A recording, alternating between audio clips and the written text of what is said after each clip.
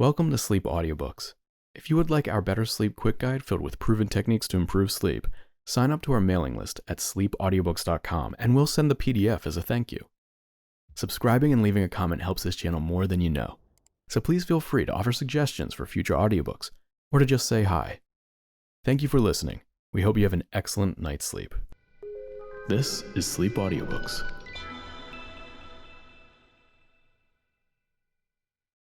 Where the Path Breaks by Captain Charles de Créspigny. Recording by Roger Melin. Part 1. The Awakening. Chapter 1. Only the dark, where the path breaks off and the milestones end. In dim twilight a spark of life glinted like a bit of mica catching the sun, on a vast face of gray cliff above a dead gray sea. There was nothing else in the world but the vastness and the grayness of the cliff and the sea, till the spark felt the faint thrill of warmth which gave to it the knowledge of its own life. "I am alive," the whisper stirred, far down in the depths of consciousness. Next the question came, "What am I?" At first just that infinitesimal bright glint lived where all the rest was dead, or creation not yet begun. Then slowly the answer followed the question. I am I, a man. I was a man. I am dead. This is the twilight between worlds. I must dream back. I must know myself as I was. Later I shall wake and know what I am. The soul was very still, tired after an all but forgotten struggle. It was beginning to remember that it had suffered infinitely. It was patient with all the patience of eternity before it. There was no hurry. Hurry and turmoil seemed strange and remote, part of some outworn experience. Lying still, it passively waited for the dream to begin. For a moment, or perhaps years, there remained only the gray blankness of the empty world. But the spark of life grew in brightness as a star grows to visibility in the pallor of an evening sky. Then suddenly a face flashed into existence. A girl's face. I knew her. I loved her, the soul remembered with a thrill, like a shooting ray of the star that was itself. Where? Who was she? What were we to each other? The dream began to take on definiteness. The soul groped back to find its body and its lost place in the world. Not this gray limbo, but the sad and happy, the glorious and terrible world whence it had somehow passed. The girl's face faded away for an instant, and the face of a man seemed to be reflected in a blurred mirror. The eyes of the soul looked into the man's eyes and knew them. They were his own. He was that man, or had been. "What a dull dog you are," he heard himself say, as if he had said it long ago, said it often, and the echo had followed him to this twilit place beyond death. He thought the face was rather like a dog's, an ugly mongrel dog's. The girl could not possibly care for him. Yet someone had told him that she did care, and that she would marry him if he asked. I'm her mother. I ought to know. As he heard the woman's voice speaking the words, he saw the face that belonged to the voice, the face of a pretty woman, young-looking, till the girl came near. The girl had come now. The cream and rose tints of her youth made the other face old. This was rather pathetic. He remembered that it had so impressed him more than once, yet he had never been able to like the mother. The dream was growing in distinctness.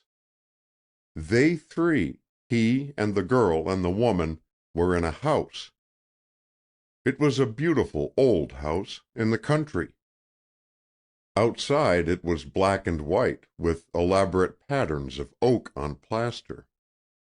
A sheet of water lay so near that the black and white front was reflected in it, like a dream within a dream. The calm water was asleep and dreaming the house. And some great dark trees and clumps of rhododendrons were dreaming also, which seemed very confusing, and made him doubt whether there were any such soul as his, or whether, after all, he were only the spirit of the water or the trees, and had never known this girl who was walking with the ugly man. Yet it seemed to be the ugly man's house, and he knew what the man was thinking. They were one and the same, at all events in the dream. And though he was out of doors with the girl, he could see every room in the house as plainly as he could see the lake and the trees and the pink rhododendrons. He seemed to pass through each room, one after another, because the girl was extolling the charm of the house, and his mind moved here and there following her words, picturing her, white and flower-like against a dark oak paneling, or old brocade, or hanging of faded tapestry. Yes, it was a beautiful house. He had that to offer her, and money too. There were women who would take him because of what he had to give. And there was something else. What was it? Oh, a title! Not much of a title. He couldn't believe she would be influenced by a trifle like that. She was too perfect, too wonderful. A great many men with nobler titles and more money must have asked her to marry them, or they would ask her in future, for she was still very young. So far she had never fallen in love. She had told him so. "Not seriously in love," she had said, half laughing and half in earnest. "There was only my cousin. I adored him when I was a child, but I haven't seen him since I was 16, and now I'm 21. He was most awfully good-looking, and I thought he was a knight and a hero. Perhaps if he came back from India I should be disappointed in him." Queer that the groping soul should hold an echo of these chance words about India, though there was none for the name of the cousin, nor even of the girl herself. This made the awakening man wonder again if the girl had existed, or whether she lived only in his dreams. It was a vaguely sweet, vaguely sad dream, which seemed to have ended before it was fairly begun, with a very sorrowful ending which he couldn't quite recall yet. He wished to go on dreaming, and to change the end if he could. The girl and her mother were visiting the ugly man at the old black and white house. He, whoever he was, had to go away.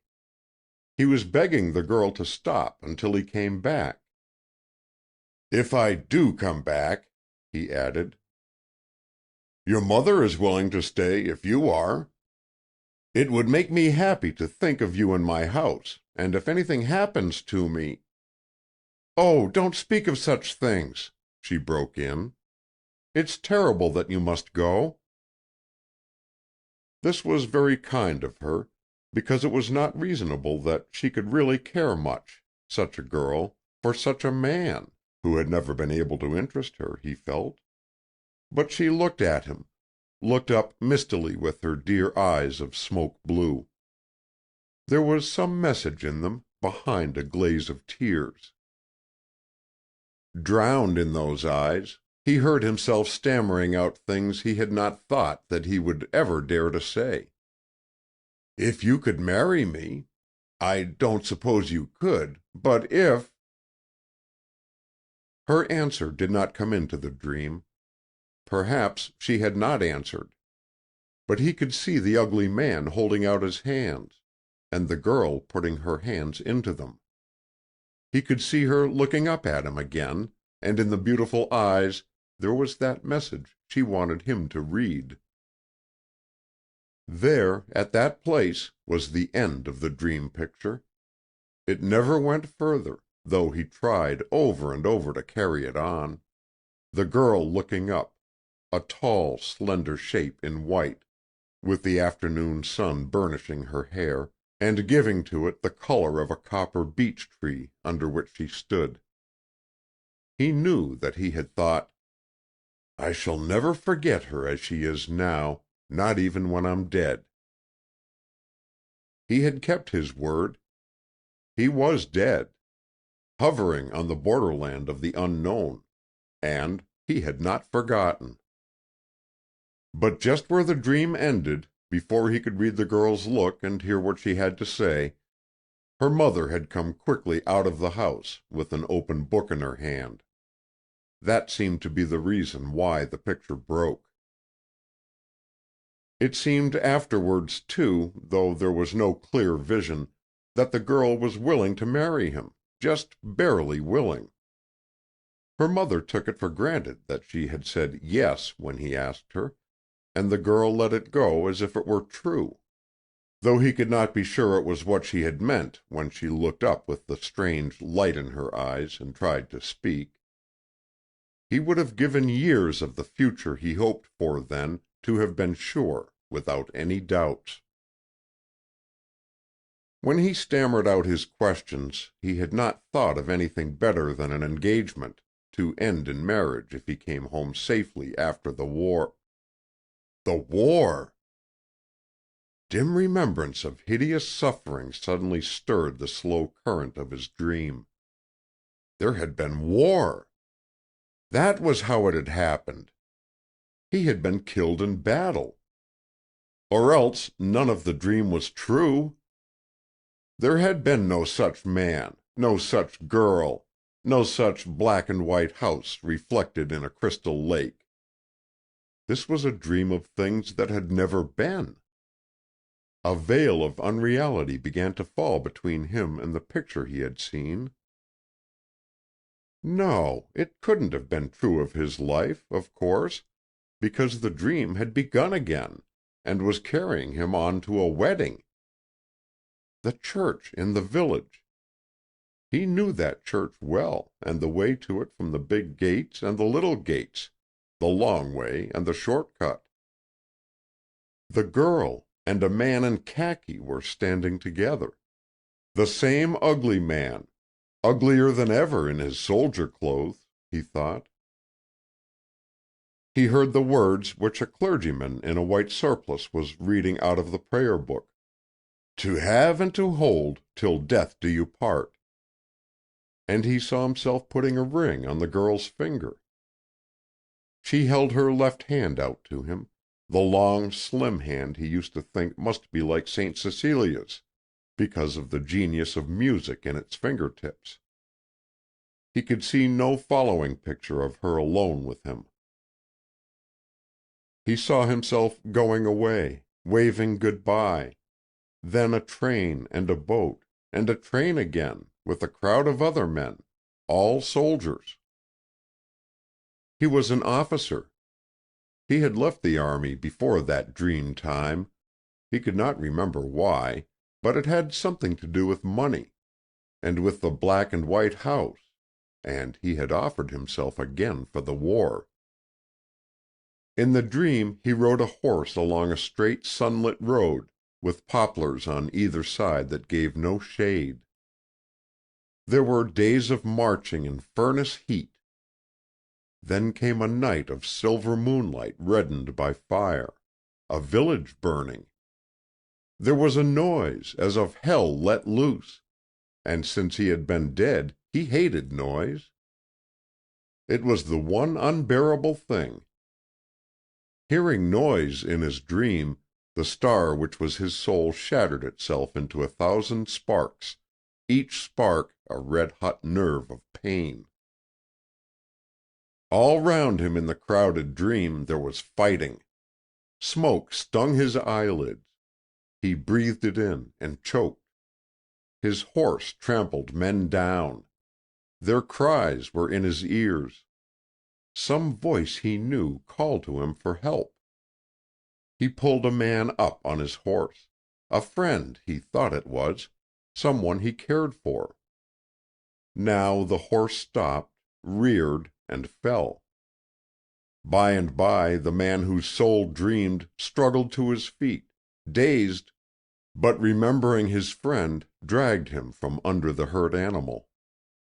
Helmets glittered in the moonlight. Eyes glinted red in the copper glare. He fought with a sword and kept off men that pressed on him and his friend, trying to kill them both. A stab of pain shot through his hand. A bugle sounded. Men were running away. He thought they were men of the enemy, a stream of helmets going. He heard his own voice shout an order, but before it could be obeyed, a din as of mountains rent asunder roared his voice down. His whole being was swallowed up as a raindrop is swallowed in a cataract. A huge round shape rushed towards him, black against moonlight and flame. Then the world burst and tore him in a million fragments. His soul, coming back to knowledge of its continuance, held the impression that this rending anguish of death had been long, long ago, thousands of years ago in time, and that he was now, or soon would be, waking into eternity. The breaking of the dream and the pain he had suffered ought not to seem important. It ought not to matter to a disembodied spirit. Yet it did matter terribly. Most of all did it matter that the girl with the smoke-blue eyes and copper beech hair had been swept away from him forever. She was somewhere in the world he had left behind. He did not even know her name, or whether indeed she had really been in his life. Henceforth he would have to wander through space and eternity without finding her again. The man groaned. "He's coming round at last," a woman's voice said. The voice sounded muffled and far off. It sounded harsh, too. It was not a sweet voice, and it was not speaking his language. Through the gray dimness which hung over him like a cloud trickled this impression. He wondered why, if the language were not his, he should understand what the voice said. "German," he struggled to say, and succeeded with pain in whispering the word. Somebody laughed. "He knows he's in German hands," chuckled the same voice. An agony of regret fell upon him like an ice avalanche. He was alive, then, whoever he was, and there had never been a girl with smoke-blue eyes and copper beech hair. She was only a dream. That must be so, because the words she had said to him were all gone from his mind. He could no longer remember anything about her except her face, and those eyes. Those eyes! His interest in past and present abruptly ceased. He let himself slide away into blank oblivion. End of Chapter 1. Chapter 2. Hours or years later he waked up with a start, and stared at the light. It was daylight, and he was in an immense room. It seemed big enough for a theater. Perhaps it was a theater. The walls had red panels painted on them, and on each panel one or two cupids danced and threw flowers. Repulsive, stout cupids. The ceiling was very far up above his eyes, and there was a dome in the center. From this dome depended a huge crystal chandelier like a bulbous stalactite. There were a great many high windows, with panes here and there opened for ventilation. The windows had no curtains, and the room had no furniture except beds, beds, endless rows of beds, surely hundreds of beds. He lay in one of these. all were occupied. He could see heads of men whose bodies looked extraordinarily flat. On some of the heads were bandages. Others were shaved, so that they appeared quite bald. They were very pale heads in the bleak, grayish light filtering dimly through the high windows. A number of bunks were hidden by screens. He wished dully that he had this privacy, but his narrow bed had been given no such protection. A man was slowly walking down an aisle between rows of narrow cots, all exactly alike. Beside the man, who had a remarkably large head with a shock of rough, straw-colored hair, was a woman dressed as a nurse.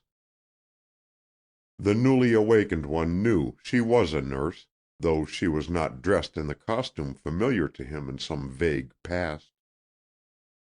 There were many in the room wearing the same sort of cap and apron and prim gown that she wore, young women, middle-aged women, old women.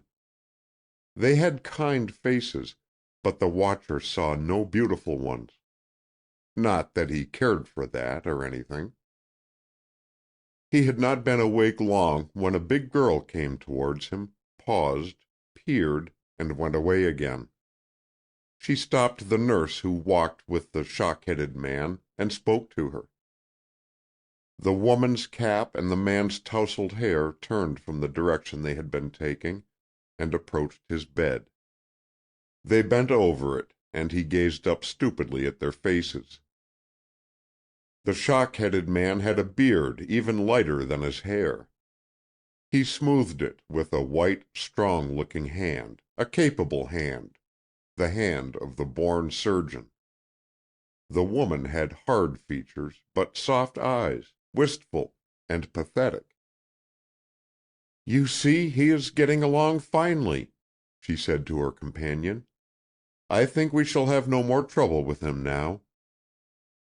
The man in bed remembered that he had heard her voice before, and that she had spoken German then, as now.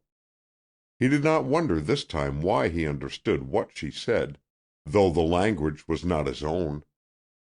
He remembered that he had learned German when he was a boy, and had hated learning it because of the verbs. "How do you feel?" the surgeon inquired, in English. The man in bed tried to answer. His voice came in a weak whisper. This surprised him, and made him ashamed. "Very well," he heard himself say, as he had seemed to hear himself speak in the dream which was gone now, far away, out of reach. "Good," said the surgeon. "Can you tell me your name?" The sick man thought for a moment, and the question went echoing through his brain as a voice calling one who is absent echoes through a deserted house. Knowledge of his helplessness brought a sense of physical disintegration, as if the marrow of his bones was melting. "Never mind," the shock-headed surgeon said, in a quiet, reassuring tone. "It's all right. You'll remember by and by, when you're stronger. Don't worry about yourself. I've performed an operation on you, which is known as trepanning. That was some days ago. It has been a success.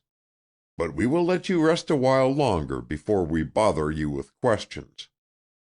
The only thing is, the sooner we learn your name, the sooner we can take steps to let your people hear that you're alive. It's a long time since you were wounded, 8 months. We couldn't operate on your head till now. There were too many other things to mend about you. Somebody must be anxious. Go to sleep again when you've had your food, and perhaps the past will all come back to your mind. But if it doesn't, don't make an effort. That will do you harm." The sick man expressed his thanks with the faint ghost of a smile. When the nurse had fed him with warm liquid, which he drank through a tube without lifting his bandaged head from the pillow, he closed his eyes and tried to find his way into the dream again. but the door of the dream was shut. He could see only the face of the girl. She alone remained to him, as if she had lingered and found herself locked out when the dream door shut. She had no name, and he had none. But that seemed to be of little importance. It was easy to obey the surgeon and not make an effort. The difficult thing would have been to struggle toward any end. He felt that to do so would shatter his brain. And as he was very sure nobody cared what had become of him, there was no need. Why he was so sure of this, he could not tell. But something inside him, which remembered things he had forgotten, was absolutely sure. How long his lethargy of mind and body lasted, he did not know. Days faded grayly into nights, and nights brightened grayly into days. Neither the surgeon nor the two nurses who had charge of him asked further questions. He took no real interest in anything except the effort to find his way back into the lost dream, which he could never do, and sometimes even the beloved face was blotted out. But at last the objective began to dominate the subjective in the man. He gave a little thought to his surroundings. He noticed his neighbors who occupied the beds near him, and listened dully when they talked to the nurses. They were all Germans. One day he asked the nurse with the patient eyes if there were any other Englishmen besides himself in her charge. And as he spoke the word, with confidence which he could not analyze, it sent a faint thrill through his veins, a sense of unity with something. Englishman! He was an Englishman! He had to speak in German, for the nurse had no other language. Oddly enough, it seemed easy to make her understand. "We had 4 Englishmen with you when you came," she replied. "They are gone now." He understood that they were dead, and that she did not like to tell him so. He smiled faintly, but asked no more questions then. Next, he wanted to know where the hospital was, and how long he had been in it. "You are in Brussels," the nurse told him. "This used to be a restaurant. All the hospitals were full. You have been here only a few weeks, but we had heard of you, for yours was a wonderful case.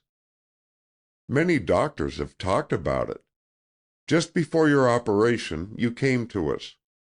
You were brought to Herr Dr. Schwartz for that. He is a great man for the brain. You were lucky to have him to operate. It was thought you might be an officer, because you spoke both German and French when you didn't know what you were saying. A bit of bone pressed on the brain. Your head had been hurt. And you had many other wounds, which another great surgeon had cured, when everyone else said you would surely die. That was why they waited so long before operating on your brain. You had suffered so much already.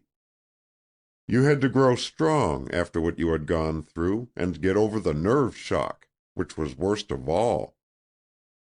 Let me see, how long did Dr. Schwartz tell me it was before they operated?" he asked.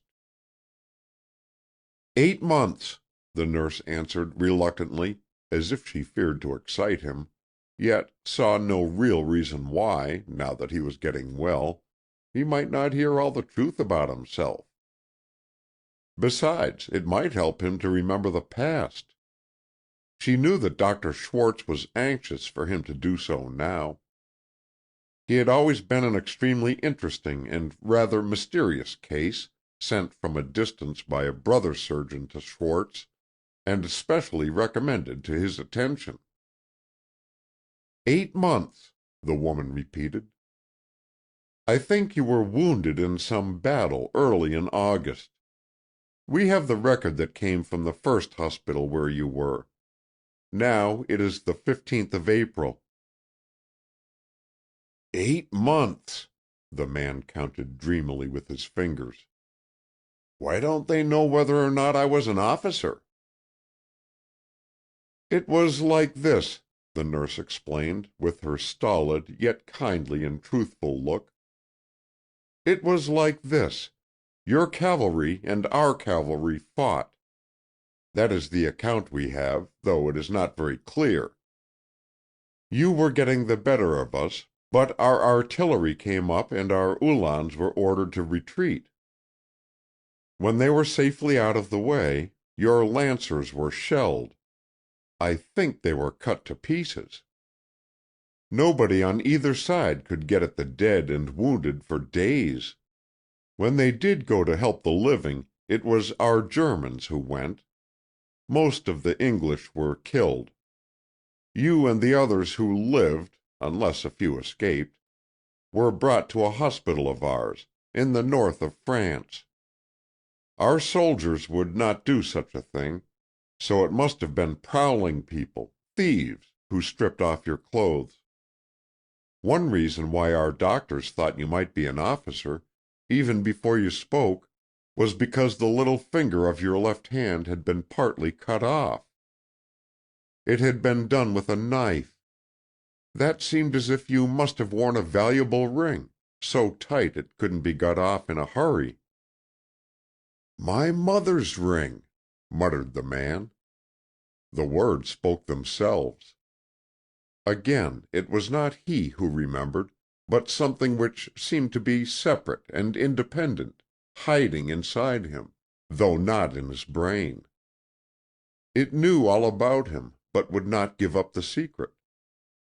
Impishly, it threw out a sop of knowledge now and then, just as it pleased. The nurse tried to encourage this something to go on, but it would not be coaxed. When she repeated the conversation to Schwartz afterwards, however, he said, "That's encouraging. Don't press him too much. Let body and brain recover tone. Then we'll try more suggestions. It's the most interesting case we've had. What is it to me that he's friend or enemy? Nothing. He's a man. I shall think of a way to set up the right vibrations." The way he thought of was to commandeer a bundle of English papers which had been passing from hand to hand in Brussels. These papers had been smuggled into the town by a German who had escaped from a concentration camp in England. He was a doctor, and had got into Belgium through Holland. Such newspapers as he had were very old ones, but that did not matter, because the man in whom Schwartz, the surgeon, was interested had lost touch with the world since a day soon after the breaking out of war. He must have been among the first troops sent over from England to France, and rushed straight to the front. For a few days he had been very silent, asking no questions. He seemed always to be thinking. By Schwartz's orders he was left alone. Then one morning he was surprised by the news that he was well enough to sit up. When he had been propped with pillows, the nurse he liked best, the one with the hard features and soft eyes, slipped a roll of dilapidated newspapers under the listless hands that lay on the turned-over sheet. "English," she said, and saw that his eyes brightened. His left hand, with a telltale mutilated finger, began painfully to open out the heavy roll. He could not help much with the other hand, for his right arm had been so injured that it had been strapped to his side for weeks, and the muscles had withered. They would recover tone and the arm its strength, Schwartz prophesied, but he was only just beginning again to use his right hand. This was the first time he had read anything except the notices posted up on the hospital walls, which forbade loud talking and other offenses. To see the Illustrated London News and the Daily Mail and the Chronicle, dated on days of September, made him feel more than ever that he had died, and come back to earth on sufferance as a ghost. For him there had been no autumn nor winter. The world had ended on a hot night in August. There had been summer and then blackness. Now it was spring. September 10th, September 11th, September 13th. The Illustrated London News lay on top. He laid back the cover. There was a battle scene on the first page. It looked vaguely familiar. British lancers and helmeted German uhlans were fighting furiously together. Apparently it was night. The background was lit by flames from a burning village. It was an impressionist effect, well presented. The man felt very tired and old as he looked at the picture. Pains throbbed through his head and body and limbs, reminding him of each wound now healed. He turned over the page and several others. Near the middle of the paper he opened to one entirely given up to small photographs of officers. "Dead on the field of honor," he read. Under each portrait were a few lines of fine print. He began with the left-hand side at the top. Faces of strangers. Then two he recognized, with a leap of the heart. One had been an acquaintance, one an old friend. Their names rushed back to him, as if spoken by their own voices, even before he had time to read. Human interests surged round him as he lay, everyday interests of life as he had laid it down. Dear old Charlie Vance, dead, and Willoughby. A photograph in the middle of the page seemed to tear itself from the paper and jump at his eyes. It was larger than the others grouped round it. "Good God!" broke from his lips. He glanced around, startled. He was afraid that he had screamed the words. But evidently he had not made any sound. No one was noticing him. Most of the men nearby, all surgical cases, were resting quietly. Several nurses were talking at a distance, their broad, reliable backs turned his way. It was his own photograph he was looking at. The face of the ugly man he had seen in the lost dream, as in a dim mirror. Underneath was a name. He would know, now, his own name and the rest. All his blood seemed to pour away from his heart. A queer mist swam before his eyes. He tried to wink it away, but could not, and had to wait till it faded, leaving a slow shower of silver sparks. Killed in action, on the night of August 18th, Sir John Denin, 16th Baronet, Captain, blank Lancers, aged 32. See paragraph on following page. The man turned the leaf over. There was the paragraph. Captain Sir John Richard Stewart Denin, killed in the fatal night fighting near blank, where his regiment was caught by the enemy's artillery fire in a wood, was a well-known figure in the world. It will be remembered that on the death of his uncle, Sir Stewart Denin, from whom the title passed to him, the unentailed estates were left by will to a distant cousin and favourite of the late baronet. Sir John was advised by his friends to contest the will, but refused to do so, saying his uncle had every right to dispose of his property as he chose. This generosity was considered quixotic, but had a romantic reward a few months later, when an aunt of the new baronet's mother bequeathed him one of the most beautiful and historic of the ancient black and white houses in Cheshire, Gorston Old Hall, and £500,000. On receiving this windfall of fortune, which was entirely unexpected, it will be recalled that Sir John resigned from the army, he being at the time a first lieutenant in the something Lancers. 2 years later, on the outbreak of the war, he at once offered his services, which were accepted, and he was given a captaincy in his old regiment, leaving for the front with the first of our expeditionary force, and he was, unhappily, also among the first to fall. On the day of his departure, Sir John was quietly married at his own village church in Gorston, Cheshire, to Miss Barbara Fay, of California, USA, who is thus left a widow without having been a wife. Everything he possessed, including Gorston Old Hall, passes by the will of the deceased officer to his widow. As Miss Fay, Lady Denon was considered one of the most beautiful American girls ever presented to their Majesties, she having made her debut at an early court in the spring of 1913, or a little over a year before her wedding and widowhood.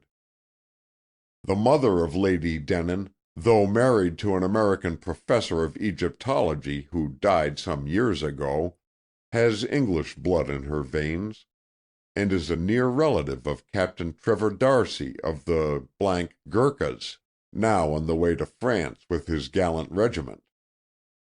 Captain D'Arcy's photograph taken with his men at the time of the Durbar appears on the following page, also that of the newly widowed Lady Denon.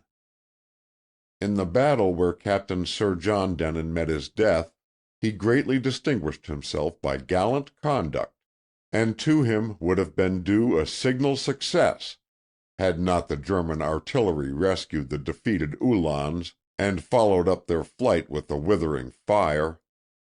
Sir John succeeded in saving the life of his first lieutenant, the Honorable Eric Mantell, who was one of the few to escape this massacre, and who had the sad privilege of identifying his preserver's mutilated body on the battlefield. Sir Eric had recovered sufficiently from his wounds to be present at the funeral, the remains of the dead hero having after some unavoidable delay been brought to England and buried in Gorston churchyard.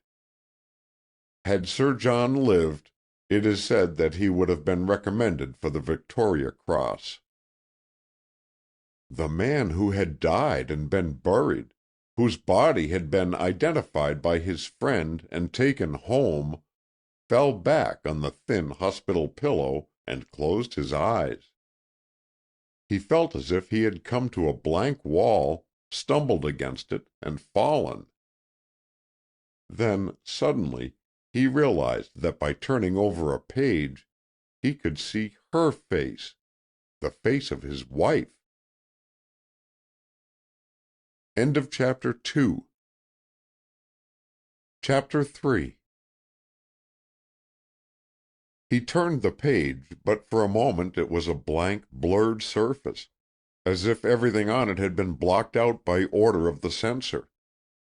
He found himself counting his own heartbeats, and it was only as they slowed down that the page cleared, and the eyes he had seen in the lost dream looked up at him from the paper. They gave him back himself. 1,000 details of the past rushed upon him in a galloping army. "Lady Denon, widow of Captain Sir John Denon," he read. "She is shown in this photograph in her presentation dress as Miss Barbara Fay." Barbara had disliked the photograph. He could see it now, in a silver frame on her mother's writing desk, in the drawing-room of the little furnished house taken for the season in London. He had been shown into that room when he made his first call. Mrs. Fay had asked him to come, just when he was wondering how to get the invitation. And Mrs. Fay had given him one of those photographs. It occurred to him that she must also have given one to the newspaper. Barbara would not have wished it to be published. But he had thought it beautiful, and he thought it more than ever beautiful now. His wife—no, his widow. That was what the paper said. Lady Denin, widow of Captain Sir John Denin. What would she do, what would she say, if she could see the wreck of John Denin in a German hospital in Belgium staring hungrily at her picture? He asked himself this, and answered almost without hesitation. She was so loyal, so fine, that she would not grudge him his life. She would even try, perhaps, to think she was glad that he lived. Yet she could not, in her secret heart, be glad. Such gladness would not be natural to human nature. She had been hurried into marrying him, partly because he loved her and was going away to fight, partly because her mother urged it as the best solution of her difficulties.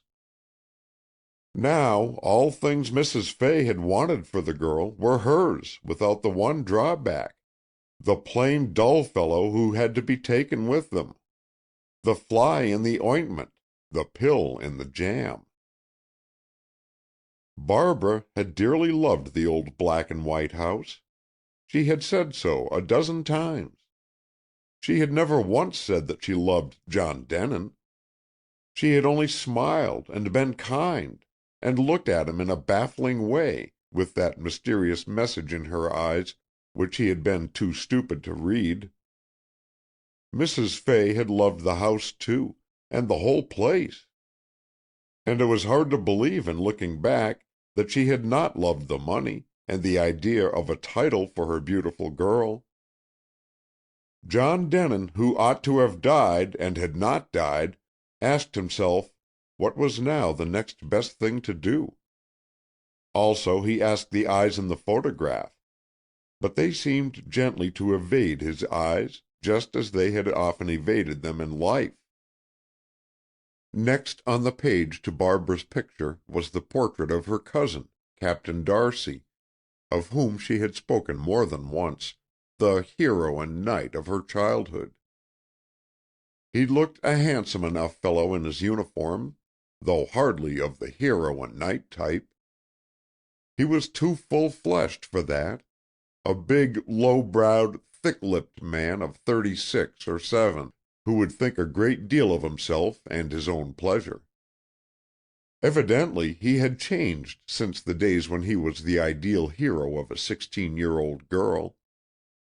Denin, scarred and wrecked, a bit of human driftwood, was dimly shocked at the mean pleasure had in this thought. Barbara, wife or widow, was unlikely to feel her old love rekindle at sight of her cousin, and Denin was glad, glad. Barbara was not a girl to fall in love easily. But if she believed herself free, she might some day. A spurt of fire darting up his spine seemed to burn the base of his brain. It struck him almost with horror that the question he had been asking a few minutes ago had answered itself. No matter how undesirable he might be as a husband, he must for Barbara's own sake force the fact of his continued existence upon her. As soon as I can control my hand enough to hold a pencil, I'll write to her, or her mother. Or perhaps I'll try to telegraph, if that's possible from here, he thought. Poor Barbara! Poor Mrs. Fay! It would be a blow to them, and, yes, by Jove, to Frank Denin, his cousin. Poor Frank, too. He had got the Denin estates, and the money which ought to have gone with the baronetcy. And then, by an extra stroke of luck, the title had fallen to him, on top of all the rest.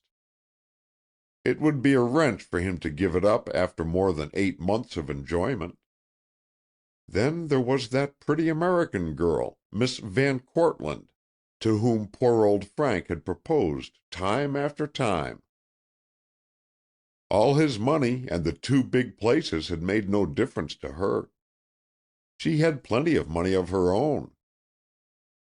She had seemed to like Frank Denin, but she was a desperate flirt, and had always said that if she ever married out of her own country, it would be a man with a title.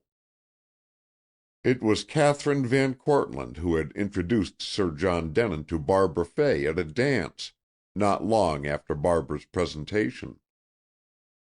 John had felt grateful to Catherine for that, and indirectly grateful to Frank, because if it hadn't been for him, he would not have been invited to Miss Van Cortlandt's dance. How strangely, vividly, yet dreamily those days, and everything that had happened in them, came back to him, while the people whose faces he called up thought of him in his grave. He wondered how it was that Eric Mantell had escaped, and how Eric came to believe that he had identified John Denin's body. He wondered also whether, now that Frank Denin was Sir Frank, Catherine Van Cortlandt had changed her mind. "I wish I could make the title over to Frank," the man in the hospital cot said to himself. "God knows I don't value it for myself, and I don't believe Barbara does. But it can't be, and there's just one thing to be done." There seemed to the weary brain of the invalid, however, no great hurry about doing the one thing. Barbara was certainly not grieving for him. There was no one else to care very much, except some of the old servants, and he had remembered all of them in his will before going to the front. As for Frank, in a way it would be a good thing for him if he could secure Catherine before the news came bereaving him of the baronetcy. The girl could not leave him if they were married, or even throw him over with decency if they were engaged. Besides, Denin wanted to write the letter himself. He would not trust the task to one of the nurses, and had confided to no one yet the fact that memory of his past had come back. He was only just beginning to use his right hand for a few minutes at a time. It would be a week at the least before he could write even a short letter without help. 2 days went by, and the surgeon's orders to let him alone, so that he might come round of his own accord, were still observed. Nobody questioned the invalid about himself, though the nurses said to each other that he had begun to think. On the 3rd day a wounded British aviator was brought into his ward. The news ran about like wildfire, and Denin soon learned that a fellow countryman of his had arrived. The aviator, it seemed, had been in the act of dropping bombs on some railway bridge, which meant the cutting of important communications, when he had been brought down with his monoplane by German guns.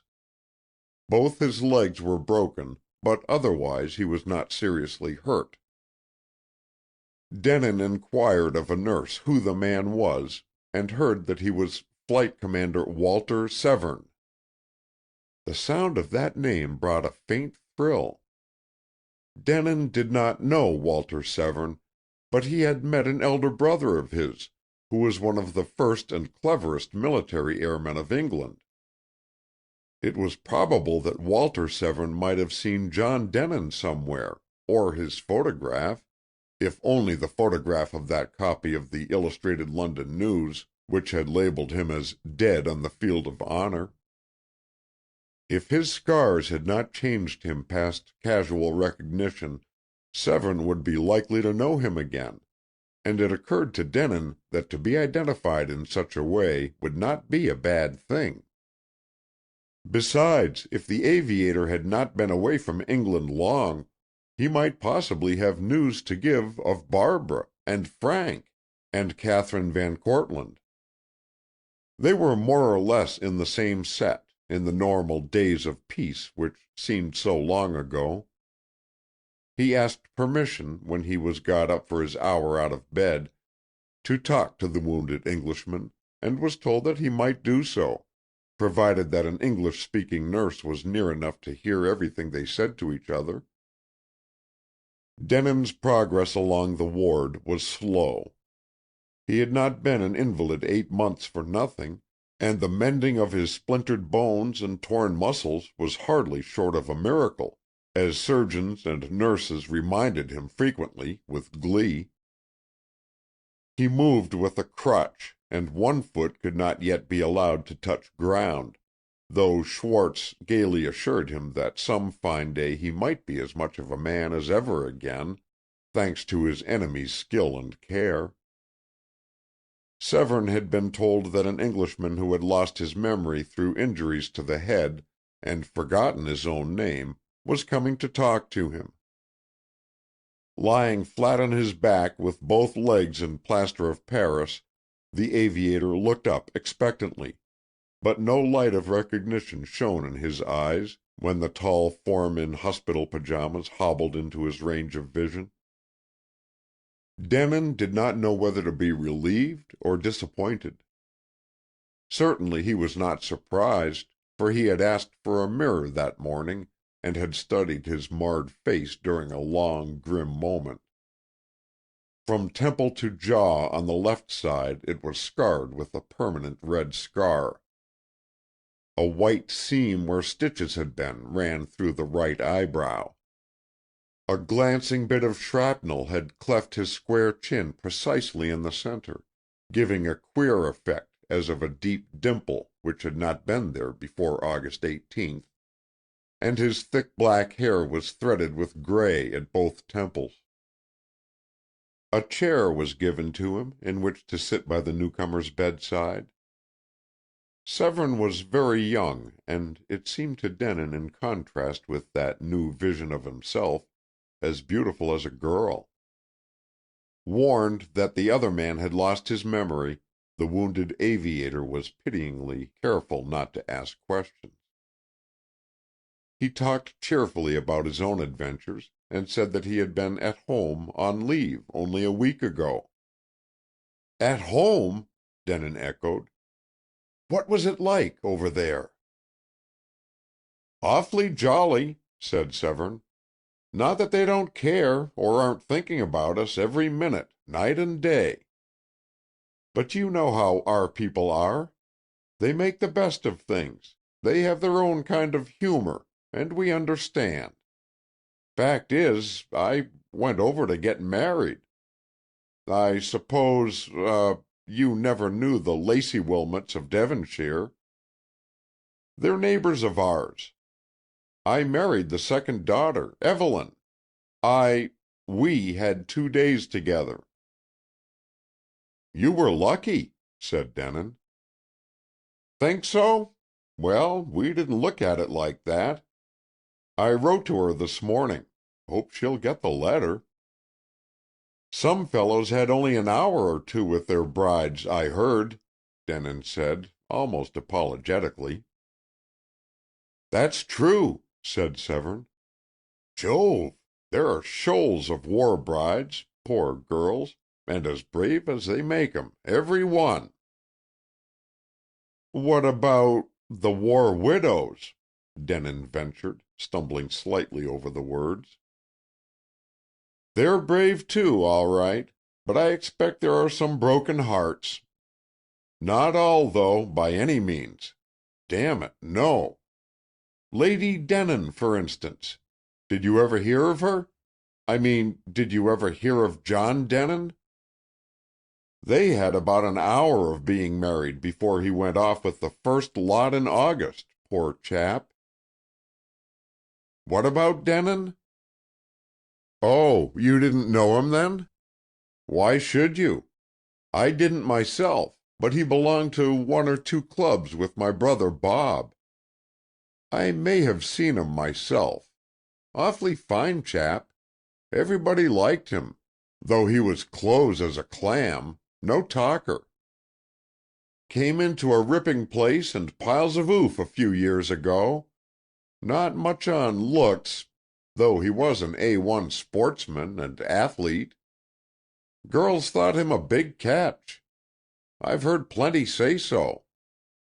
Well, he married an American girl, a beauty, the day he left for the front, and about a fortnight later she was a widow with everything he had, made over to her. That wasn't much above 8 months ago. But the day Evie and I were tied up, the first of last week, Lady Denin married her cousin, Darcy of the something Gurkhas. Quick work, what? No heartbreak there." As there came no answer, Severn supposed that his visitor felt no interest in this bit of gossip apropos of war widows. He glanced up from his hard, flat pillow at the other man, and saw what he took for a far-away look on the scarred face. To change the subject to one more congenial, the aviator began to chat of things at the front, but almost instantly the English-speaking nurse intervened. The two invalids had talked long enough. Both must rest. They could see each other again the next day. Without any protest, and scarcely saying good-bye, Denin dragged himself back to his own part of the ward. "Nobody home! The poor fellow looks as if he wasn't all there yet." Severn excused the seeming rudeness of the nameless one. Denin had not had his full hour of freedom from bed, but he declared that he was tired and that his head ached, so he was allowed to lie down. He turned his face to the wall, and appeared to sleep, but never had he been more vividly awake. His plan had fallen into ruin with one bewildering crash. The corner-stone had been torn out from the foundation. His duty, or what he had seen as his duty, was changed. After all, Barbara had not been disappointed in her cousin. She had found him her knight and her hero as of old. She had loved the man so passionately that she had given herself to him after only 8 months of widowhood. If he had heard this thing of a woman other than Barbara, Denin would have been revolted. It could only have looked like an almost defiant admission that there was no love in the first marriage, nothing but interest. He could not, would not, however, think that Barbara's act was a proof of hardness. Lying on his bed, with his face to the blank white wall, he began to make desperate excuses for the girl. She had married him by special license at 3 days' notice 8 months ago, hurried into a decision by his love, and perhaps the glamour of war's red light. Her mother, too, had given her no peace until she made up her mind. For the 100th time he assured himself of that fact. And as for the well-nigh indecent haste of the second wedding, why, after all, was it so much worse than the first? Her marriage with him, John Denin, had been a marriage only in name. She was left a girl, with no memories of wifehood. No doubt this new giving of herself had been another war wedding. Trevor D'Arcy, in his picture, looked like a man who would do his best to seize whatever he wanted. He had of course been going away, perhaps after being wounded and nursed by Barbara. It would be natural, very natural, for her to feel that she would be happier when D'Arcy was at the front, if they belonged to each other. Denin told himself savagely that it would be brutal to blame the girl. She had a right to love and joy, and she would have both, unspoiled. He would be damned sooner than snatch happiness from Barbara and drag her through the dust of shame, a woman claimed as wife by 2 men. "This decides things for me, then, forever and ever," he thought, a strange quietness settling down upon him, like a cloud in which a man is lost on a mountain-top. "She's free as light. John Denin died last August in France." End of Chapter 3. Chapter 4. But the man in the German hospital did not die. He could not, unless he put an end to his own life, and to do that had always seemed to Denin an act of cowardice and weakness. He remembered reading as a boy how Plato said that men were prisoners of the gods, and had no right to run away from fate. For some reason those words had made a deep imprint upon his mind at the time, and the impression remained. His soul dwelt in his body as a prisoner of the gods, a prisoner on parole. Life, mere physical life, rose again in his veins as the days went on, rose in a strong current, as the sap rises in trees when winter changes to spring. He was discharged from the hospital as cured, and interned in a concentration camp in Germany not far from the Dutch frontier. Though he had given his parole to the gods, he would not give it to the Germans. He meant to escape some day if he could. He limped heavily and had not got back the full strength of his once shattered right hand, so there was no hope of returning to fight under a new name.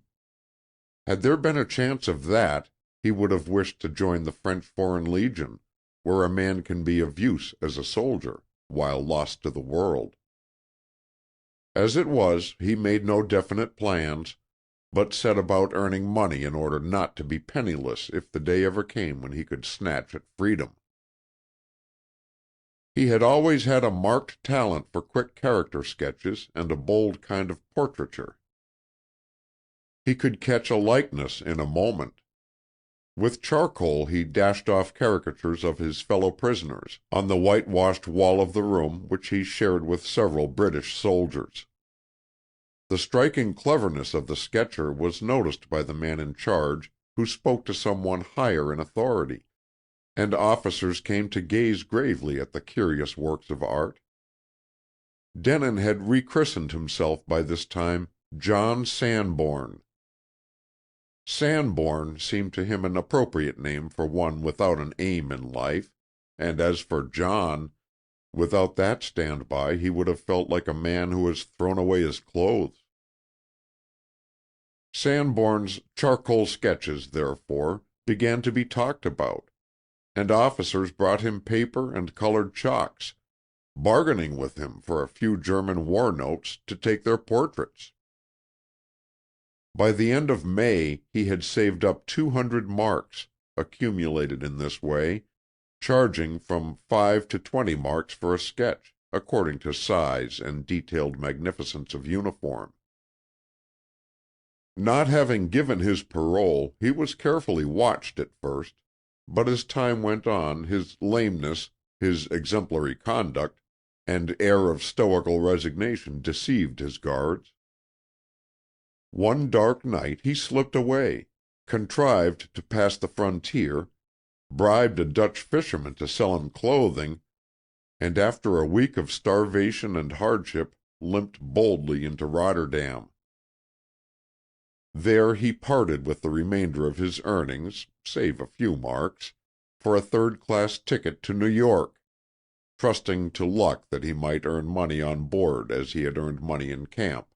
Enough at least to be admitted as an emigrant into the United States. Those few marks which he kept he invested in artists' materials, and on shipboard soon made himself something of a celebrity in a small way.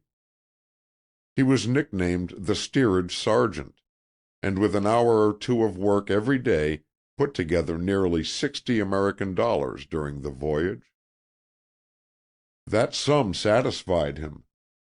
He refused further commissions, for a great new obsession dominated his whole being, preoccupying every thought. Absorbed in it, he found his portrait-making exasperating work.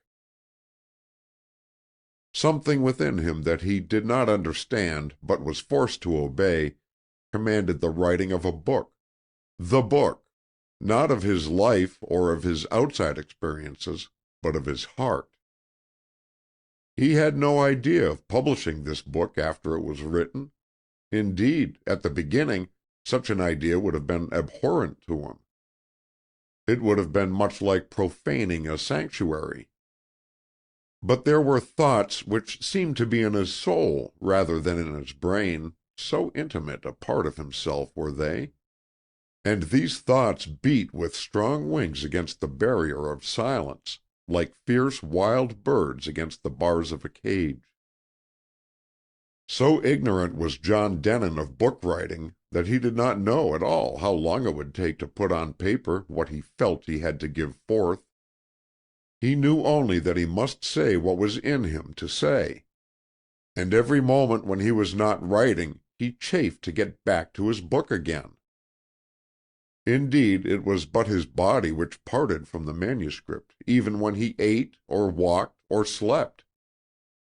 His real self was writing on, every instant, after he had gone to bed, and most of all while he dreamed. The idea for the book, when it sprang into his mind, was full grown as Minerva born from the brain of Jove. Denin felt as if he were a sculptor who sees his statue buried deep in a marble block, and has but to hew away the stone to set the image free.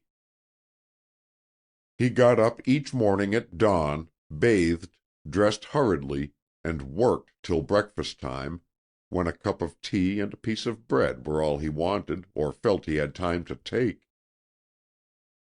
Then, in some out-of-the-way, uncomfortable corner where his fellow travelers of the steerage were not likely to interrupt him, he wrote on often till evening, without stopping to eat at noon. He used ship stationery begged from the second class, sheets off his own drawing-pads, and small blank books that happened to be for sale in the wonderful collection of things ship's barbers always have. Sometimes he scribbled fast with one pencil after another. Sometimes he scratched painfully along with a bad pen. But nothing mattered if he could write. And nothing disturbed him. No noise of yelling laughter, no shouting game, no crying of babies, nor blowing of bugles. "When that chap's got his nose to his paper, he wouldn't hear Gabriel's trump," one man said of him to another. Everybody asked everybody else what he was doing when he suddenly stopped his traffic of portraits. But nobody dared put such a question to him. Some people guessed that he was a journalist in disguise, who had been in the war zone, and was working against time to get his experiences onto paper before the ship docked at New York. But, as a matter of fact, it did not occur to Denin to wonder when he should finish until, suddenly, and to his own surprise, the strange story he had been writing, if it could be called a story, came to its inevitable climax. His message was finished. There was no more that he wished to say. This was at 12 o'clock one night, and the next morning at 6 the ship passed the Statue of Liberty. Denin felt dazed among his fellow emigrants, all of whom were of a different class in life from his, and all of whom seemed to have something definite to expect, something which filled them with excitement, or perhaps hope, making them talk fast and laugh as the immense buildings of New York loomed picturesquely out of the silver mist. "Othello's occupation's gone," he found himself muttering as he leaned on the rail, a lonely figure among those who had picked up friendships on the voyage. He realized that he had been almost happy while he was writing his story. Now that it was finished and had to be put aside, he had nothing to look forward to. He was indeed sans born. What the other steerage passengers did on landing, he did also. Vaguely it appealed to his sense of humor, which had slept of late, that he, Sir John Denin, should have his tongue looked at and questions put to him concerning his means, character, and purpose in coming from Europe to the United States.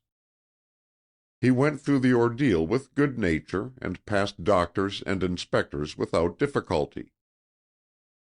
When he was free, he joined a couple of elderly Belgians to whom he had talked on shipboard, and with them set forth in search of a cheap lodging-house, where he might stay until he made up his mind what work he was fit to try for and do.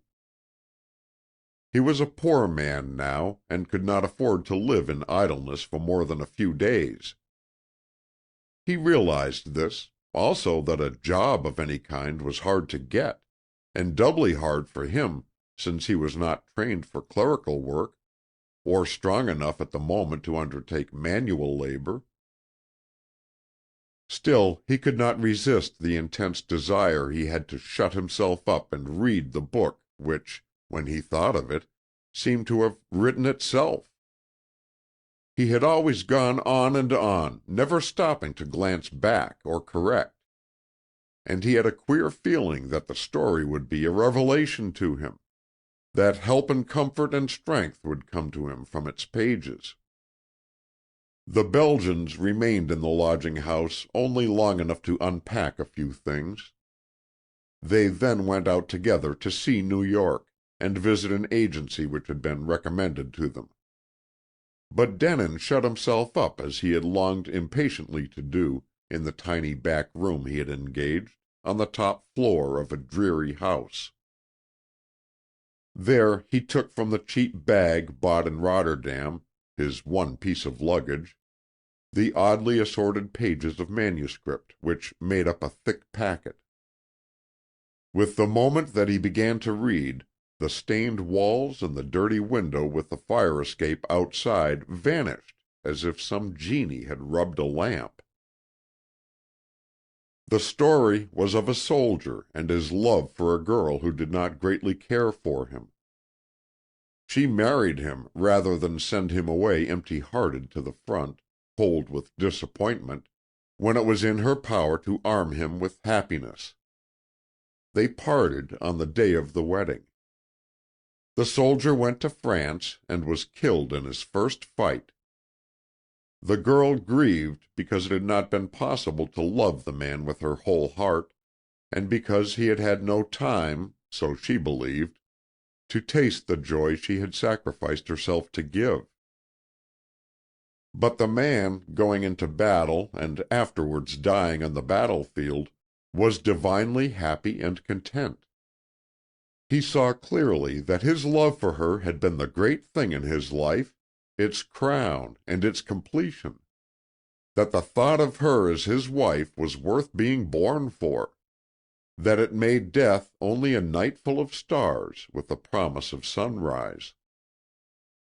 The story did not end with the ending of the soldier's life. The part before his death was no more than a prelude. The real story was of the power of love upon the spirit of a man after his passing, and his wish that the adored woman left behind might know the vital influence of a few hours' happiness in shaping a soul to face eternity. The book was supposed to be written in the first person by the man, and was in 4 parts. The first told of the courtship and marrying, the second of the man's going away from his wife of an hour to the front, and his fall on the battlefield. The third described the regret of the girl that she had not been able to give more, and her resolve to atone by denying herself love if it came to her in future. The fourth, the dead soldier's attempt to make her feel the truth, that she was free of obligation because those few last hours had been a gift of joy never to be taken from his soul. Denin had dashed down a title on the first page of his manuscript before beginning the book. There had seemed to him only one name for it: The War Wedding. Now that he came to read it all over, he still had the feeling that something in him more powerful than himself had done the writing, and suddenly he began to wish intensely that Barbara might see the testament of his heart. He wished this, not because he was proud of his work, or thought it superlatively good, but because he hoped that it might comfort her. She had been strangely reserved with him, invariably baffling, almost mysterious, during the latter half of their acquaintance, yet he had felt that he knew the truth of her nature, deep down under the girlish concealments. He had believed her tender-hearted. If she had not been so, why had she married him?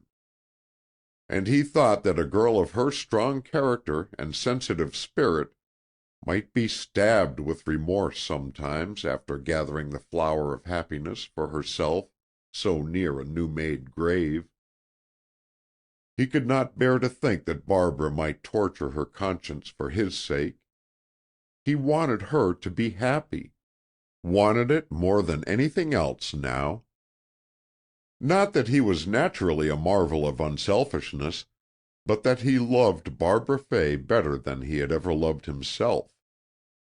If this story which he had written, like yet unlike her own story, should happen to fall into Barbara's hands, she might find consolation through all the coming years, because of certain thoughts from the man's point of view, thoughts that would almost surely be new to her. And what joy for Denin, even lying in the gulf of forgetfulness, if his hand could reach out from the shadows to give her a thornless white rose of peace. He wondered eagerly if he could find a publisher in New York, a publisher who produced books in England as well as America, to accept his manuscript. Now that the wish was born, it seemed too good to be true that anything could come of it. Still, he determined to try, and try at once. Full of excitement, he went out into a noisy street, and bought several newspapers and magazines. There were a number of publishers' advertisements in them all, some with familiar names, but one he had known ever since he was old enough to read books. It was a name of importance in the publishing world, but there was no harm in aiming high. He had brought the manuscript out with him, because he could not bear to leave it alone in a strange house. Now he decided to take the parcel to the publisher himself. Nothing would have induced him to trust it to the post. End of Chapter 4. Chapter 5. 4:30 in the afternoon was Eversedge Sibley's hour for leaving his office. If he had cared about escaping earlier, he could easily have got away, for since his father's death he stood at the head of the old publishing house. But to him business was the romance, poetry, and adventure of life. He passionately loved the champ and roar of the printing presses as many people love a Wagner opera. There were never 2 days alike. Something new was always happening. Yet just because he was young for his job, and knew that he was a man of moods and temperament, he forced himself to be bound by certain rules. One of these rules was, even if he chose to linger a few minutes after 4:30, that no caller need hope to be admitted. That was a favorite regulation of Sibley's. It made him feel that, after all, he was very methodical. One afternoon, however, he did a worse thing than break this rule. He went back from the elevator, the whole length of the corridor to the outer office, simply to inquire about a man he had met at the lift door. They almost collided as the man was stepping out and as Sibley was about to step in. But he did not step in. He let the lift shoot down without him while he paused to stare after the man. "Strange-looking customer," he thought. Sibley himself was a particularly immaculate person. Being somewhat of the Latin type, black-eyed and olive-skinned, he was shamefacedly afraid of looking picturesque. He dressed, therefore, as precisely as a fashion plate. The man who had got out of the lift might have bought his clothes at a junk shop, and a foreign junk shop at that. They were not clothes a gentleman could wear, yet Sibley received a swift impression that a gentleman was wearing them at that moment. A remarkably tall fellow, so thin that his bones looked somehow too big for him. He walked past Sibley with no more than a glance. Yet it was partly the glance which impelled Sibley to stop short and gaze at the back of a badly made tweed coat, the worst sort of a reach-me-down coat. The quick mind of the publisher was addicted to similes. He had once written a book himself under a nom de guerre. It had failed. The thought sprang to his mind that the glance was like the sudden opening of a dingy box, which let out a flash of secret jewels. In spite of his shocking clothes, the man had the air and bearing of a soldier. Sibley noticed this, in criticizing the straight back, and it aroused his curiosity more than ever in connection with the scarred face. Anyone who got out at the 10th floor of the Sibley building must want to see Eversedge Sibley or one of his partners, so evidently this person intended to ask for some member of the firm. He looked the last man on earth to be a budding author, yet Eversedge Sibley had caught sight of a paper-wrapped roll of manuscript. One who was not of the publishing or editorial world might have mistaken it for something else. But no manuscript would disguise itself from eyes so trained to fear and avoid it. "Looks more like a heavyweight champion invalidated after a desperate scrap than a writer, or like Samson betrayed by Delilah," thought Sibley, rather pleased with the fancy. He put out his hand to touch the bell for the lift to come up again, but did not touch it. Instead, he turned and walked back along the marble-walled corridor to the door of the reception-room. The tall man had just arrived, and was talking to a wisp of a creature facetiously known in the office as the chucker out. "Mr. Sibley has gone, sir," little McNutt was insisting, with dignity. "He doesn't generally receive strangers. Mr. Elliot is in, though, and might see you if you could wait." As he spoke, McNutt caught sight of his boss at the door, and by looking up a pair of thick gray eyebrows, he made a distressful signal of warning. It would be awkward for Mr. Sibley to be trapped and buttonholed here, just as he had been officially described as out. McNutt could not remember the boss ever coming back after he had gone for the day, and appearing in the publicity of the reception-room. If he had forgotten something, why didn't he let himself in at the door of his own private office, which was only a little further along the hall? But there he was, and must be protected. "Who is Mr. Elliot?" inquired the stranger. Eversedge Sibley spent a short holiday in England every summer, and knew that the vilely dressed man had the accent of the British upper class. His curiosity grew with what it fed on. "Mr. Elliot is the third partner in the firm," explained McNutt, to whom such ignorance appeared disgraceful. "Thank you. I'd rather wait until tomorrow and try to see Mr. Sibley himself," said Denin. "I am Mr. Sibley," the publisher confessed, on one of his irresistible impulses. "I've just come back for something forgotten. I can give you a few minutes if you like." The man's face lit. It could never have been anything but plain, almost ugly, even before the scars came, yet it was singularly arresting. "That's very good of you," he said. Sibley ushered the odd visitor into his own private office, but before he could even be invited to sit down, Denin got to his errand. "You must have thousands of manuscripts sent to you," he began, with a shyness which appealed to Sibley. "I suppose you hardly ever read one yourself. You have men under you to do that. But I felt I shouldn't be satisfied unless I could put the stuff I've written into your own hands. Probably all amateurs feel like that." Manuscripts which our readers pronounce unfavorably I always go through myself before accepting them," Sibley assured his visitor.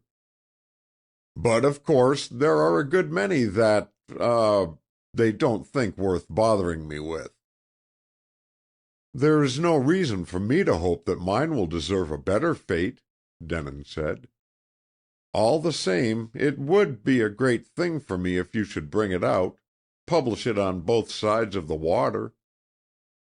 It isn't as if I expected money for my work. I don't. I shouldn't even want money. On the contrary—" Sibley cut him off with a warning. "We're not the sort of publishers who print books that authors have to bribe us to put on the market. If a book's worth our while to publish, it's worth our while to pay for it." Denin laughed. "I wasn't going to suggest any arrangement of that kind," he apologized. "I'm too poor for such a luxury. I've just come to New York, third class, and I must hustle to make my living. But I wrote this on shipboard, while I had the time." "You wrote a whole book on shipboard?" exclaimed Sibley. Denin was taken aback by the publisher's surprise. "Well, it was a slow boat, 12 days, and my mind was full of this story. I had to write it. I kept at it night and day. But for all I know, there mayn't be enough to make a book. That would be a bit of a blow. I'm as ignorant as a child of such things." "About how many thousand words does your manuscript amount to?" Sibley asked, glancing at the rather thin brown packet tied with a string. "I haven't the remotest idea," Denin admitted. "It didn't occur to me to count words." "Hum," muttered the publisher. "You say it's a story, a novel?" "It's a sort of a story," its writer explained. "I may as well mention—you're sure to guess, if you glance over my work—that I've been fighting in France. I was pretty badly knocked out, some months ago. And you can see from the look of me that I can't be of use as a soldier while the war lasts, if ever. Otherwise I shouldn't be in New York now. One doesn't chuck fighting in these days unless one's unfit. While I was in hospital, I got to thinking how a man might feel in certain circumstances. Not like my own, of course, but one imagines things. And, well, the idea rather took hold of me. Here it is. I don't expect you to read the thing yourself. It's not likely that—" "I promise you so much," said Sibley, with suppressed eagerness. "I will read it myself before handing it over to anyone else." The scarred face flushed, and again came that sudden light as from a secret glitter of jewels. "I can't thank you enough," Denin almost stammered. "Don't thank me yet. That would be very premature." Sibley smiled generously, but even if he had wished to do so, he couldn't have patronized the fellow. "You mustn't be too impatient. I'm a busy man, you know. I'll have a go at your manuscript as soon as I can, but you mustn't be disappointed if you don't hear for a week or 10 days. By the way, you'd better give me a card with your name and address." Denin laughed again, a singularly pleasant laugh, Sibley thought it. "I haven't such a thing as a card. My name is John Sanborn. And if I may have a scrap of paper, I'll write down my address. I forgot to put it on the manuscript. I mayn't be at the same place when you're ready to decide. But I'll tell them to forward the letter, and then I'll call on you. I'd rather do that than let the story go through the post. I've got fond of it in a way, you see." Sibley did see. And the man being what he was, the fondness struck the publisher as pathetic, like the love of Picciola for his pale prison flower. Reason told Sibley that the 10 or 12 days' work of an amateur, one who had lived to 30 or so, without being moved to write, would turn out mere twaddle. Yet instinct contradicted reason, as it often did with Sibley. He had a strong presentiment that he should find at least some remarkable points in the work of this scarred soldier, whose square-jawed face seemed to the secretly romantic mind of Sibley a mask of hidden passions. Only a few times since he became head of the house had Eversedge Sibley consented to see a would-be author whose fame was all to make.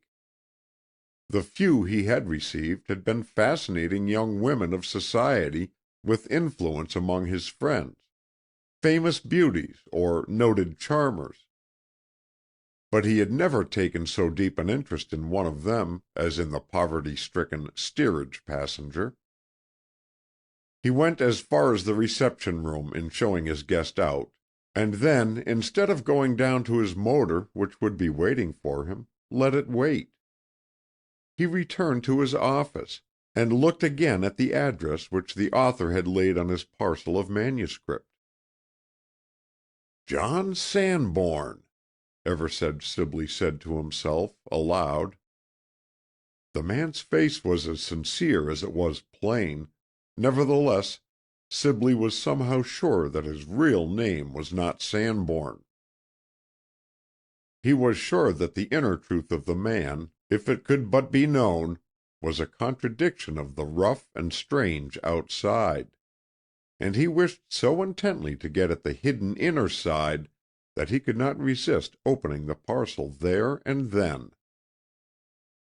Never had Eversedge Sibley seen such a manuscript. He was used to clearly typed pages of uniform size, as easy to read as print. This was written partly with pencil, partly with pen and ink, apparently 3 or 4 different kinds of pens, each worse than the other. The paper, too, consisted of odds and ends. The whole thing suggested poverty and the meager condition of a steerage passenger. But this squalor, which in most circumstances would have caused Sibley to fling down the stuff in fastidious disgust, sent a thrill through him. No ordinary man with ordinary things to say could have had the courage to struggle through such difficulties to any desired end. The longing to tell this story, whatever it was, must have been strong in the man's soul as the urge to travail in the body of a woman. In spite of the mean materials, the writing was clear and suggested, it seemed to the mood of Sibley, something of the man's strength and intense reserve. "The War Wedding," he read at the top of the first page. "Heavens, I hope it's not going to be in blank verse." It was not in blank verse. He had to read only the first lines to assure himself of that. The story began with the description of a garden. It was simply done, but it painted a picture, and, praise be to the powers, there were no split infinitives nor gush of adjectives. Eversedge Sibley saw the garden. He was the man who walked in it, and met the girl who came down the stone steps between the blue borders of lavender. The story became his story. For an hour he forgot his office, his waiting chauffeur, and everything else that belonged to him. So he might have gone on forgetting, if Stephen Eversedge, his junior partner and cousin, had not peeped anxiously in at the door. "They said you'd gone away and then come back. I thought I'd just ask if anything was the matter," he excused himself to the master mind. "The matter is, we've got hold of the most wonderful human document, good God, yes, and soul document, that any house in this country or any other has ever published." The words burst out from Sibley like bullets from a mitrailleuse. End of Chapter 5. Chapter 6. Denin hardly knew what to think of the telegram which came next morning. It asked him to call at once on Mr. Sibley, but Denin, warned that the manuscript story could not be read for a week or more, did not dream that the publisher had already raced through it. His fear was that a mere glance at the first page had been enough, showing the skilled critic that the work lacked literary value, or else that the bulk was insufficient to make a book. Mr. Sibley might, in kindness, wish to end the author's suspense and put him out of misery. When the message arrived, Denin was reading and marking newspaper advertisements. He meant to go without delay to several places of business that offered more or less suitable work, but he was ready to risk missing any chance, no matter how good, when the fate of his ewe lamb was at stake. He was too despondent at the thought of its rejection to plan placing it elsewhere, but he could not bear to lose time in reclaiming it. He felt, as he was led once more into Sibley's private office, as if he had to face a painful operation without anesthetics, so sensitive had he come to be on the subject of his story, the manuscript of his heart, written in the blood of his sacrifice. There lay the familiar pages on the desk, all ready, he did not doubt, to be wrapped up and handed back to him. He had so schooled himself to a refusal that the publisher's first words made his head swim. He could not believe that he heard aright. "Well, Mr. Sanborn, I congratulate you," Sibley said, getting up from his desk chair and holding out a cordial hand. "We congratulate ourselves on the chance of publishing your book." Denin took the hand held out and moved it up and down mechanically, but did not speak. Following the publisher's extreme graciousness, his silence might have seemed boorish, but Sibley knew how to interpret it. He realized that the other was struck dumb, and he felt a thrill of romantic delight in the situation, in his own august power to confer benefits. He was not conducting himself as a business man in this case, but he knew by sureness of instinct that the strange amateur would take no mean advantage of his confessed enthusiasm. "We think," he went on, "that you have written something very original and very beautiful. Without being sentimental, it's full of that kind of indescribable sentiment which goes straight to the heart. It will be a short book, only about 50,000 words, or even less. But that doesn't matter, because a word added or a word left out would make a false note. The thing's an inspiration. You've got a big success before you. You ought to be a happy man, Mr. Sanborn." "You make me feel as if I were in a dream," said Denin. "That's the way your story has made me feel," said Sibley. "Really, your method has an extraordinary effect. Talking of dreams, it's almost as if you'd written the whole story in some strange, inspired dream." "Perhaps I did write it so," Denin said, more as if he spoke to himself than to another. "I had no method, consciously. The story just came." "One feels that, and it's the most compelling part of its charm," said Sibley. "Well, now I've paid you your due of appreciation. Sit down and let us talk business." "Business?" Denin echoed, rather stupidly. But he accepted the chair his host offered, and Sibley too sat down. "Yes, business," the publisher cheerily repeated. "We should like to rush the book out as soon as possible.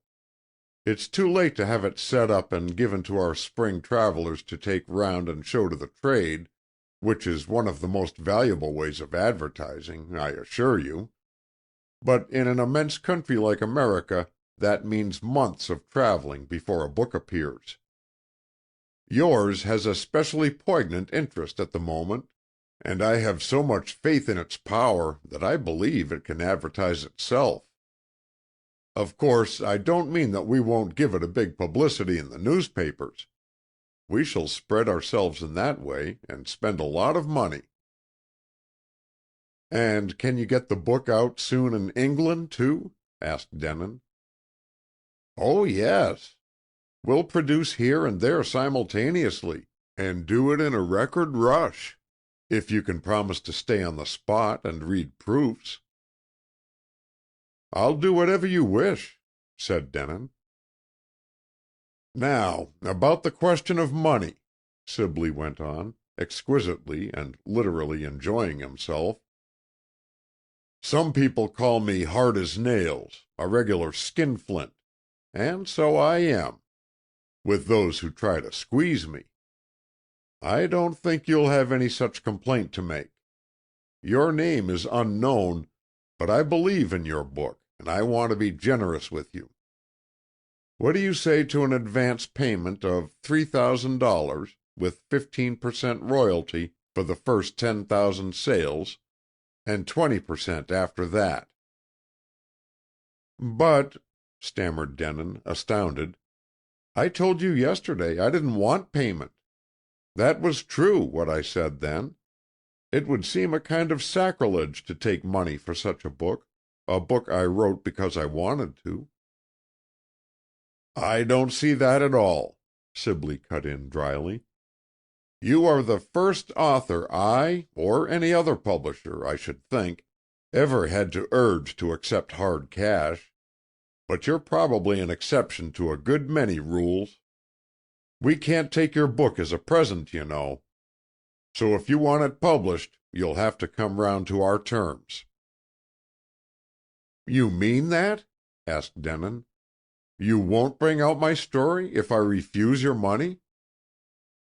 "I do mean that, though I should hate to sacrifice the book. And I honestly believe that many people would be happier for reading it." "Very well, then," Denin answered. "I'll accept the money, and thank you for it. I want my book to come out more than I want anything else that can possibly happen." To a man who had lived from hand to mouth as John Sanborn had since Sir John Denin died, $3,000 seemed something like a fortune. He had lost his old sense of proportion in life, and had almost forgotten how it felt to have all the money he wanted. Perhaps he forgot more easily than most men of his class, for he had never cared greatly for the things which money alone can buy. His tastes had always seemed to his friends ridiculously simple, so simple as to be dangerously near affectation. And as a small boy he had announced firmly that he would rather be a gardener in a beautiful garden than one of those millionaires who have to do their business always in towns. Now, when he had recovered from the first shock of accepting money for the book of his heart, he began to reflect how to plan his life. The thought that he could have a garden was a real incentive, for working in a garden would save him from the unending desolation of uselessness, when the last proofs were corrected and there was no longer any work to do on his story. Barbara and Mrs. Fay had both talked to John Denin about their old home in California, and with the knowledge that he could afford it, a keen wish was suddenly born in John Sanborn to make some kind of a home for himself in the country where Barbara had lived. She was named, her mother had told him, after Santa Barbara. The girl had been born near Santa Barbara, and had grown up there to the age of 13, when her father had died and their place had been sold. After that the mother and daughter had gone to Paris.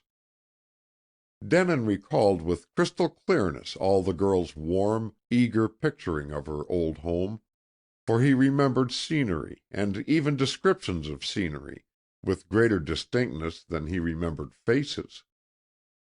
He had often thought, until he met Barbara and fell in love, that he cared more for nature and places and things than he could ever care for people, except those of his very own flesh and blood.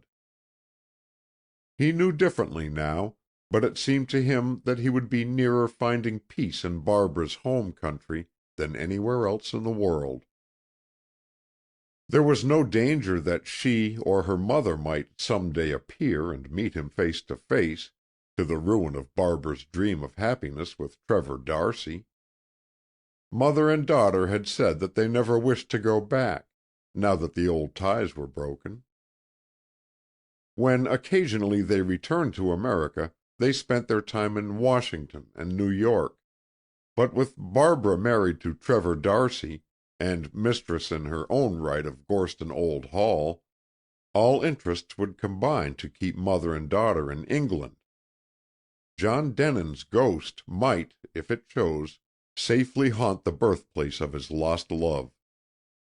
The day that the last proof sheet of The War Wedding was corrected, Sanborn said good-bye to Eversedge Sibley and started for California. He could not afford to travel by the limited or any of the fast trains, so there were many changes and waits for him, and he was nearly a week on the way. But when a man has lost or thrown over the best things in his life, there is the consolation that none of its small hardships seem to matter. Besides, he had Santa Barbara to look forward to. And Denin told himself that, things being as they were, he was lucky to have anything to look forward to at all. When he reached the end of the journey at last, it was almost like coming to a place he had known in dreams, so clearly did he recognize the mountains whose lovely shapes crowded towards the sea. Barbara had all their names by heart, and treasured their photographs. He remembered her stories of the islands, too, floating on the horizon like boats at anchor, and the trails of golden kelp seen through the green transparence of the waves, like the hair of sleeping mermaids. In the same way he knew the big hotel with its mile-long drive bordered with flaming geraniums. He knew the old town, and, without asking, how to go from there to the mission. Also, he knew that on the way to the mission he would find the place which Barbara had cared for most until she fell in love, not with him, but with Gorston Old Hall. He limped perceptibly still, and could not walk far without pain, so he decided to be extravagant for the first time since coming into his money, and hire a small, cheap motor car. It was driven by its small, cheap owner, a young man with a ferocious fund of information about Santa Barbara, and everyone who had ever lived there. "Heard of the Fay place?" he echoed Denin's first question. "Well, I should smile. Why, me and Barbie Fay are about the same age," he plunged on, so violently that no interruption could have stopped him. "Not that we were in the same set. Not much. But a cat can look at a king, and any boy can look at any girl, I guess. Gee, that little girl was some worth looking at. Her mother thought she was too good for us plain Americans, so she took her off to Europe and clapped her in a convent after the old man died. They never been back this way since, nor won't be now. The girl's been married twice, I was readin' in the papers. Once to some English lord or other who left her the same day, and got himself killed in France. And the second time, just a few weeks ago, to a cousin on her mother's side, a Britisher too. There was an interview with the mother in the San Francisco Call, I saw. One of our California journalists over there in the war zone got it. Quite a good scoop. Mrs. Fay said it was an old romance between Barbie and this Captain What's-his-name, but we never seen him here. I guess he's English, root and branch. Good thing for that old romance they could make sure the other chap was killed all right, wasn't it? Some of them poor fellows gets blown to bits so you can't tell one from the other, they say. But the girl's mother mentioned to our call reporter that they knew the husband's body by a stylograph pen in a gold case, which was her own last present to him. If it hadn't been for that little thing, found in a rag or two left in the feller's coat, Barbie wouldn't have dast married again, I bet. Say, that's one of them anecdotes they put under the heading of too strange not to be true, ain't it?" "Yes, it is strange," Denin repeated mechanically. It was strange, too. Above all strange that he should have had to come to Barbara's birthplace to learn this detail casually. 1,000 times he had wondered how they had identified John Denin's body with enough certainty to take it back to England and give it a funeral with military honors. Perhaps, if he had not come to Santa Barbara, and in Santa Barbara happened to stumble upon this loquacious fellow with the motor car to hire, he might have gone through all the rest of his life without knowing. And another strange thing was that he had lent the stylograph pen, Mrs. Fay's last present, to a man who wanted to write a letter just before the battle. That man, who had been killed, was possibly still reported missing, while John Denin's wife, assured of his death by a peculiarly intimate clue, had been able to take her happiness without fear. If Barbara's mother had not given him the pen, he would not now be numbered among the dead, but would have been free to go back to his wife of an hour, and perhaps even teach her to love him in the end. Well, all that didn't bear thinking of now. He tried, as he had tried 100 times, but never so poignantly, to hold in his heart the memory of flaming happiness worth all the pain of living through the burnt-out years, the happiness he had put into the pages of his war wedding. With some people who had known Barbara he would have liked to talk of her, but not with this crude youth who spouted her praises from a mouthful of chewing gum. Denin answered a pointed question of the chauffeur's by saying that he had inquired about the Fay place because he heard it was worth seeing. He might like to buy a little property somewhere near, if it could be got. "You bet it can be got," was the prompt answer. "That is, if you want something little enough, you can get a bit of the old Fay property itself." "Really?" said Denin. "I thought it was all disposed of years ago." "So it was. 8 years ago and a bit. I remember because I made an errand to sneak down to the depot and see Barbie go off in the train, as pretty as a white rose, dressed in black for her pa. I was only a cub of 14. An old fellow from the East, staying at the Potter, went crazy about the place and bought it at Mrs. Fay's own price. Lucky for her, they say she'd nothing else to live on. Fellow by the name of Samuel Drake. He was out in California for his bronchitis or something, and took a fancy to the country. He wanted his married son with a young bride to live with him, so he got a real bright idea. I suppose the folks who told you about the Fay place never said nothin' about a kind of little playhouse called the Mirador, Spanish for view place or lookout, I guess, built at one end of the property that fronts to the sea?" "I rather think they did mention something of the kind," said Denin. The first time he had ever seen Barbara, at a dance soon after she was presented, she had happened to speak of the Mirador. It was a miniature house which her father had built for her at her favorite viewpoint, as a birthday surprise, when she was 10. There was an upstairs and a downstairs, a bath, and a tiny, tiny kitchen, where she had been supposed to do her own cooking. In the sitting room she had had lessons with her governess. The one upstairs room, with its wonderful view of the bay and the islands, had been turned into a bedroom for her when she had scarlet fever, and had to be isolated with a nurse. She had loved getting well there, and lying in her hammock on the balcony with curtains of roses. Old man Drake had the smart notion of putting on a couple more rooms in a wing at the back, and offering it to his son and his son's bride, the driver of the car was explaining, over the motor's cheap clatter. But while the work was going on, the new beams caught fire one night, I guess some tramp could tell why, and the whole addition and a bit of the original burnt down. Just then the son changed his plans anyhow, and decided to go into business with his wife's folks in the East.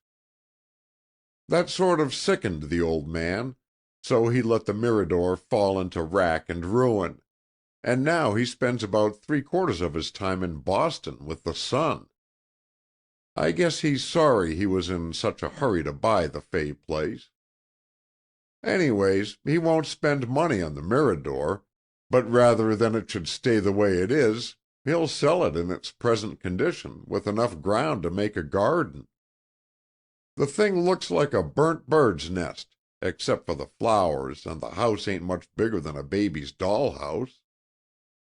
I suppose it wouldn't suit you, would it?" "Perhaps it might," answered Denin, trying to speak calmly. But in his heart he meant to have Barbara's Mirador if it cost him every penny he had left from his advance on the war wedding. It was almost as if, to atone for taking herself out of his life, Barbara had given him this dear plaything of her childhood to remember her by. "Well, you'll be able to make up your mind," said his guide, slowing down the little rattletrap car. "Here we are at the Fay place now. Or the Drake place, as maybe I ought to call it. And there's the Mirador. No wonder old Drake wants to get it fixed up again.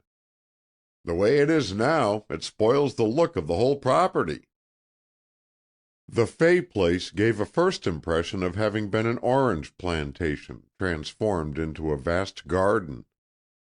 There were acres and acres of land. Denin could not guess how many. In the midst of orange trees in fruit and blossom, and pepper trees shedding coral, and tall palm trees with long gray beards which were last year's fronds, stood the big, rambling pink bungalow that had been Barbara's home. Its tiled roof and wide loggias were just visible from the road, but the Mirador, to which the driver pointed, was in plain sight. Denin's heart bounded. He almost expected to see a young girl with smoke-blue eyes and copper beech hair, it had been red in those days, she told him, open one of the shuttered windows and look out with a smile. Once, while she and her mother were staying at Gorston Old Hall, he had tried to teach Barbara chess. In the midst of a game which she hoped to win, she suddenly saw herself facing defeat. "Let's begin again and play it all over," she had cried out, laughing. Ah, if they could do that now! Begin again, and play the game all over. Well, the ghost of John Denin could begin to play hero with the ghost of Barbara Fay's childhood, when he came to have his home in her old playhouse. He knew that this must and should be his home, now that he had come and seen the place, and felt its influence even more subtly than he had thought to feel it. He could not get through his shorn life anywhere else. The Mirador was distant at least 4 acres from the house. It, too, was pink, like the parent bungalow, or it had once been pink, before the fire which destroyed the addition for servants at the back had marred the rose color of its plastered adobe walls. A roof of Spanish tiles dropped low like a visor, giving cover to the balcony of the upper story, and the floor of that balcony roofed the one below. On each of these balconies only one window, which was also a door, looked out, but it was a huge window, with green exterior shutters, and the stout, square columns of the 2 verandas were almost hidden with roses, passion flower, and convolvulus, which had either survived the fire or grown up since. Though the front was so nearly intact, from each side of the little house could be seen the blackened wreck of burnt beams. And to screen the parent bungalow from any possible glimpse of this eyesore, a high barrier of trellis work had been erected about 200 feet distant from the mirador. Over this barrier some quick climbing creepers had been trained, and they had grown in such thick masses that an almost impenetrable green wall had already grown up between the big house and the tiny one. "This will suit me exactly," said Denin, trying to speak coolly. "We'll drive back at once, please, to the agent who has the selling of the Mirador." He was almost afraid to hear the price, lest his last dollar might not suffice to secure the treasure. But the agent in whose hands old Drake had put his business named the sum of $2,000. This, he said, was a mere song for land so near Santa Barbara, and no doubt he was right. But it was a large slice of John Sanborn's capital, and left him only a small remnant for repairing the place, as he must agree to do before the contract could be signed. The journey from New York had cost a good deal, and he must live somehow, unless he could get work fitted for a lame dog to do. Mr. Sibley had talked vaguely of royalties, but it seemed impossible to Denin that many people should actually care to buy his book, the strange little book written for himself, and sent wandering out into the world to find Barbara. Even if people did buy it, the sales could surely never go beyond the $3,000 Eversedge Sibley had recklessly pressed upon him in advance. However, Denin did not hesitate for any of these reasons. "I'll buy the Mirador and the acre and a half of ground Mr. Drake is willing to sell with it," he said to the agent. "And I'd like to pay for it, if possible, and settle up everything today. Then I could move into the house at once." The agent stared. "There's no furniture," he said. "I can get in enough to begin with, in an hour or two, surely," Denin persisted. "I'm used to roughing it." The other could well believe that, from the look of the queer fellow. As a business man, he would certainly not accept a check, and would be inclined to ask expert opinion even on banknotes, paid by an unknown client with such scars and such clothes, and in such a hurry. "You could hardly live in the house while the repairs you must agree to are being made," the agent reminded the would-be buyer. "Don't you think you had better—" "I can manage all right," Denin cut short the advice. "As for the repairs, I shall make them, of course. What Mr. Drake asks is for the house to be restored to its former appearance—aren't those the words? Not enlarged. Well, I must tell you frankly that I can't afford to pay for labor. I will guarantee to make the Mirador look just as it used to look, and do it all with my own hands. I can't work very fast because, you can see, I've been disabled. But I shall have an incentive to finish as soon as possible, if I'm actually living in the house." "You had a severe accident, I suppose?" the curious agent could not resist suggesting. "It was, in a way, an accident," said Denin, and his smile was rather grim. When he had paid for the place, had bought materials for restoring the house and improving the garden, had collected a few bits of furniture, and added some other necessaries, the owner of the Mirador had only $700 left out of his fortune. Nor did he at that time know how he was to earn more dollars. Nevertheless, he had come as near to being content as he could ever hope to be in this world. He had given his own old home to Barbara, and there was no place for memories of him there. But she had given her old home to him, Unconsciously it was true, yet it seemed to be her gift. And memories of Barbara would be his companions each hour of the day. Besides, he had the task of restoring every marred feature of the little Mirador exactly as she had described it to him. He bought a ladder and plaster and paint, and did mason's work and painter's work with a good will. In the 4 rooms which were more or less intact, bedroom, sitting room, miniature kitchen, and bath, he put a few odds and ends of second-hand furniture, enough for a hermit. And when his labor of love on the house was accomplished, he set to work in the garden. Some day, he told himself, he should find in the garden the greatest solace of all. In his deep absorption, he forgot the book for days on end. Even in his dreams he did not remember it, for in the room where Barbara had lain ill with scarlet fever, dreams lent her to him, a childish Barbara, very kind and sweet.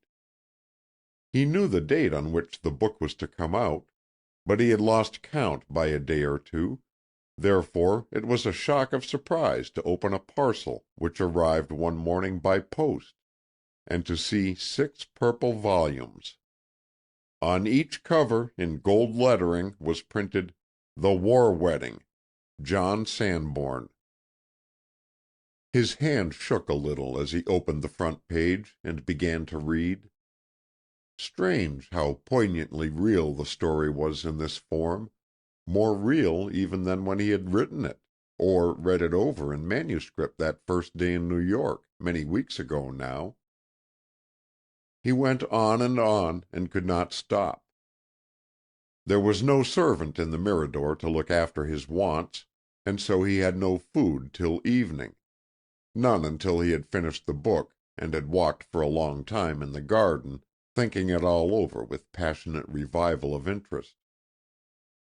After that night the book again shared his dreams with Barbara.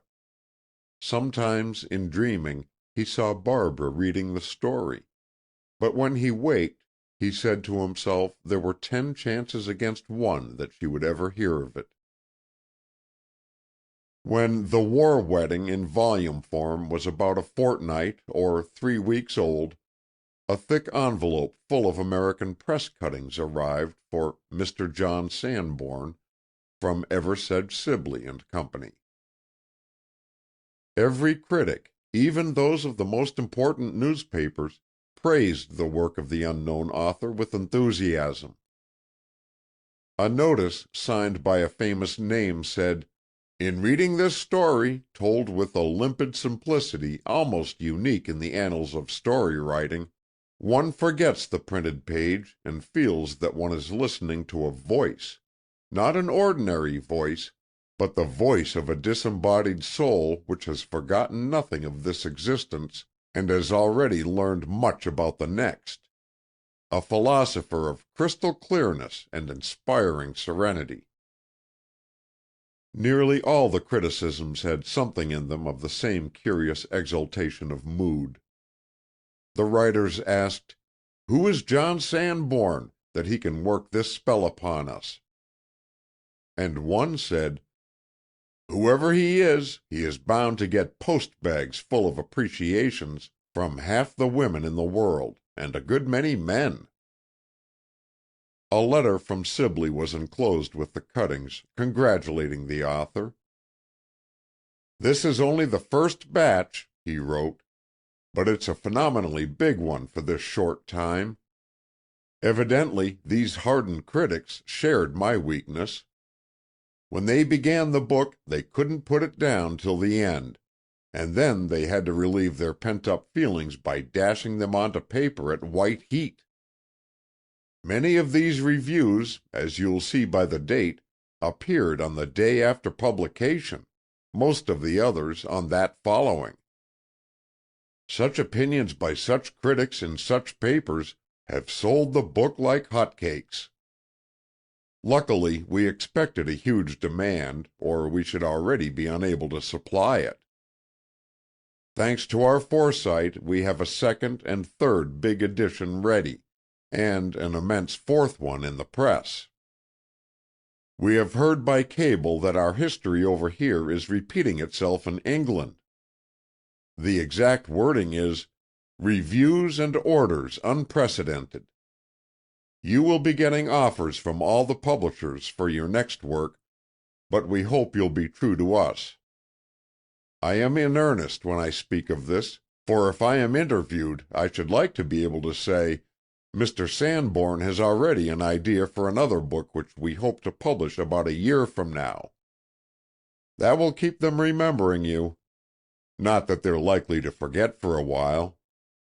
They'll be too busy crying, the women I mean, and I shouldn't consider a man safe without his handkerchief. Please wire about the new book. Also, whether we are at liberty to answer the numerous journalistic questions we're getting about you with any personal details, or whether you prefer to hide behind a veil of mystery. I'm not sure myself which is preferable. But Sanborn was very sure. He left his garden work to walk to Santa Barbara and send a telegram. "Say nothing about me to anyone, please, except that I shall never write another book." End of chapter 6. End of part 1. Chapter 7. Part 2. The Letters. John Sanborn had smiled when he read the critic's prophecy that he was bound to get letters of appreciation from half the women in the world, and he had thought no more of the comic suggestion until the letters began to come. But the letters were not comic. They were forwarded in large packets by Sibley and Company, and there were many, incredibly many of them, some from men, but mostly from women.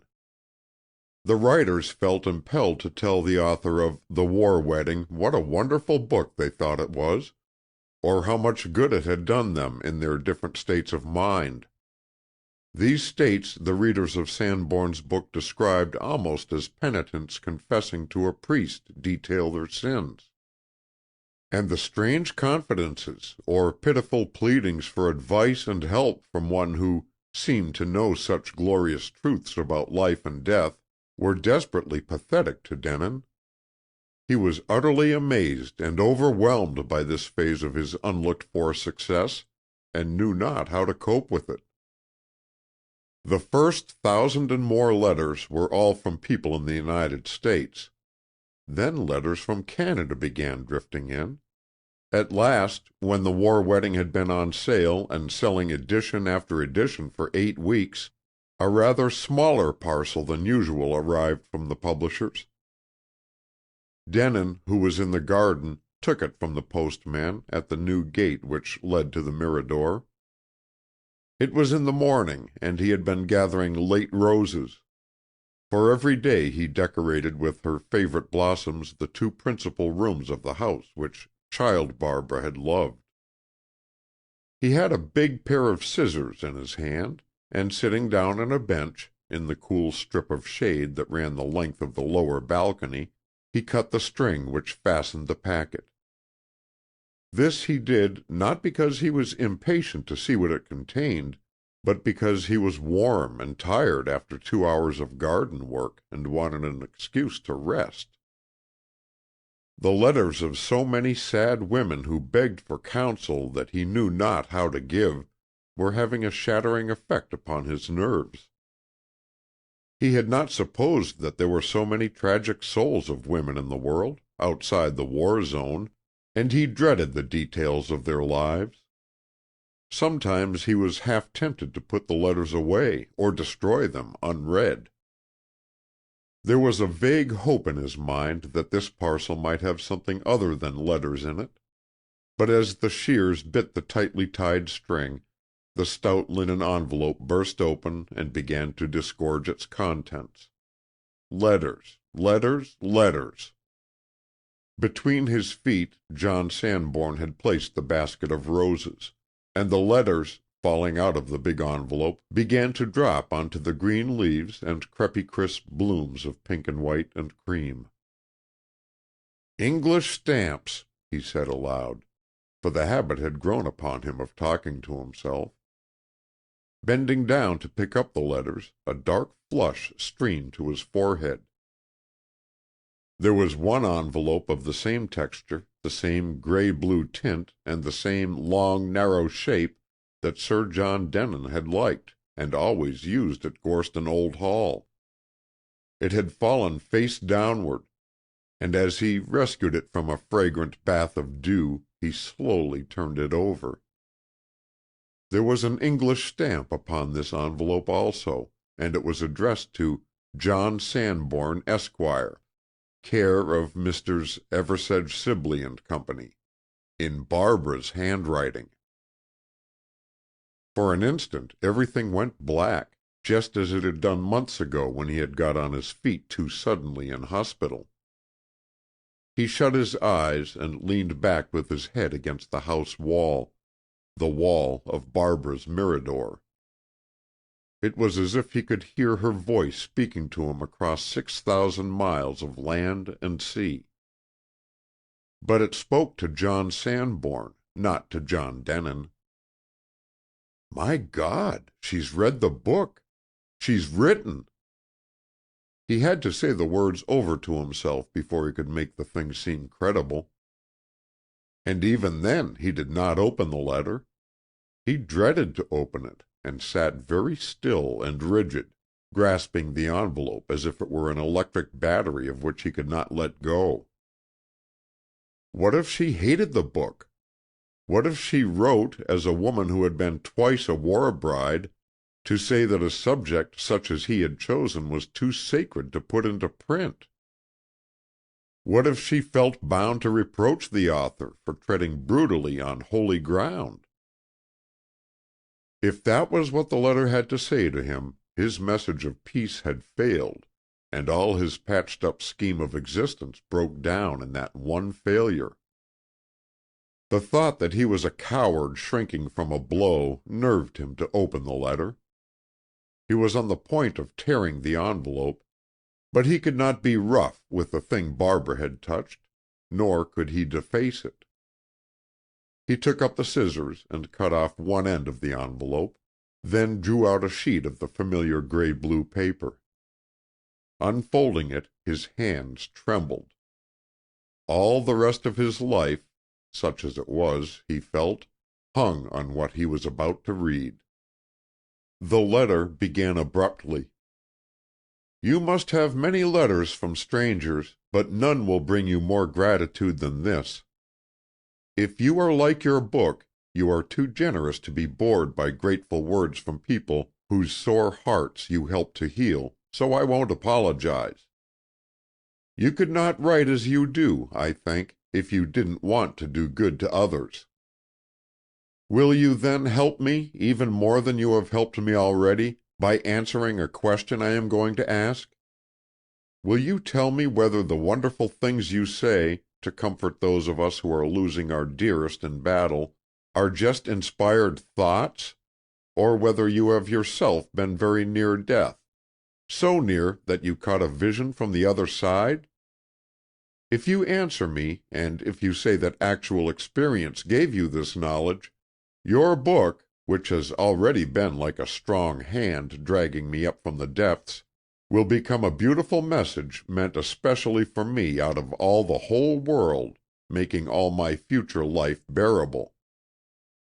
Every night for months I've gone to bed unable to sleep, because I've felt exactly as if my brain were a battlefield, full of the agony and hopelessness of brave men dying violent and dreadful deaths, cut off in the midst of youth, with the stories of their lives tragically unfinished. But since I read in your book that marvelous scene with those suddenly released spirits, young men of both sides, friends and enemies, meeting and talking to each other, saying, 'Is that all? Is this the worst that death can do to us?' Why, I seem to pass beyond the battlefield. I go with those happy, surprised young men who are seeing for the first time the great reality behind the thing, and a feeling of rest and immense peace comes to me. I don't keep it long at a time. I can't yet. But if you write and say you know, I think I may some day learn to keep it. I have the English edition of your book, but I have read in a newspaper an extract from the interview a journalist had with the publisher in New York. You see, everybody who has someone dear in the war, or has lost someone beloved, is reading and talking of the book. They all want to know things about you, but perhaps not all for as real a reason as mine. Some people have said that perhaps the author may be a woman who chooses to write under a man's name. I felt sure from the first it couldn't be so, for only a man could say those things as you say them. But I was glad of your publisher's assurance that you are a man, and that your home now is in the far West in America. Perhaps I shouldn't have dared write you if you were in this country, because—but no, I needn't explain. My name can be of no interest to you, yet I will sign it. Yours gratefully, Barbara Denin. Barbara Denin! She had kept his name! Many a woman did, as he was aware, after a second marriage continue to use the name of her first husband in order to retain a title. But all he knew of the girl Barbara Fay made it amazing to him that she should hold to the name of a man she had never loved, after becoming the wife of a man she had loved since childhood. A wild doubt set his brain on fire. Could there have been some terrible misunderstanding? Was it possible that, after all, she had never married Trevor D'Arcy? Carried away on the flame of passion fanned by her letter, Denin told himself that it might be so, and that if she were free he would still have the right to go back to her. If she had not given herself to another man, she belonged to him alone, and she would not hate him if he explained the sacrifice he had made for her sake. He was on his feet before he knew what he was doing. The blinding hope lit body and soul as with some curative ray beyond the ultraviolet. It shot, through his worn frame, life and abounding health, making of him for a magical moment more than the man he had been a year ago. But it was only a moment, indeed less than a moment, for it did not take him 60 seconds to remember how he had heard of Barbara's marriage to her cousin Captain D'Arcy. Walter Severn, the airman, had said that her wedding had taken place on the same day with his own. Severn had blamed her. Every word he had said was branded on Denin's brain. There could be no mistake. Whatever the motive might be for signing herself Barbara Denin, she was in all certainty D'Arcy's wife. With the violent reaction of feeling came a sense of physical disintegration. A heavy fatigue that weighted his heart and turned his bones to iron followed the brief buoyancy of spirit. Yet he could not rest. He had to walk, to keep in constant movement, to escape some tidal wave which threatened suddenly to engulf his soul. He passed out from the cool shadow of the balcony into the blaze of sunlight and drank in the hot perfume of the flowers. At the end of a path a tall cypress held its black, burnt-out torch high against the sky. Denin went and leaned against it, doubly glad of his loneliness in this refuge he had found, and thankful that none but the trees and flowers of his garden could see him in his weakness and his pain. The dark cypress he looked up to seemed to have gone through fire and to have triumphed over death. Denin felt a kind of kinship with it, wishing that from the tree and from all nature calmness and strength might pass into his spirit. He imagined that he could hear the rushing of sap deep under the rough bark. Generations of joys and sorrows had come and gone since the tree was young, and had vanished, leaving no more trace than sun or storm. So it would be with what he was suffering now. The things that mattered in the life of this earth were strength and steadfastness. Denon prayed for them, a voiceless prayer to nature. When he grew calmer, he walked again, and lifted up his face to the sun. "I'll answer her letter," he thought. It seemed strange to him now, after the shock of what had happened, that when the letters began to come, he had never imagined himself receiving one from Barbara. He had had the book published in order that it might have some chance of reaching her, of helping her. Yet the proof that she had been reached and helped had come upon him like a thunderbolt. Of course he was thankful, now that he put it to himself in such a way. He ought to be almost happy, he tried to think, but he was at the world's end from happiness. A hurricane had swept through his soul, and it would take him a long time to build up again the miserable little refuge which had been his house of peace. Still, it didn't matter about himself. He would write to Barbara, and give her the assurance she asked for.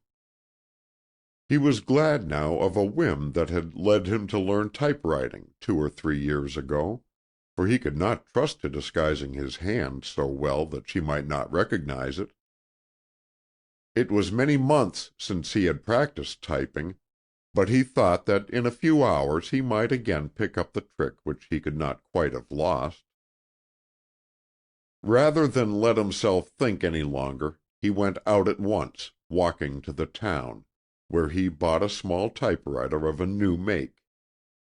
Its lettering was in script, which seemed less offensive and coldly businesslike for a letter than print. Back again at the Mirador, he tried the machine, and sooner than he had expected the old facility returned. Then he was ready to begin his answer to Barbara.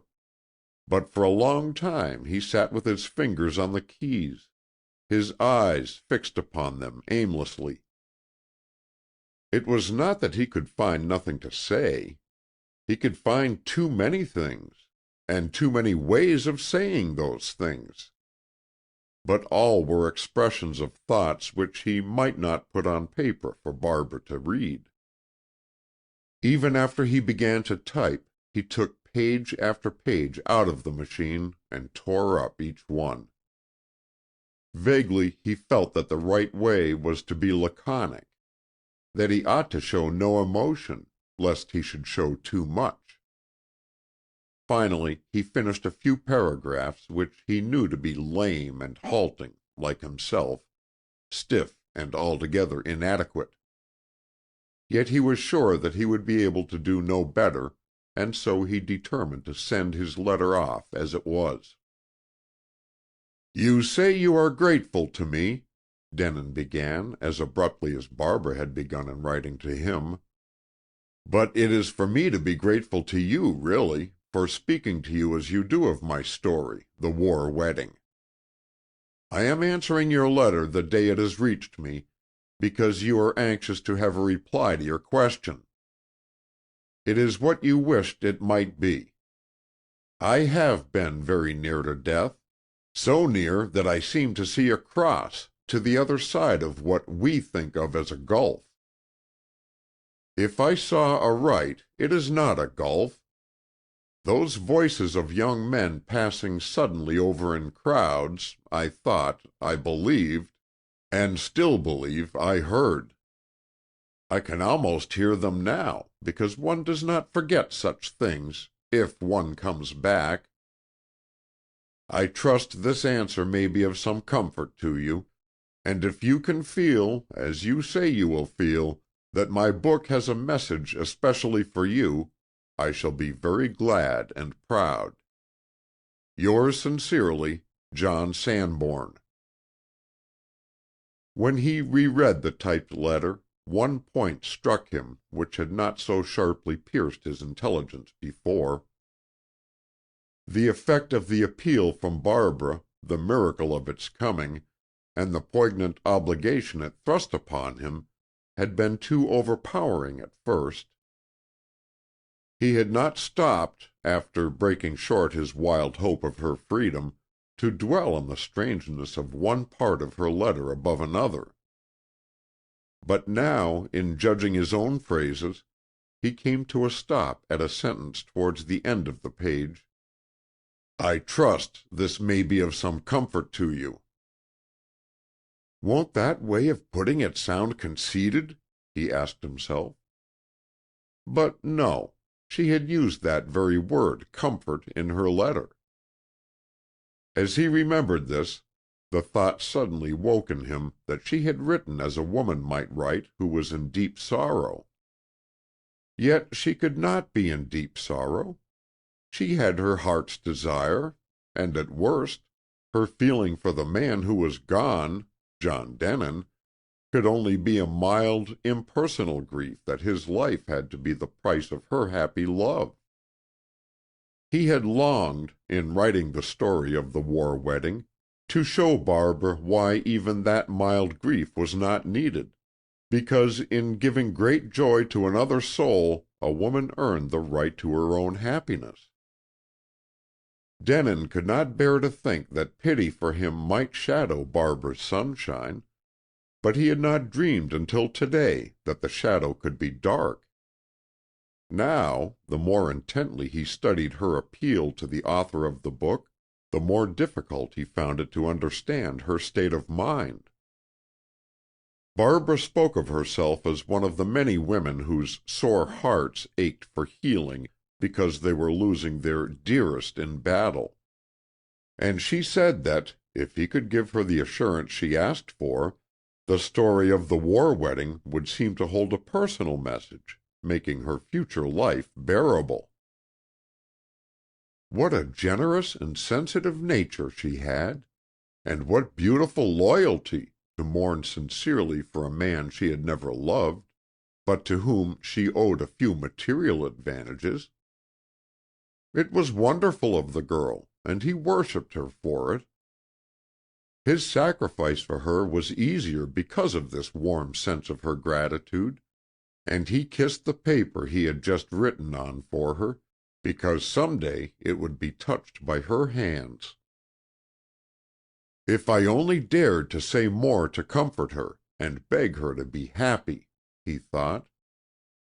But the one safe way had been to make his answer to her calmly impersonal, perhaps even a little cold. For fear he might be seized with an irresistible desire to add something more, something from his heart instead of his head, Denin put the letter into an envelope and sealed it. Then, however, he stumbled upon a new difficulty which had not occurred to him before. He was in the act of addressing her as Lady Denin, since she chose to keep his name, when his heart stood still in the face of a danger he had barely escaped.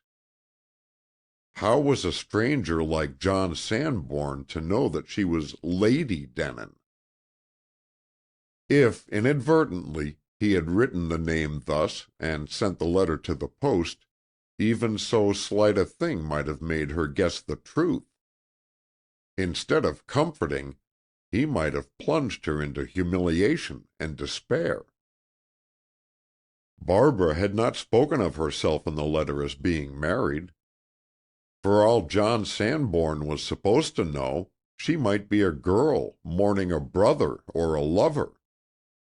At last he addressed her as Mrs. or Miss Denin, Gorston Old Hall, and with several other letters which he forced himself to write, he enclosed the stamped envelope in a note to Eversedge Sibley.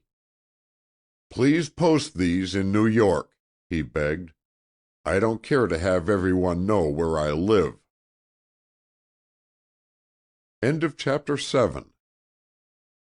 Chapter 8.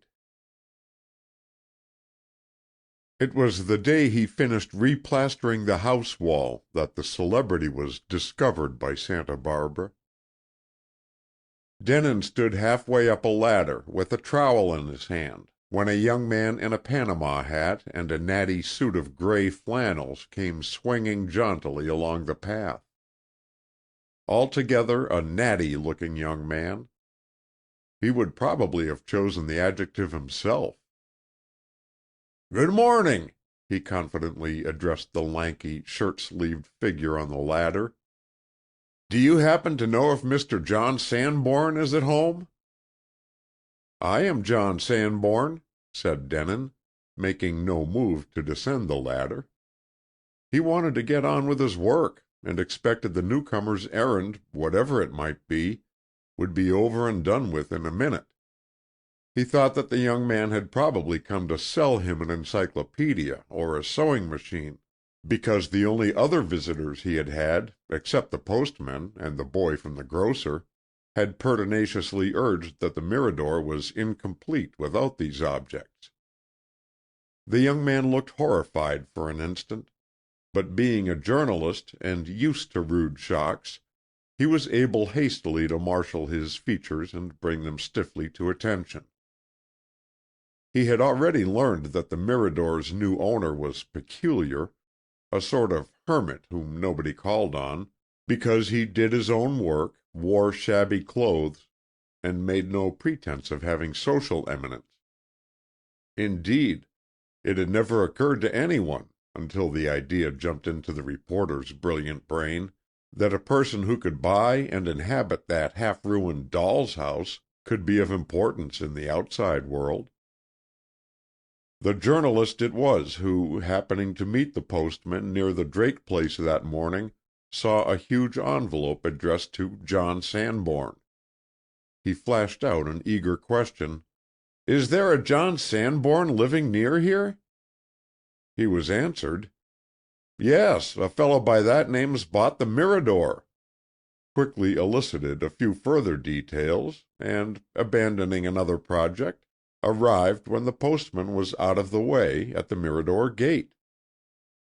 It was a blow, severe if not fatal, to romance to find John Sanborn splashed with whitewash, and looking as a self-respecting mason would be ashamed to look. But perhaps he was a socialist. That would at least make an interesting paragraph. "Are you the John Sanborn, the man who wrote The War Wedding?" the visitor persisted. Denin was surprised and disconcerted. "Why do you ask?"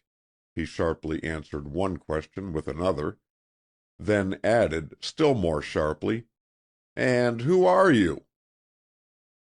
"My name's Reed.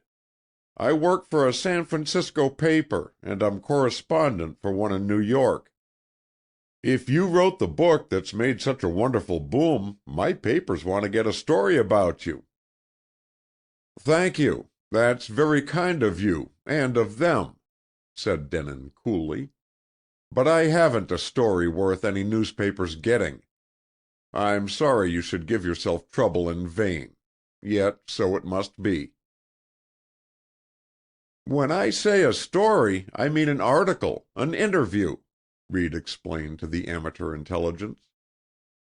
"I think," he went on, beginning to find possibilities in the hermit and his surroundings, voice with charm in it, fine eyes, striking height, peculiar fad for solitude, etc. "I think I see my way to something pretty good." "I'm afraid," Denin insisted, speaking with great civility, because he had suffered too much to inflict the smallest pinprick of pain upon any living thing if it could be avoided. "I'm afraid I must ask you not to rout me out of my burrow with any searchlight. You can see for yourself I'm no figure for a newspaper paragraph. If the public really takes the slightest interest in me, for heaven's sake, leave them to their illusions. Please write nothing about me at all. But I can't let you go without asking you to rest and drink a glass of lemonade. I'm ashamed to confess and he laughed, "that I've nothing stronger to offer you. I lead the simple life here." As he spoke, he came down from the ladder, trying not to show inhospitable reluctance, and invited the reporter to sit in the shade of the veranda. Reed, seeing that the man was in earnest, not merely playing to the gallery, showed his shrewd journalistic qualities by acquiescence. He accepted the situation and the lemonade, and kept his eyes open. He did not abuse the hermit's kindness by outstaying his welcome, but took leave at the end of 15 or 20 minutes. At the gate he held out his hand, and Sanborn had to shake it with a good grace. Noticing for future reference that the author of The War Wedding had a hand as attractive as his scarred face was plain, Reed said resignedly, "Well, Mr. Sanborn, thank you for entertaining me. But I'm sorry you don't want me to write about you. Sure you won't change your mind?" "Sure," echoed Sanborn, and went thankfully back to put the last touches on the house wall.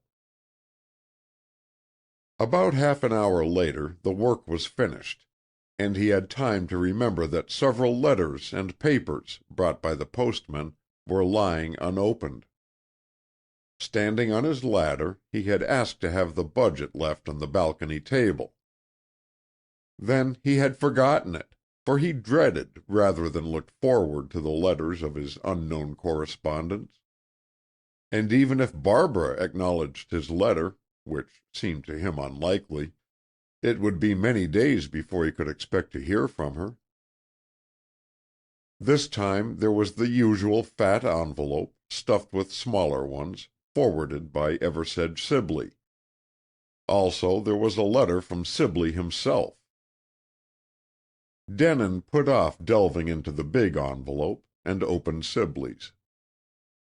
Quite a friendship had developed between them, and he liked hearing from the publisher, who wrote about the great events of the world or advised the reading of certain new books, which he generally sent in a separate package. Sometimes he sent newspapers, too, fancying that Sanborn saw only the local ones.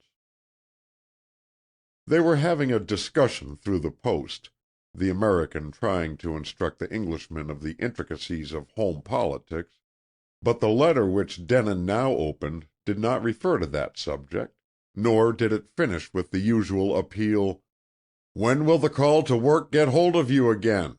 Or when will the spirit move you to think of writing me another book?" "Dear Sanborn," Sibley began, "this is an interlude to the air of Money Musk. Our custom, as you may vaguely have noticed in the contract I forced you to sign, is to make royalty payments to our authors twice a year. But you have bought a house and land, and heaven knows what all, out of your advance, you tell me. Seems to me you can't have left yourself much margin. You mentioned the first day we met that you were a poor man, so I have unpleasant visions of what our latest star author may have reduced himself to, while the men whose job it is to sell his masterpiece are piling up dollars for his publishers. The check I lay between these pages, so as to break it to you gently, is only a small part of what we know the wedding to have made up to date. Never in all my experience has a book advertised itself as yours seems to have done. One reader tells a dozen others to buy it. Each one of that dozen spreads the glad tidings among his or her own dozen. So it goes. The Wedding has now been out 3 months, and it is in its 10th edition, the last 6 whacking big ones. It won't stop short of at least 1,000,000, I bet, with Canada, England, and the colonies as well as our immense public here. With this assurance you can afford to use the present check as pin money. Yours ever, E.S. Denin turned the page and saw a folded slip of yellow paper. a check payable to John Sanborn for $2,500. He thought no more about the journalist, but the journalist was busily thinking about him. Mr. Reed was not writing an interview with Mr. Sanborn, because he had promised he would not do that.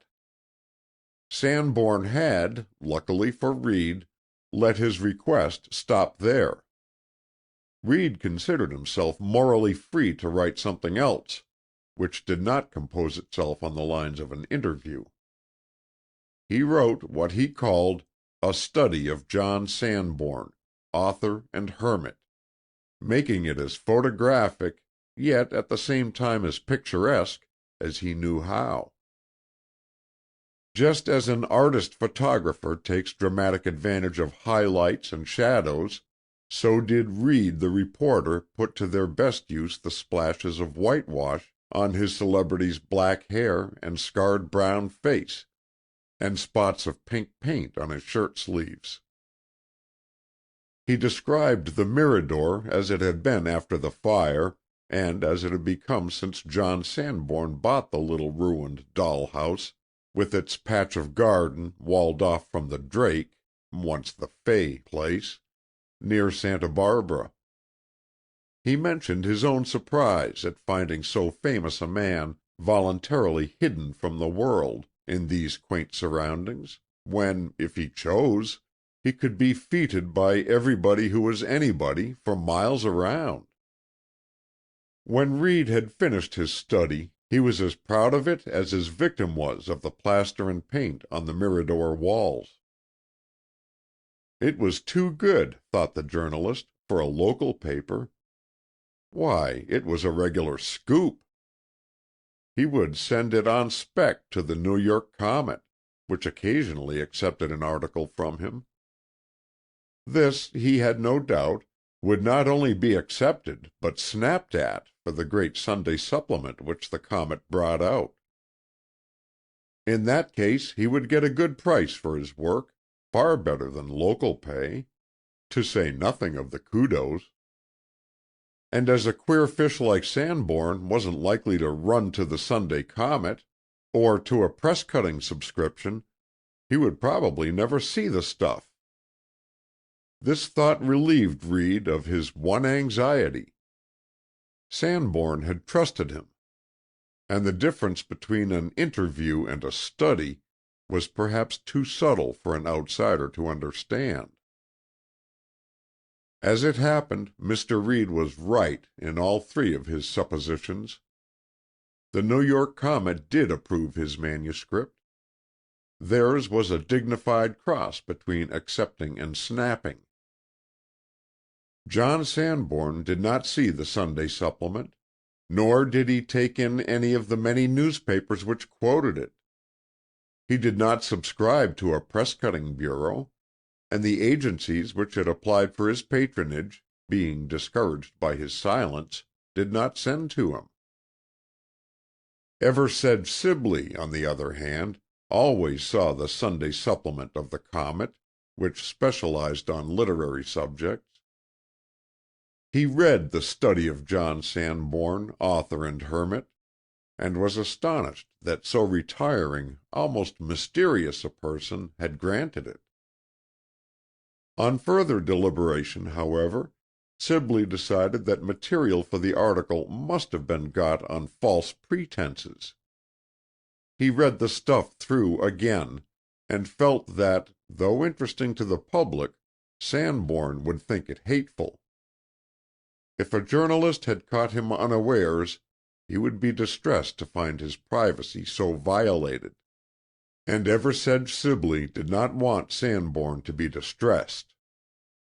Consequently, he did not forward the supplement nor the cutting his firm afterwards received of it. And as no one else thought of sending, Sanborn continued peacefully to forget his morning visit from a journalist. Even the fact that he was stared at in the street more intently than he had been at first, when an errand took him into town, did not remind him of the call, or cause him to put two and two together. He did not indeed know that he was being stared at. He did not look much at people, because he did not wish to be looked at. And his thoughts were more for the place in the scenery which Barbara had loved and he was learning to love, than for his fellow creatures, who seemed infinitely remote from him. How wonderful that John Sanborn, who wrote The War Wedding, should be here, and none of us even dare try to get to know him, some women said, when they had seen extracts from Reed's study in newspapers they took in. These women thought Sanborn's scars actually attractive. Others announced that they didn't believe the man was the real John Sanborn. There must be some mistake. This one didn't look like a gentleman.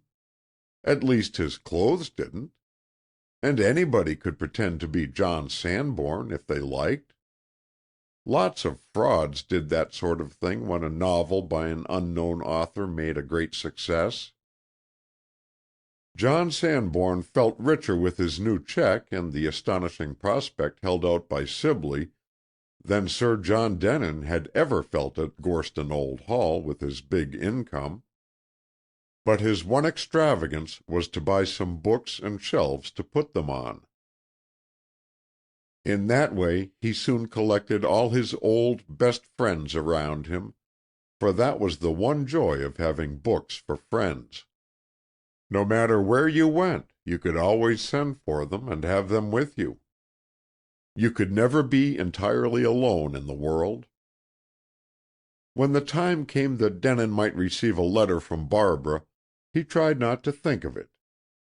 He said to himself that he knew it would not come, that he ought not to want it to come, that if it did come, it would only prolong the agony.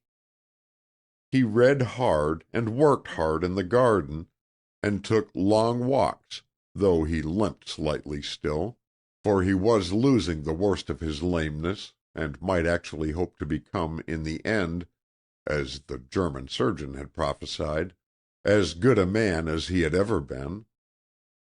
Perhaps in some ways of the mind and spirit, he was better.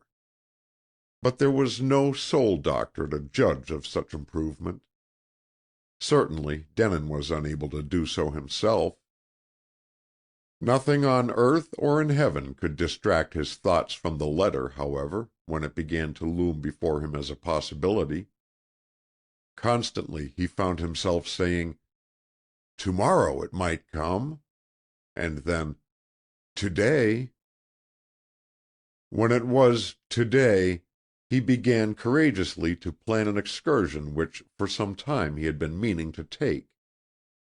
If he left early in the morning, long before the postman was due, he need not get back till night. But his strength failed at the moment of starting. He went no farther than the gate. Should there be a letter while he was away, the postman must leave it on the table outside the house, for the door would be locked. Then, Denin argued, if any mischievous person should slip in and steal it, he would never know what he had missed. And he was rewarded for staying. The letter did come. It was only when he held it in his hand that he realized how desperately he had wanted it. What a black dungeon the beautiful summer day of sunshine would have been without it. "Thank you more than I can say for answering me," he read. "You wrote me on the very day you had my letter, and I am doing the same with yours, for it has just arrived. Now, since you have told me you heard the voices with the ears of your own spirit, the book can be mine. My own message, meant for me. Perhaps others say this very same thing to you, though it seems that no one can need such a message as much as I need it. I wonder if it would be wrong to tell you why. Maybe your first thought when I ask that question will be, why should I want to tell you?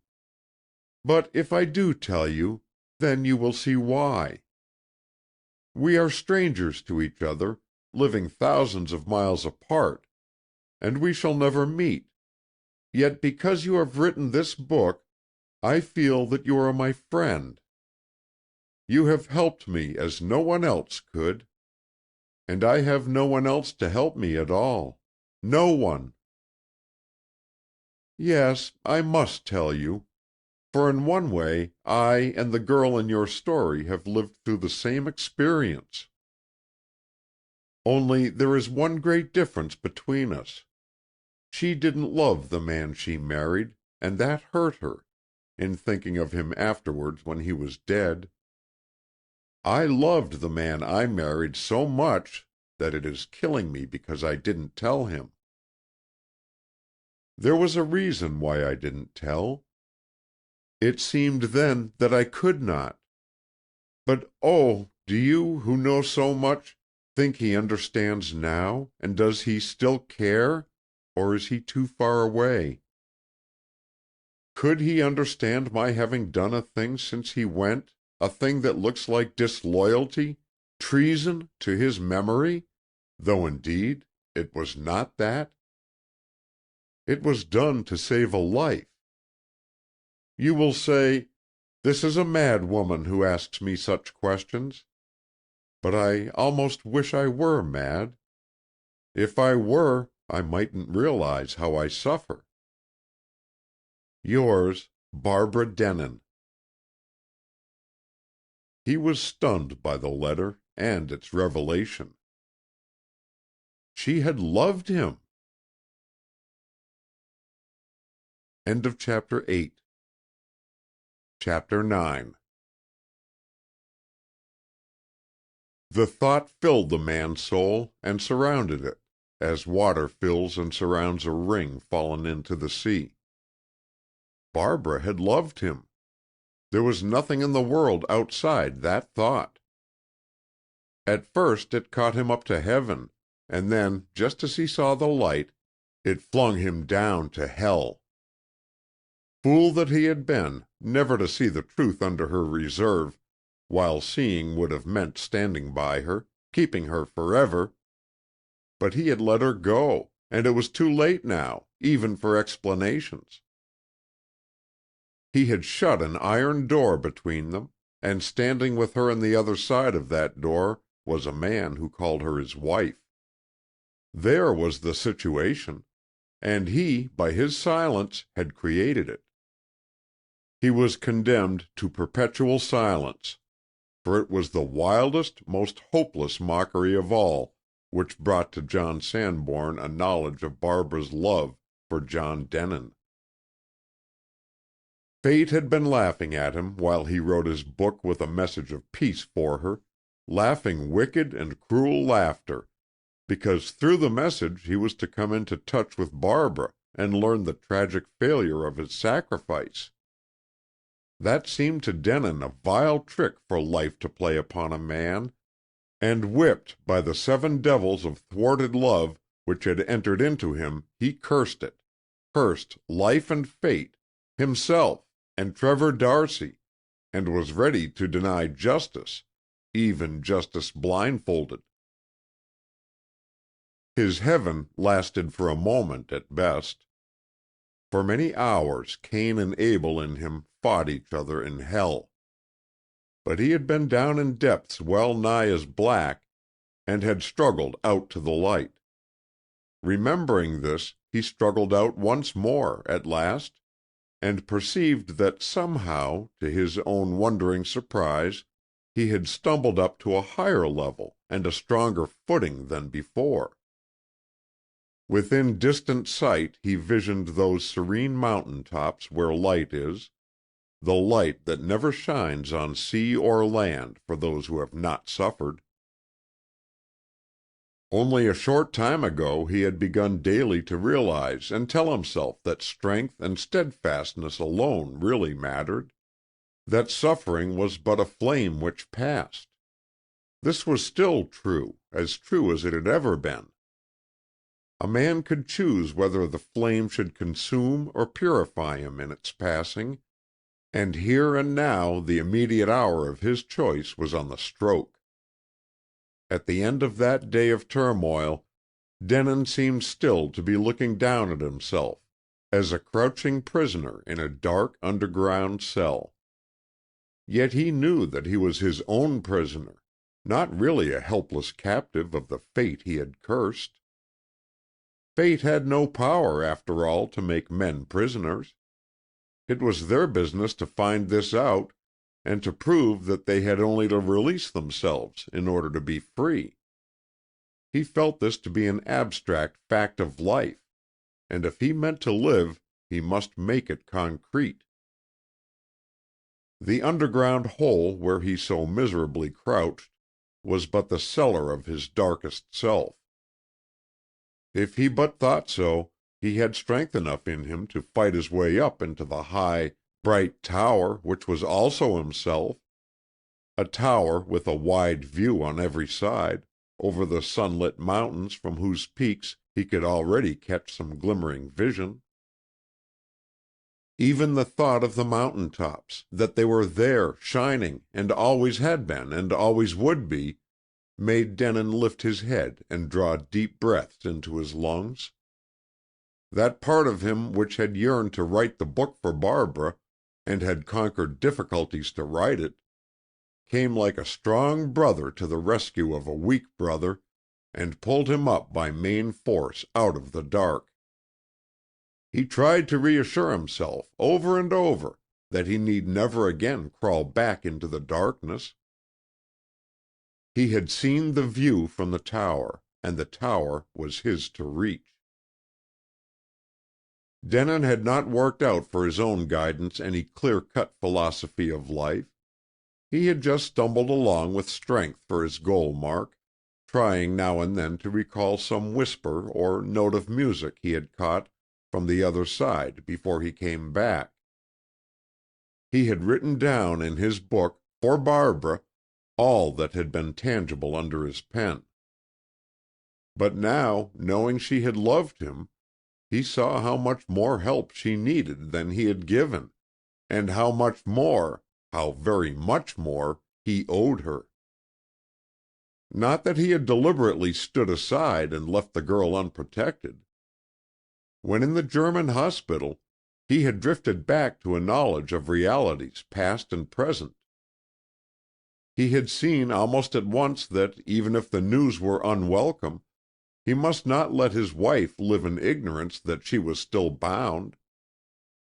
It was only after hearing from Severn of Barbara's marriage to Darcy that he had said, "John Denon is dead and buried, and his ghost laid."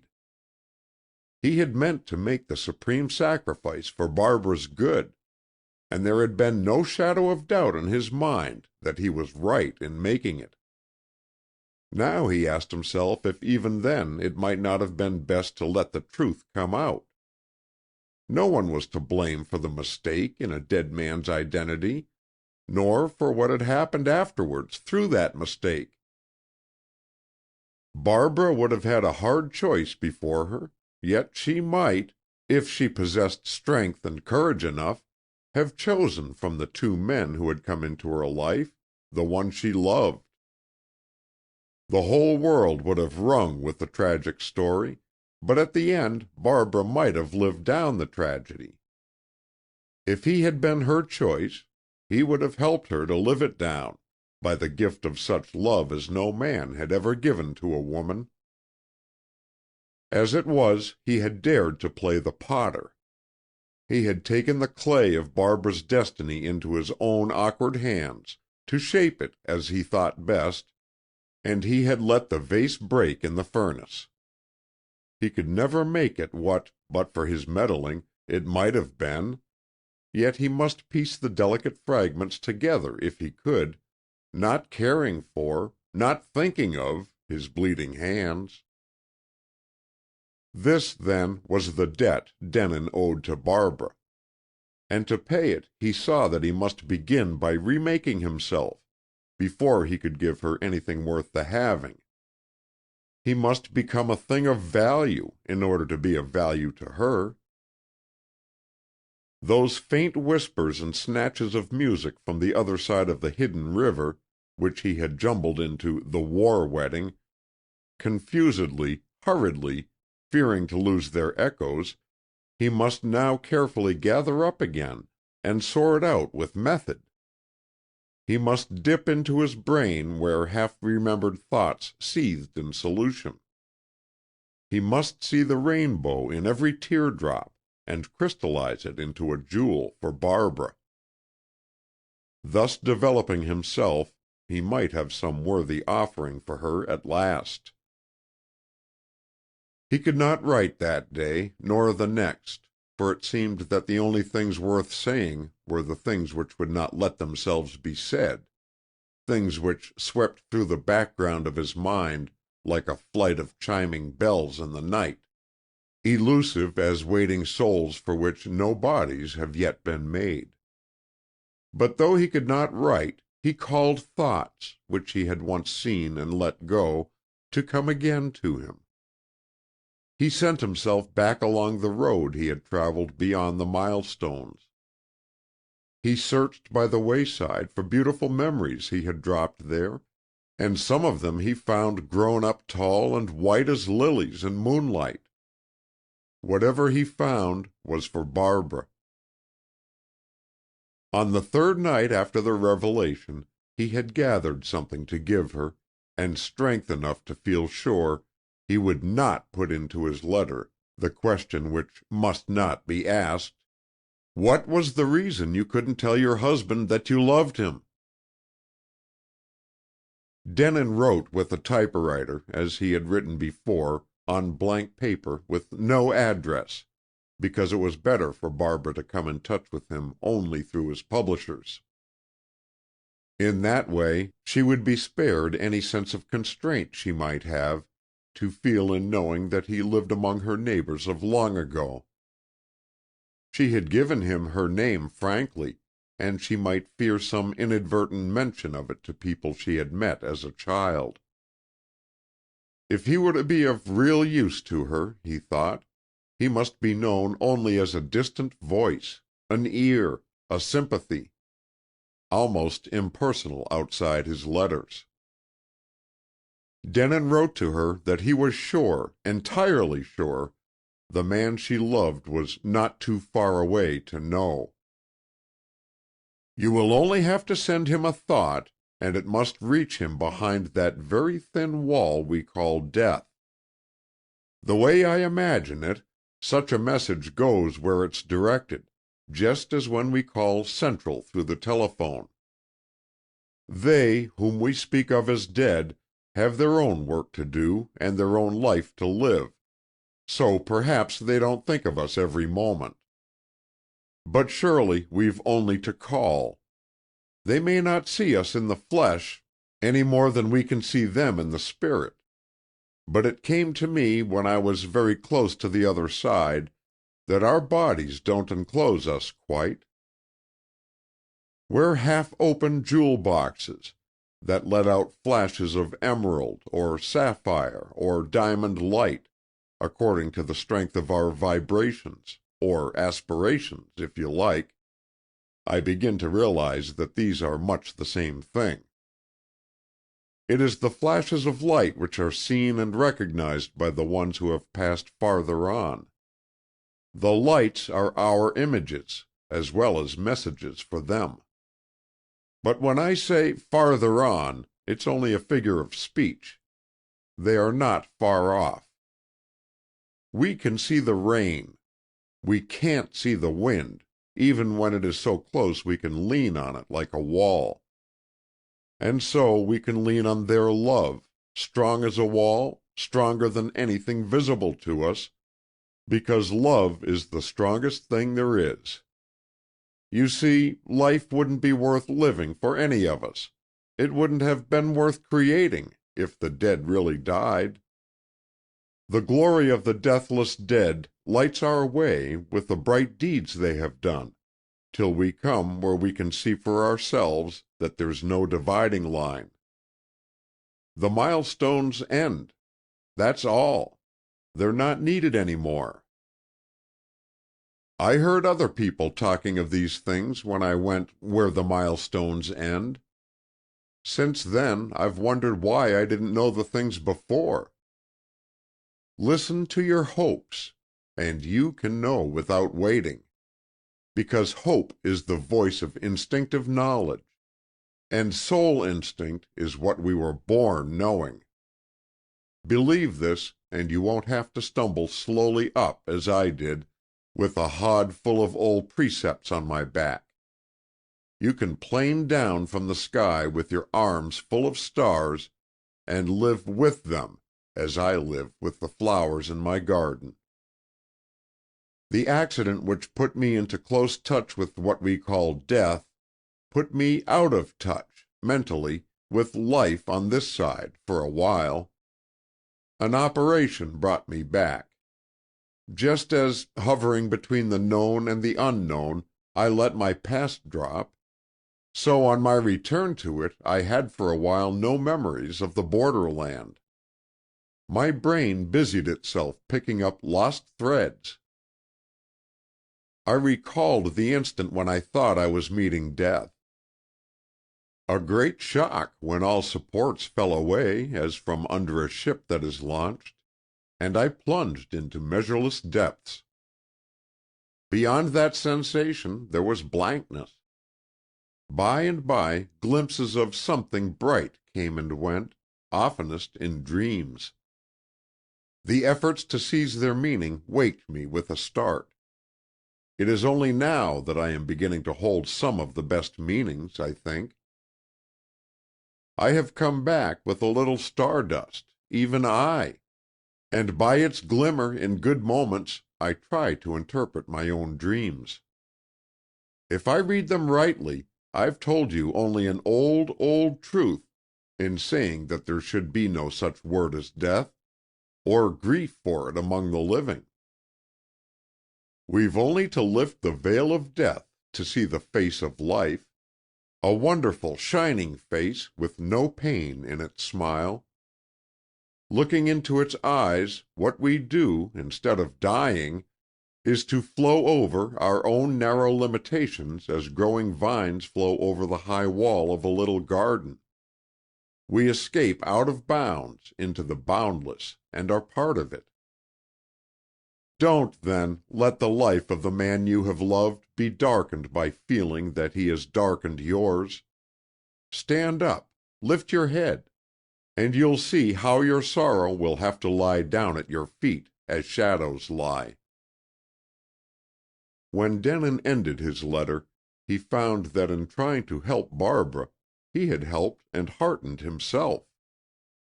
He had unfolded a flag and waved it to the sky. He went out, though it was after midnight, and posted the letter. Later he was able to sleep as he had not slept since the night he wrote the last words of his book. As usual, he dreamed of Barbara, but this time it was a new dream. He saw himself painting her portrait, and when he waked in the sunrise, he wondered why he had never tried to paint such a likeness from memory. He could see her as clearly before him as though she had come to the door, opened it, and looked at him. The thought gave him something more to live for. He would do the picture, and so bring Barbara herself to the Mirador, where, guessing nothing of the truth, she sent her thoughts to John Sanborn. End of Chapter 9. Chapter 10. It seemed to Denin that he knew the day and even the moment when his letter reached Barbara. He was working on her portrait, to which he gave every instant of his spare time between dawn and dusk. A strange, elusive impression of a girl it was, a girl in white looking through a half-open door. She stood in shadow, but leaning forward a little so that her eyes and hair and a long fold of her dress caught the light. Denin's portrait work before had been done with charcoal or colored chalk. Such mediums were too crude, however, for this labor of his love. He was trying pastels and had expected to make many false starts and failures. But he had only to open the door to see the girl standing just outside, looking straight at him with smoke-blue eyes, under level brows and warm shadow of copper beech hair. So, after all, he could not go wrong with his work. He had but to paint what he saw, and the picture took life quickly, as his book had taken life, because it was easier to go on than to stop. One evening he was straining his eyes for the last ray of daylight when a blue flash seemed to leap from the eyes of the portrait. He could hardly believe that it was only an illusion of an overworked optic nerve. It was as if Barbara had somehow found out about the portrait, and compelled it to speak for her, to tell him something she wished to say.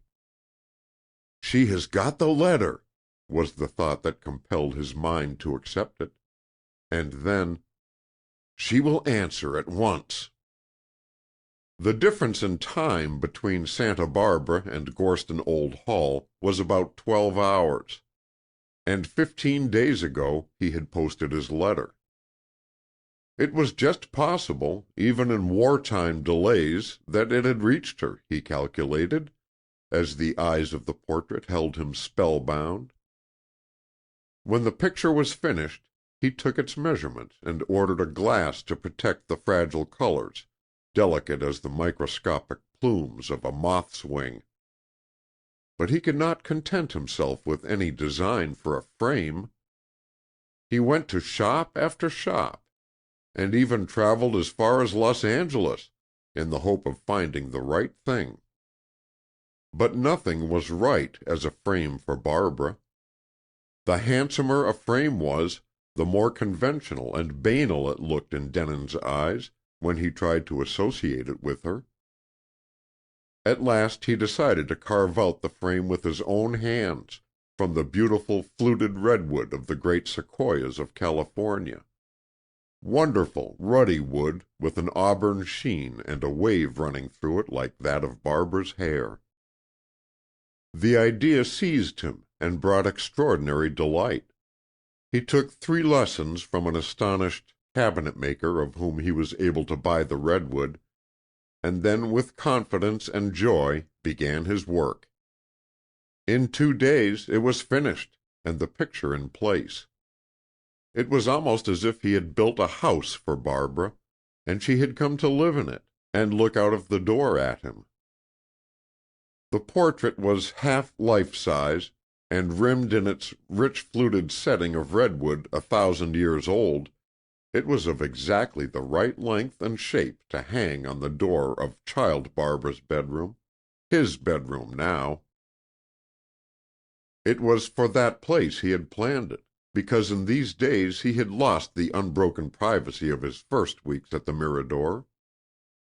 John Sanborn had been discovered, and without churlishness was unable to remain any longer a hermit. He went nowhere except for the long solitary walks he loved, and refused all invitations.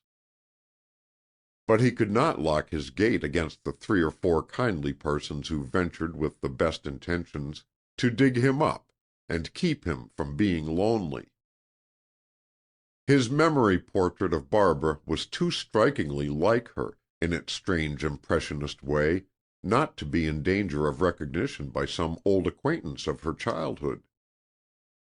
Besides, a picture of his love, even if unrecognized, was far too sacred to be seen by stranger eyes.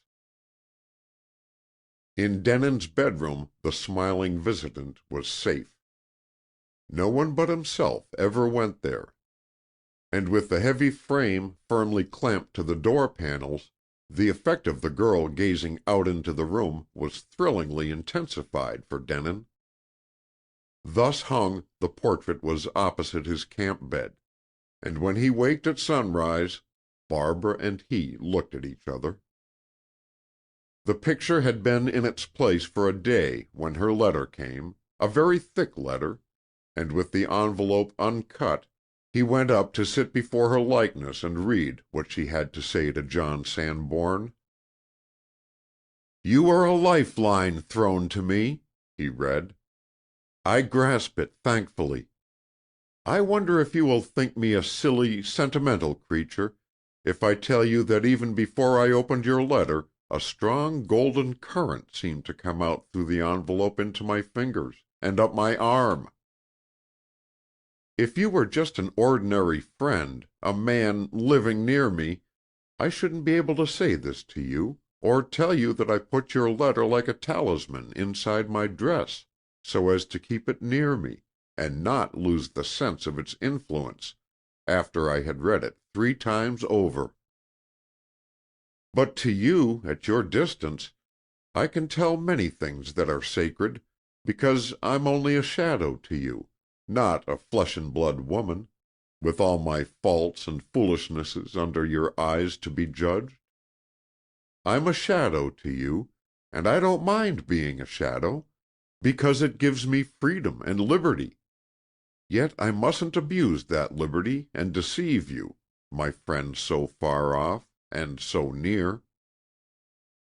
I'm afraid that I have deceived you already, and asked for your sympathy, your help, under false pretenses. Perhaps if you'd known the real truth about me and my life, you would have written me a terribly different letter. Whenever I am feeling the comfort of it most, suddenly that thought pierces through me, very cold and deadly, like a spear of ice. I want the comfort. Oh, how I want it! And so, to make sure whether I have the right to take it or not, I am going to tell you everything. You will not be bored or think me egotistic. I know you well enough, through your book and your letters, to be sure of that. When you have read this, you will be able to judge whether I can dare to claim the consolation you offer me, and whether I have a right to comfort myself with those thoughts, about the only man I have ever loved or shall ever love. Because I have given another man a place in my outer life. What thought comes into your mind when you read those words? Cold-hearted, horrible, disloyal words? Do you slam the door of your sympathy in my face and turn me away?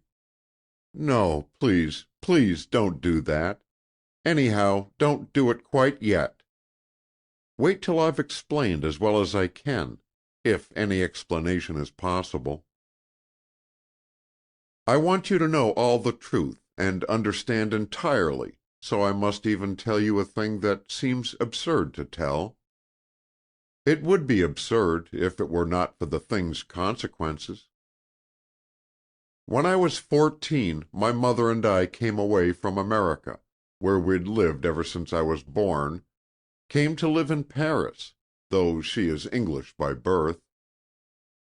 A cousin of hers, an officer in the British Army, was on leave from his regiment just then. He ran over to Paris to amuse himself, not to see us. But as he knew we were there, he called. He was 27, 13 years older than I, and I thought he was like all the heroes of all the novels I'd ever read, in the form of one perfectly handsome, perfectly fascinating man. He treated me like a child, and teased me a little about being a flapper, but that only made me look up to him more, because he seemed so high above me, and wonderful and unattainable, like a prince. Perhaps he saw how I felt and gloried in it as great fun. He gave me his picture in uniform, and I worshipped it humbly, as a little Eastern girl might worship an idol. Soon he went to India, but I saw him once again, nearly 2 years afterwards, when I was almost 16. I had never forgotten my prince, and after he came back he flirted with me, rather cruelly, I think. When I realized, just as he was saying good-bye, that he'd only been playing a little, it all but broke my heart, what I thought was my heart. I used actually to enjoy being miserable, and telling myself I should never love again, just as if I'd been a grown-up woman. I was even angry with my frivolous self when I found that I was getting over it. For I did get over it very soon, and before I was 17 I could look back and laugh at my childish silliness. That was over 5 years ago, for I am 22 now, and all my real life has come since then. My mother and I were poor until a little while ago. She is very good really, and very charming, and absolutely unselfish, so I'm not picking flaws in her if I have to explain to you that she was selfish for me. Being English herself, she has always thought, in spite of marrying an American and going to live in America, that there's nothing quite so good in the world as the best kind of English life. By the best kind, she means life among the aristocracy, in country houses, and in London in the season. She made up her mind before I was 18 that she wanted me some day to marry a man who could give me just that life. I used to laugh then, when she mapped out my future. It seemed only funny, not vulgar and horrid, to talk about marrying some vague, imaginary man for his title and money. But when Mother took a house in London, a better house than we could afford, and went into debt to buy me heaps of lovely clothes, and fussed and schemed to get me presented and dragged into the right set, I began to be ashamed. Before we had been in London very long, I met a man who was different from anyone I had ever seen before. From the first night, when we were introduced at a dance, I could think about no one else. I wish I could make you understand what he was like, for then you would see how a woman who cared about him could never stop caring, even when he was dead, for no other man could at all take his place. He wasn't handsome, not even what people would call good-looking, I suppose, and he didn't talk very much. But somehow, when he came into a room with lots of other men in it, all the rest simply ceased to count. He was very tall, and a great athlete. Maybe that was one thing that pleased a woman, for we do like strength. We can't help it. But there was so much more about him, magnetic and sincere and splendid, which would somehow have made one feel that he was near, if one were blind. He could do all the things other men do better than any of the others, yet he had thoughts such as none of the others had. One knew that a woman could have no moods or imaginings beyond his power to understand, if he cared enough, because he was fine, fine in the French meaning of the word, as well as strong. I shall never forget the first time he looked at me. We had just been introduced. There was something wonderful about his eyes. I could hardly tell you what it was. But one suddenly felt caught and drawn into them, as into a vortex in deep still water, clear and pure, though dark.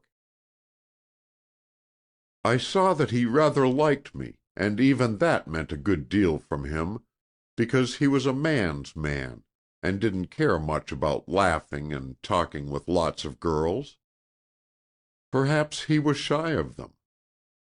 Mother saw, too, that he was interested, and that was what began all the trouble, because he was exactly what she had set her heart on for me. She wouldn't leave him alone to make up his mind whether he really wanted to see more of me or not. She tried to force him to want me. She did all she could to bring us together. She left no stone unturned. To me it was sickening. I don't know whether he saw it or not, but I was so afraid he might, and be disgusted with us both, that it made me feel absolutely ill. I could never be at ease with him. It was hateful, hateful that he should think my mother and I were trying to catch him because of his title and money. and his beautiful old house which everyone admired and talked about, and heaps of women wanted. After we had known him for a while, Mother hinted and hinted for us to be invited to stay at his place. It was almost like asking him to marry me, at least I felt it was. He was obliged to get up a house party for us, so that we shouldn't be alone, for he had no mother or aunt or anyone to entertain for him. We and the others were invited for a week, but the day everybody was going on somewhere else, Mother was taken ill, so she and I had to stay. I was sure she was pretending, though she wouldn't confess, and I was almost wild with misery and shame, I loved him so dreadfully. For days Mother kept her room, and when she came down she seemed so weak that of course he begged us not to think of going. A fortnight more passed like that. Then the first rumors of war began, and we were still with him when war was declared. That same day, out in a garden by a lake we both loved, he told me he cared, and asked if I would marry him before he went off to fight. If only I could have been sure that he did really care, and hadn't been drawn on by things Mother had said, I should have been divinely happy. But I wasn't sure. I wasn't at all sure.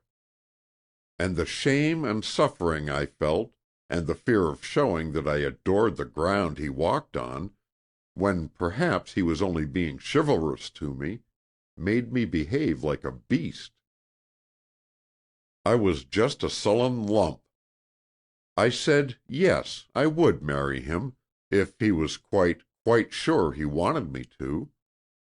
And then Mother came out of the house, and straight to us, as if she had known exactly what was going on, and could hardly wait to make certain of him. He had to go so soon to rejoin his old regiment and leave for the front that he got a special license, and we were married when we had been engaged just 2 days. If he did love me, and looking back I almost believe now that he did, for he was too true as well as strong to be trapped by any woman, I must have hurt him by keeping him so at a distance. He couldn't have understood, not even with the wonderful power he had of seeing deep into people, all the way through to their souls. But now I have explained to you about Mother, you will understand. We were hardly alone together, he and I, for more than 5 minutes at a time. I always made some excuse to escape. I was afraid if I were with him for long I should break down and be a fool. And I thought if he didn't love me I should certainly disgust him by crying. Mother had told me often, when she was training me to come out in society, that a man must love a woman very much, not to be irritated with her when she cries, and her face crinkles up and her nose gets red. After our wedding he was with me for about an hour, but Mother was with us too, for half the time, and even when she left us alone in an ostentatious sort of way, I could think of nothing to say to him, nothing at all. There were 1,000 things in my brain, will-o'-the-wisp things, but my tongue could not catch up with them. I let him go, and then it was too late. 3 weeks afterwards he died, saving the life of a friend. So now you see what your book meant to me, very specially, and why I begged you to tell me whether you had found out these wonderful things by going down close to death yourself. You know why it wasn't enough even when you answered as you did at first. I longed to hear whether you thought he would know the truth about me. Your answer to that question is all I hoped for, and more. But I don't deserve it, for I am married now to my cousin, the one I so childishly made an idol of when I was a little girl. You are shocked. You think of me with horror. You are sorry you have troubled with me at all. When you read at the beginning of this letter that I had given another man a place in my life, you didn't dream that I had married him. But so it is. 8 months after my love died, and my youth died with him, I was my cousin's wife. I won't tell you much about that. Only this. A month after I was a widow, this cousin came to England, wounded. My mother and I were helping the nurses as best we knew how in the private hospital of a friend. My cousin arranged to be sent there. He wasn't seriously hurt, and we saw something of him, of course. He was immensely changed from the old days. Because he might have been a stick or a stone instead of a man, for all I cared, he was piqued, I suppose. He told Mother that he meant to make me fall in love with him and marry him when the war was over. And when he had gone back to the front again, she repeated what he had said to me. You see, she didn't know how I had loved the other, so she was surprised at the way I took the message. I couldn't help showing that I was angry because he had dared. He wrote to me later, more than once, but I didn't answer his letters. Months afterwards, he was horribly wounded. As he had no near relatives, he asked to have us sent for to Boulogne. He was supposed to be dying, and we couldn't refuse to go. We never thought of refusing. It seemed to do him good to see us, and he grew better. His one wish, he said, was to die in England. We brought him back, a dreadful journey. He grew worse again on the way, and we were obliged to stop at Folkestone for 2 weeks. Then we got him to London to see a great specialist for spinal operations. The surgeon said that such an operation as would have to be made, if any, might kill and could not cure. At best, if he lived, my cousin would be an invalid for the rest of his life. Still, without an operation, he must surely die. It would be just a question of a few weeks. My cousin had to be told this by someone, and the surgeon thought the news of such a verdict had better be broken to him by a person he cared for. Mother felt unable to bear the strain, after all she had gone through. She isn't strong, and since last August she has changed very much. It seems as if, now that I'm provided for, as she says, she had let herself go. That day, when she asked if I would tell my cousin what the surgeon said, I was frightened about her. She trembled so much and suddenly turned so deathly pale, with bluish lips and blue circles round her eyes. Without an instant's hesitation, I promised to speak to my cousin. But I didn't realize what the scene would be like, or I could hardly have faced it. In his weakness he broke down, as I never saw anyone else break down. He said if there was no hope of his being made into a man again, what good would it bring him to be cut up and hacked about by a surgeon? Besides, the specialist was the most expensive operator in England, and he couldn't afford such a costly experiment. The simplest thing would be to put a revolver to his head, or take an overdose of some sleeping draught, and so be out of his misery once and for all. I was unnerved, and begged him to keep up hope and courage, not to think about the money, but to let us lend it. My beloved one left everything to me, and I was sure, if he were alive, he would wish me to make that offer to a brother soldier. I felt, even while I was speaking, that if I were in my cousin's place, I should refuse the operation because I'd rather die than live on as a helpless invalid, a burden to myself and others. But it wouldn't have been human not to encourage that poor sufferer to endure existence, if he could.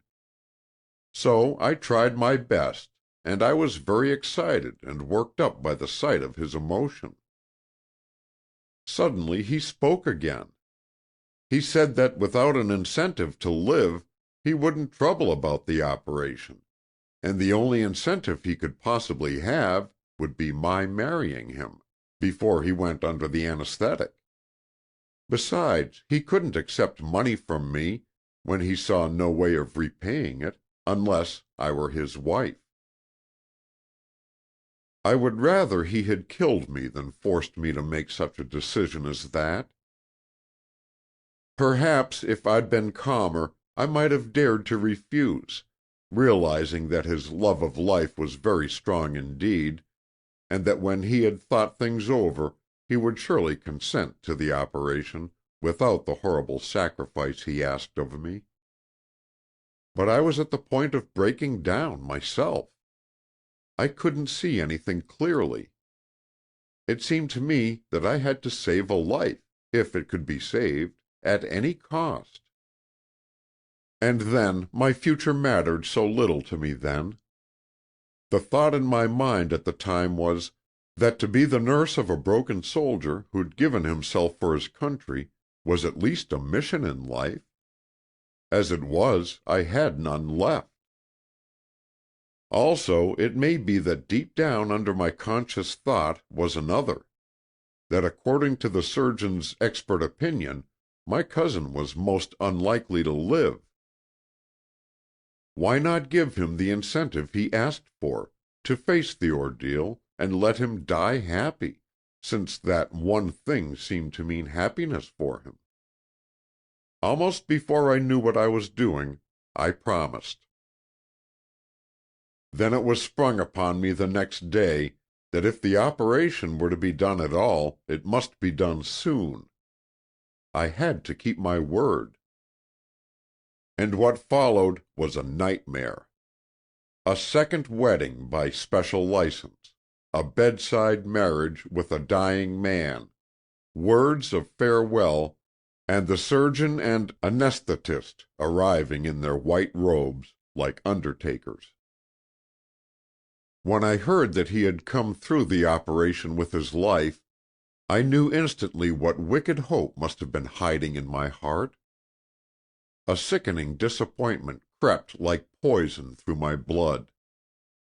I had to do my duty, though, and live up to the obligations I'd undertaken so recklessly. After a few weeks, Mother and I brought the invalid home, to the home my beloved one had given me. My life seems to have been one long series of mistakes, but I don't think I've sinned enough to deserve the punishment I have to endure now. It is too much for me. How am I to bear it, and keep my soul's honor? The memory of my love, his ways, and his looks follow me from room to room of his house, and walk with me by the dear lake, and in the garden paths. I might have found peace if I'd left myself a right to live with that memory, but I haven't. I've put a man in his place, a man whose body is helpless as that of a little child, yet whose soul is a giant of hateful jealousy. He is jealous of the dead. I hadn't guessed a man could be like that. I must tell you no more. I must try not to be cruel or utterly disloyal both to living and dead, and to my own self-respect, such as I have left. I have kept my love's name. I bargained for that before I promised my cousin to marry him. It was the one possession I couldn't consent to give up.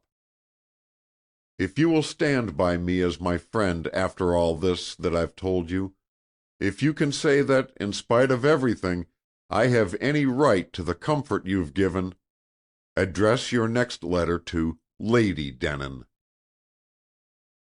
Yours gratefully, from the heart, whatever your decision may be, B.D. End of Chapter 10. Chapter 11. If he would stand by her as her friend? Denon could not wait to write. He cabled recklessly, "You have done no wrong. Take all the comfort you need. What you suffer is not punishment. It is martyrdom. God help her," he prayed, "and let me help her too, my Barbara." He thought of the girl yearningly, as of a tortured child with the heart of a woman.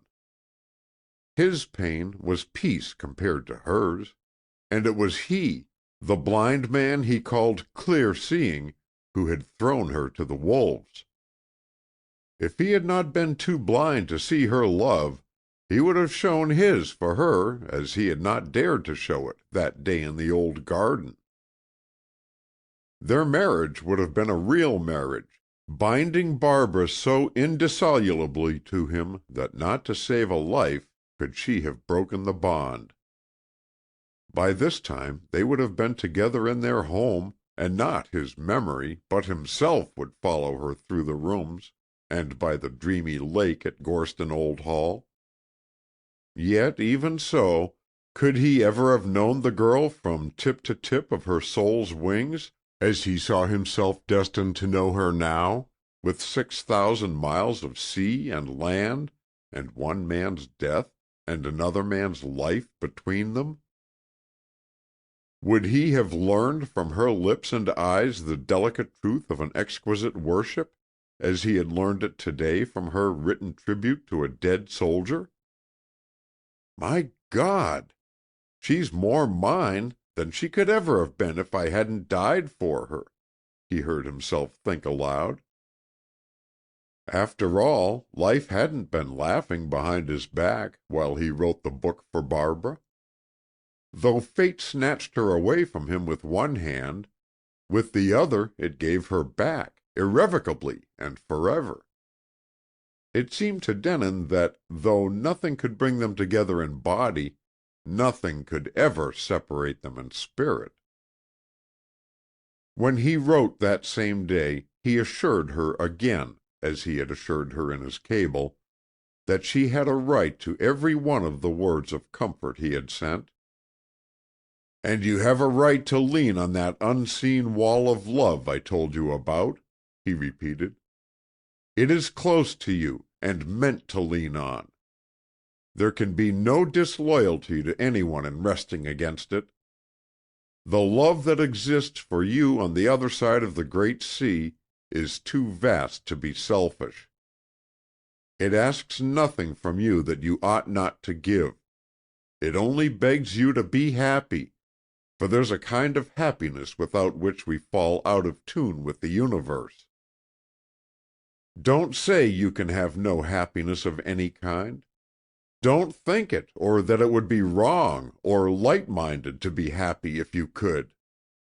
You have seen life draped in black, but black is a concentration of all colors. No opal has such lights as a black opal. The great adventure of life is learning the terror and the beauty and the splendor of it all, as one and inseparable. I have to confess that I'm no guide for you or any other.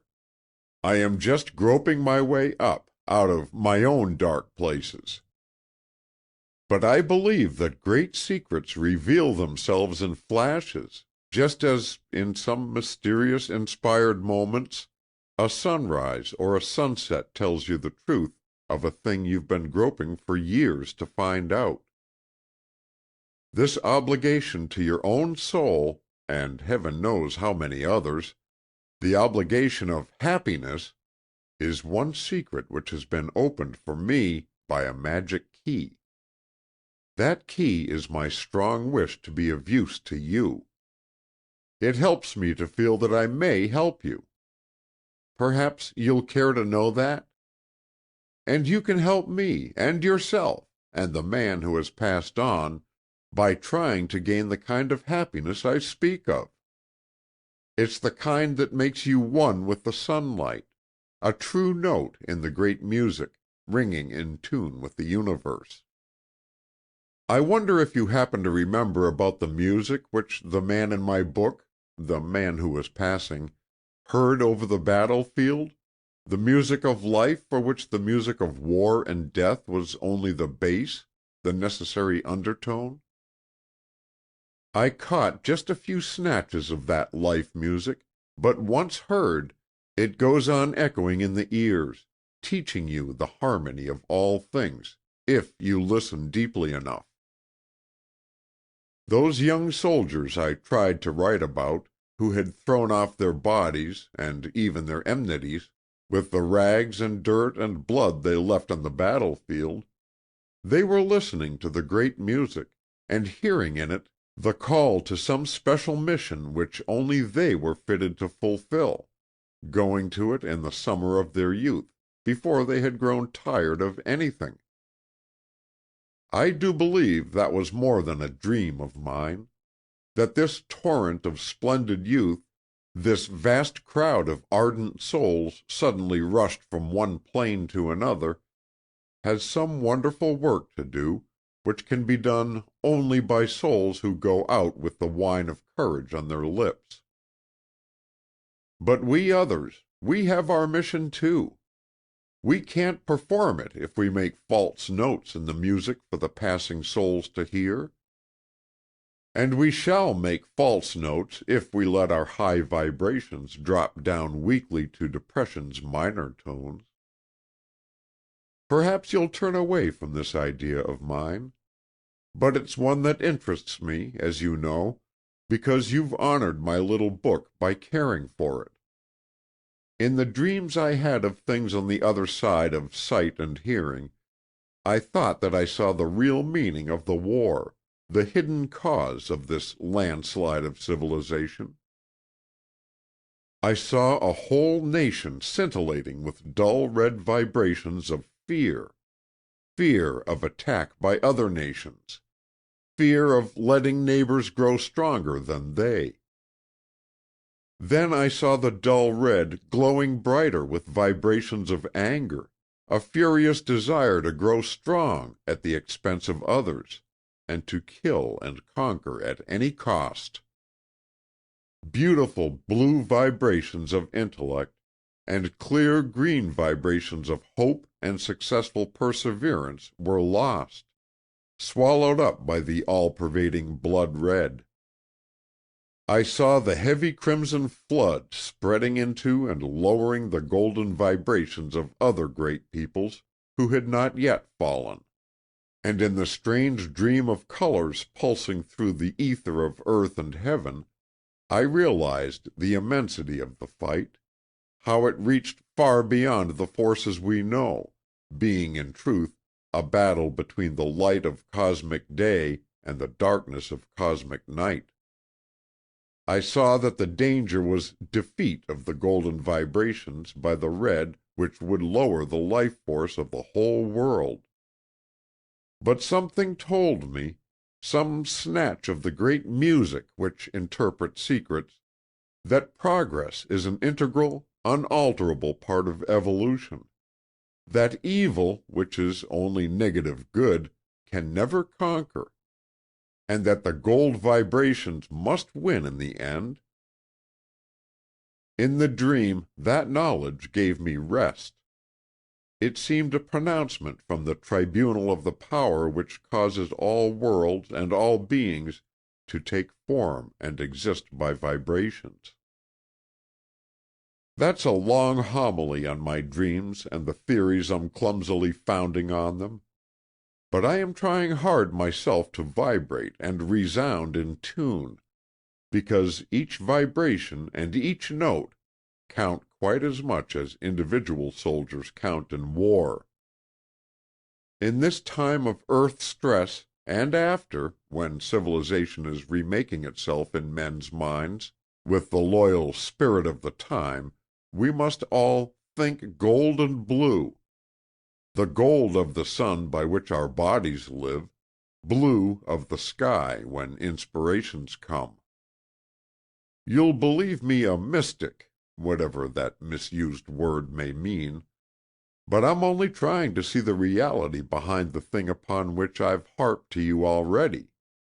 We are needing to know the reality as we never needed such knowledge before. Be happy, then, in the way that unites you with everything in heaven and on earth, all the sweet, kind children of nature close around you, so that you may learn the different languages of flowers from their perfumes, and what the trees say in the wind. You can't feel alone in the world if the trees talk to you, and they will if you open your heart to them. You will get to know the oak language, the pine, the elm, the beech languages. And next you will learn how they and the sea and the rivers and brooks, and everything else that makes up the music of nature, give out the same message in 1,000 different ways. Be happy. To be happy with your soul, no matter what has hurt your body and tried to spoil your life, is to be strong. Go into your garden, and walk by the lake you tell me of, and don't be afraid to call the memory you love to walk with you there or anywhere. The one you have loved understands all, and so there could never be even a question of forgiveness. Denin longed to add to his letter the request that she should write often, but he would not ask that of Barbara. He must be ready to give all that she wanted, and beg for nothing in return. Perhaps if she found any small comfort in what he had written this time, he would be satisfied, and feel that nothing more was left to be said on either side. This possibility he tried to keep before his mind, and to think of even as a probability, in order to soften the blow of disappointment if he never heard again. But in his heart he knew that she would write. It seemed to him when he walked in the little garden of the Mirador, or stretched his long body on the warm grass under a big olive tree he loved, that he could hear her thoughts in the garden of Gorston Old Hall. With his ear close to the earth, the message Barbara would send by and by seemed to come to him before it had left her mind and taken form on paper. She answered his cable without waiting for the letter that followed. "Thank you 1,000 times," she said. "I have always something new to thank you for. What should I have done if your book hadn't come to me, and given me you for my friend? For a little while I almost stopped believing in God, for life looked so cruel, not only to me but to everyone, or nearly everyone, I know, since the war began. Far and wide as I looked, I could find no mercy, no pity. How ungrateful I was, when all the time God was putting it into your mind to write that book, and sending your friendship to me when I needed it as one needs air to breathe. Do you know you are teaching me to think? I feel now as if I had never really thought before. I just dreamed or brooded. If he had lived, I should have learned from him. That is, I should if our souls hadn't gone on forever being shy of one another. When I had him with me, I was too busy loving him and being afraid that he wouldn't love me, to think about anything outside, though his mind had given my mind a great lift, even then. And another thing I want to tell you. Your way of thinking reminds me of him. I believe you must be a little like him, mentally, I mean. Believing this will make me trust and turn to you, as one who knows the things I long to know. You have his name, too, John. And I am going to sign my name always after this, not a mere impersonal initial. I am yours, oh so gratefully, Barbara Denin. P.S. Strange, I didn't notice at first where your cable was dated. I suppose, like the help you send me, it seemed just to come out of space. But reading the message again, I broke open the envelope I had already sealed to tell you what a throb of the heart I had in seeing Santa Barbara. Can it be that you live in Santa Barbara? I was christened after that dear old place because I was born there, or very near. It's good, it's wonderful to have your words come to me from home. It was a direct question which she asked. Did he live at Santa Barbara? But Denin thought best not to answer it. She would forget, maybe, or would suppose that he had been staying for a short time in California. Each of his letters to her before, though posted not far from the Mirador itself, had been enclosed in an envelope to Eversedge Sibley. In all but one case, other letters to correspondents brought the author by his book had been sent off in the wrapper with Barbara's.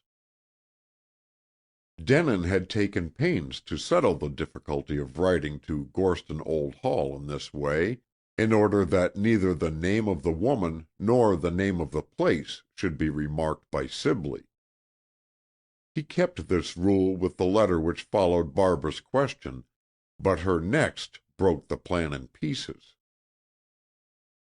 It crossed one from him, and was written after receiving his letter about the garden. Dear friend, she named him, before I say anything else, and I feel that there are 1,000 things, each pressing forward to be said first, I must tell you what I have found out. I've learned that you are living in the house my father built for me. Of course, that won't be important to you. Why should it be so? I have to remind myself over and over that I am surely just one of many women who have written to you after reading your book, one of many women you are kind to, out of the goodness of your heart, and the knowledge that's in it. Can knowledge be in a heart? Yes, yours is there, I think, even more than in your brain.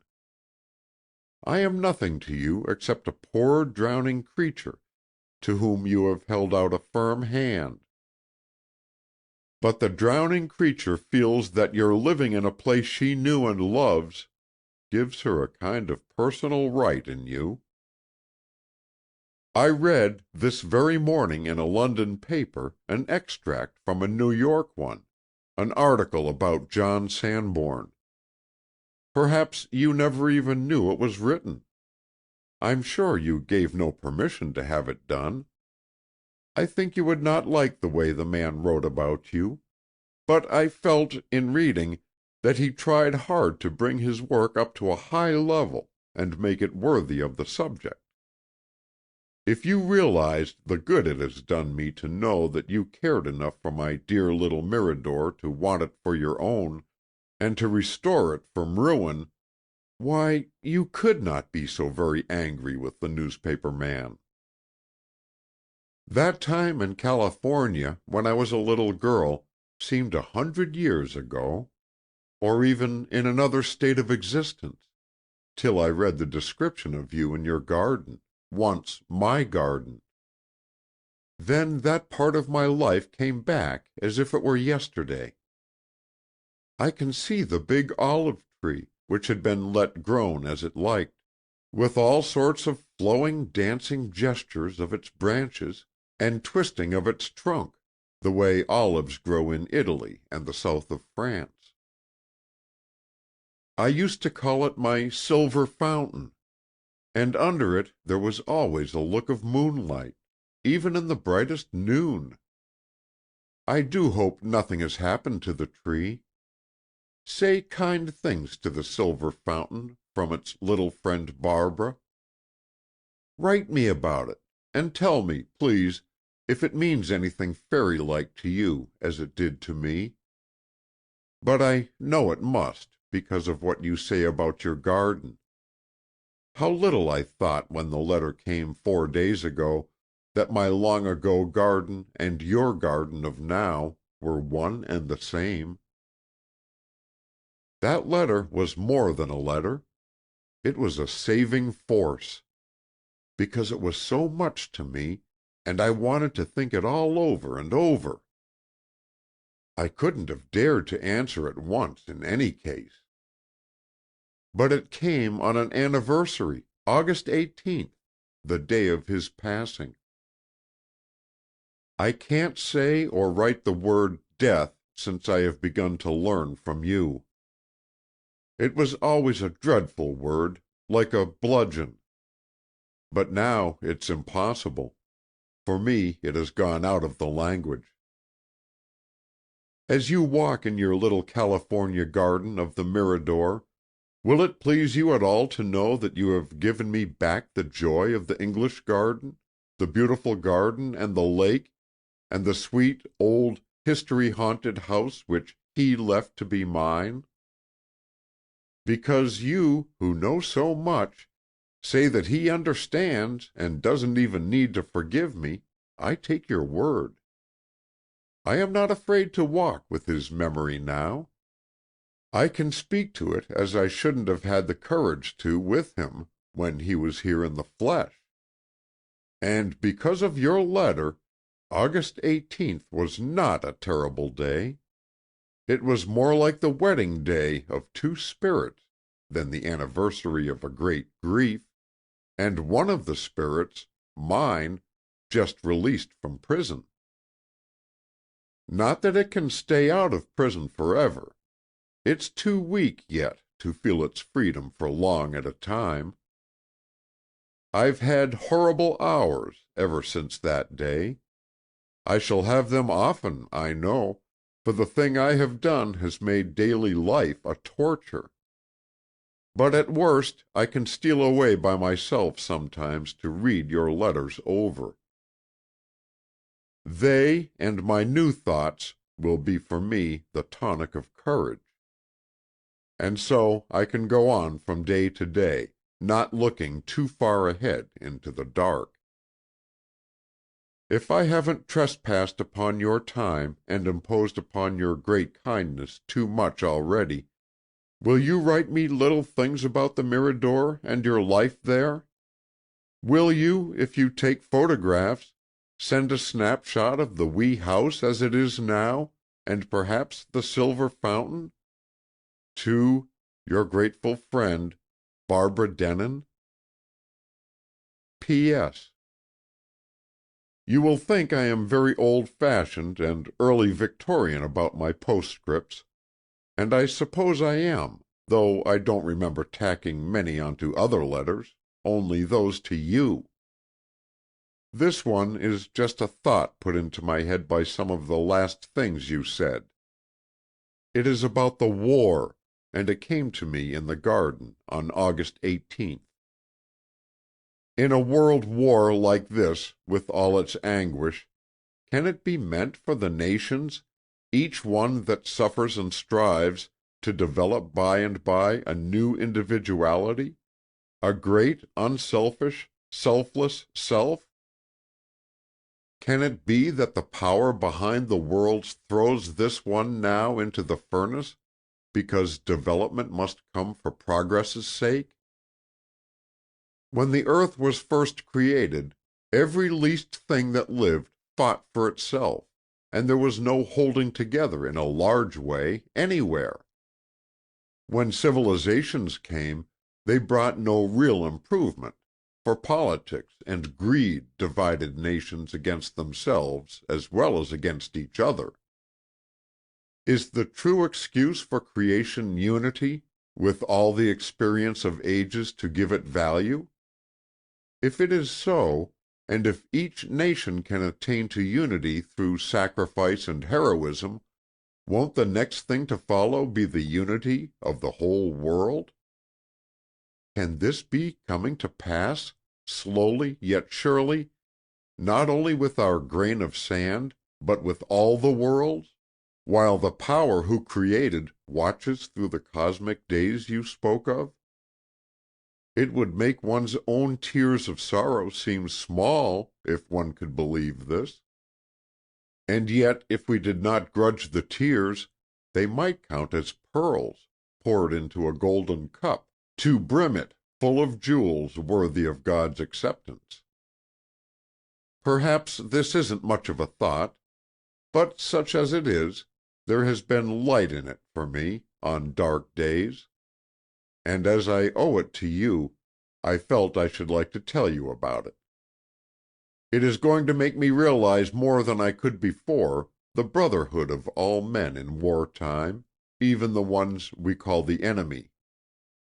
Why, I used to be stupid and unseeing as a mole.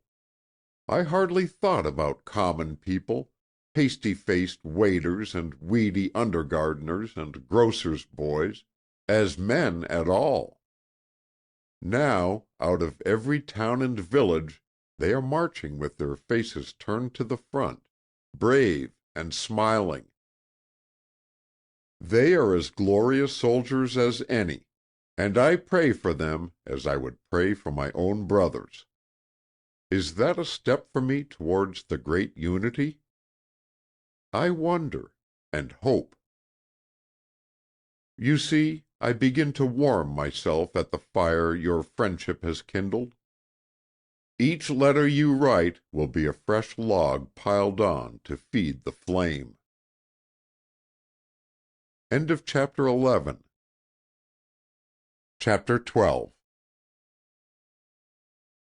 When Denon wrote again, he ventured to give Barbara the name that she had given him, Dear Friend, and he enclosed photographs of the Mirador, with its flower-draped balcony, and of the silver fountain.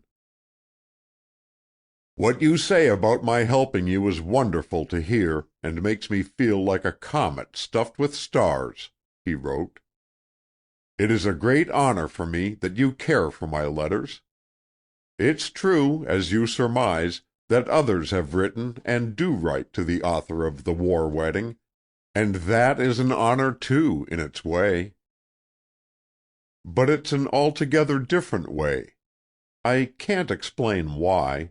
I won't try to explain why the call you have sent half across the world is different from any other call. Yet I want you to believe that it is so, that I count it an immense privilege to write to you, and an immense delight to get your answers. What you call your gratitude is the highest compliment ever paid to me. In trying to study out your problems, I have solved some of my own. In advising you to be happy, I found a certain happiness for myself. So you see that I have far more cause to be grateful to you than you could possibly have to me. For one thing, just a small instance, I had never taken a photograph in my life until you asked me for snapshots of the Mirador garden. In order to make them for you myself, I learned how. Now I am deep in it. Do you remember the little room that is half underground, yet not quite a cellar? I've turned it into a dark room for developing my negatives. I was up all one night watching the birth of my first work. But I don't tell you that to bid for thanks. I did it because I was too infatuated with the work itself to think of going to bed. These things I send are crude. I'm going to try to become what they call, don't they, an artist photographer? When I can give myself a medal for my achievements, I'll take some better pictures for you, of the house and garden, and of the mission and other places in the neighborhood of your old home, if you would like to have them. Of course it interests me immensely to know that you once lived here. The last sentence Denon added after a long moment of hesitation. It seemed brutal not to protest against that humble supposition of Barbara's, that her past ownership of the Mirador would be unimportant to him. But what he burned to say was so much more, that the few conventional words he dared to dole out looked churlish in black and white. Still, he had to let them stand. After these letters, which crossed, the woman in England and the man in California caught the habit of writing to one another oftener than before, and differently. They did not wait for something definite to answer, for their thoughts so rushed to meet each other that it seemed as if they knew by wireless what was best to say each time. Often what they said might have read commonplacely to an outsider, for now they told each other the little things of everyday life. After her first outburst of confidence and confession, Barbara did not again for many weeks refer directly to Trevor D'Arcy. But Denin thought that he understood, and felt his veins fill full with a sudden jerk, as do those of a man electrocuted, when he read, "I am rather desperate to-day," or, "To keep myself from going all to pieces just now, I turned my thoughts off my own life, as you turn a tap, and sent them to your garden, my old garden of the Mirador. I strolled there with you, and you consoled me. It was evening. We were in the pergola. Father's old head gardener used to call it the paragola, and I forgot the iron grayness here that weighs down my spirit. Over you and me, as we talked, glittered my old, loved stars of California. And the pergola, with its velvet drapery of leaves and flowers, and the 3 dark cypresses barring the sea view at one end, was like a corridor hung with illuminated tapestry come alive. You can't think how real it was for a few minutes, walking there and hearing your generous words of comfort, like magic balm on a wound that only magic balm could heal. I've decided that when things are very bad with me here, I'll try that way of escape again. I will send my thoughts to the Mirador garden, and the comfort that nobody but you, who understand so marvelously, can even be asked to give. Do you mind my flying to you? Will you pretend, too, sometimes in those starlit nights, that I have come to ask your advice and help? Will you feel as if I were actually there, and will you put the advice into words? Maybe they'll reach me so. I do believe they will. And I am needing such words more than ever lately. I can hardly wait for them to come in letters. Though I have the invisible wall of love to lean against, that you told me of, and I do lean hard, there is an influence which tries always to drag me away from that dear support, making it seem not to belong to me after all. There's a voice which tells me I was never really loved by the one whose memory I worship, that he asked me to marry him only because Mother practically forced him to do so. This isn't an inner voice. It's the voice of a person whose jealousy and cruelty I must forgive, or be as cruel myself. The voice says it has reason to be sure that all it tells me is true, that it's useless for me to ask Mother, because she would deny it. Besides, she is too ill to be troubled or reproached about anything. You know, I have 2 invalids now, so I can't do much for anyone outside, except send money, his money, to the poor and the wounded. The terrible voice hammers constantly on my heart, and is breaking it to pieces, in spite of your help. For even you can't help me there. How could you, when about that one thing, that principal thing of all, it seems now, you have no knowledge? You can't know whether he ever loved me as a man loves one woman, or whether he was simply willing to spread his generous protection round me for the future, when he was going away to risk his life. It would have been like him to do that, I have to admit, in some moods. And I hate the moods, and hate the voice for putting the idea, which mercifully hadn't struck me before, into my head. I oughtn't to hate the voice, because it may be that its wickedness, almost fiendish at times, is caused only by hopeless suffering. I strive to say to myself, as I think you would wish me to say, could a bird who had been blinded and thrown into a cage where it never saw sunshine do better than croak, or peck the hand that tried to feed it? I need to walk with you in your garden, you see. Send me kind thoughts from there, without waiting to write. Then, if I send you questions in the same way, I shall feel that you hear and answer. I shall listen for the answers. Tell me, first of all, do you, as a man, think another man would ask a girl to marry him just because she was poor and without prospects, and he was going away to face death? Of course it's true that you can't know, but what do you think? Remember, I'm not speaking of an ordinary man, but one almost too generous and chivalrous for these days. Do you think such a one might have done that?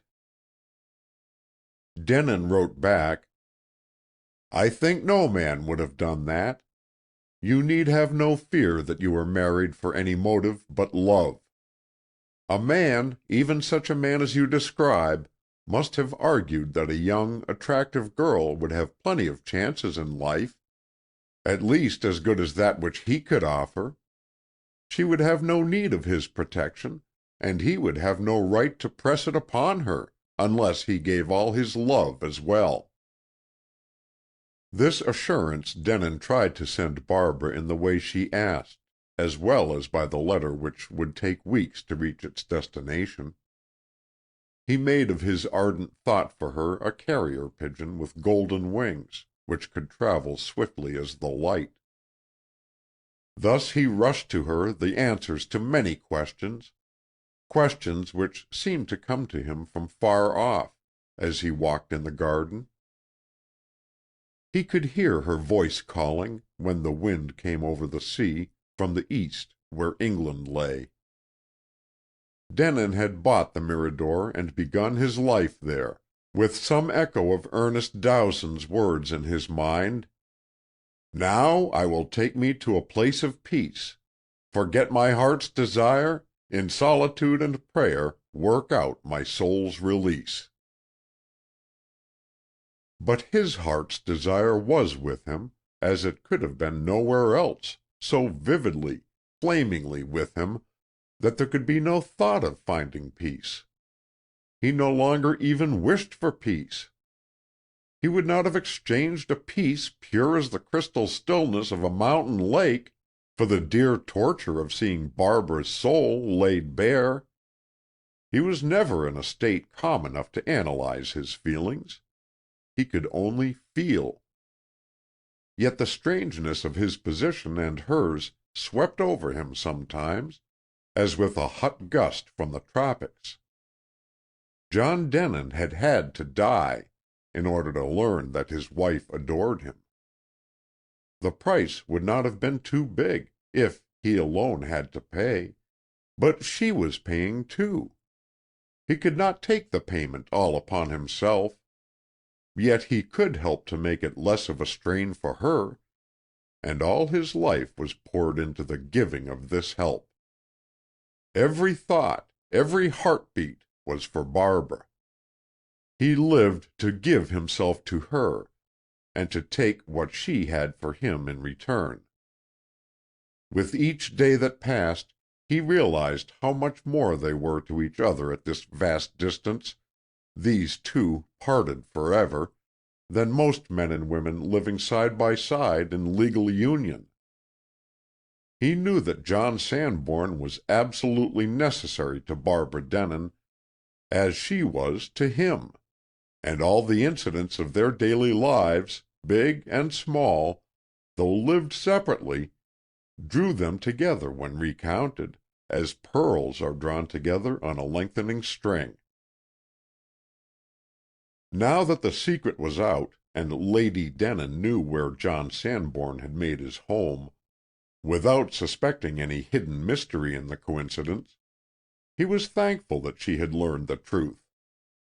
A barrier was down, and they seemed to gaze straight into each other's eyes, across the space where it had been. In return for his snapshots of the Mirador and its garden, Barbara sent photographs taken by herself of Gorston Old Hall. One of these showed the lake, with a bow-windowed corner of the black-and-white house mirrored in it, the very spot where Sir John Denin had asked Barbara Fay to be his wife. "The place I love best," she said. Though she did not say why, it thrilled him to guess. And in the same letter she sent faintly fragrant specimens from the Shakespeare border. How the sweetness of the dear old-fashioned things, whose very names distilled a perfume, floated back to Denin from the garden he had given to his love. "My husband had the border planted," Barbara explained. "Don't you think it a delicious idea? Not a single flower or herb mentioned by Shakespeare has been forgotten. And you can hardly imagine what a noble company has been brought together. Once we walked in the garden, he and I, on a moonlight night, when a breeze came up and drove the evening mists slowly, slowly along the paths and borders, like a procession of spirits in silver cloaks.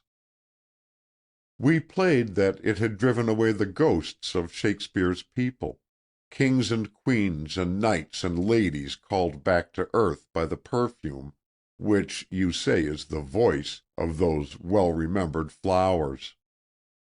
That's one of the memories I cherish now, when I walk past the Shakespeare borders in the moony dusk. And thanks to you, who have helped me literally to move into my dreams and live there, I don't seem to walk alone. For a few moments, then, I am neither lonely nor sad. The moonlight still drips into my heart, like water into a fountain, as it dripped on that night I remember. And my thoughts lead me along a beautiful, mysterious road that nobody else can see, a road to wonderful things I've never known, but have always longed for, such a road as certain music seems to open out before you. The pressed leaves and petals in Barbara's letter were those of pansies, rosemary, and rue. The dark blue pansies he had once thought like her eyes at night, rosemary for the never-absent remembrance of them, rue for an ever-aching regret because of what might have been and could not be.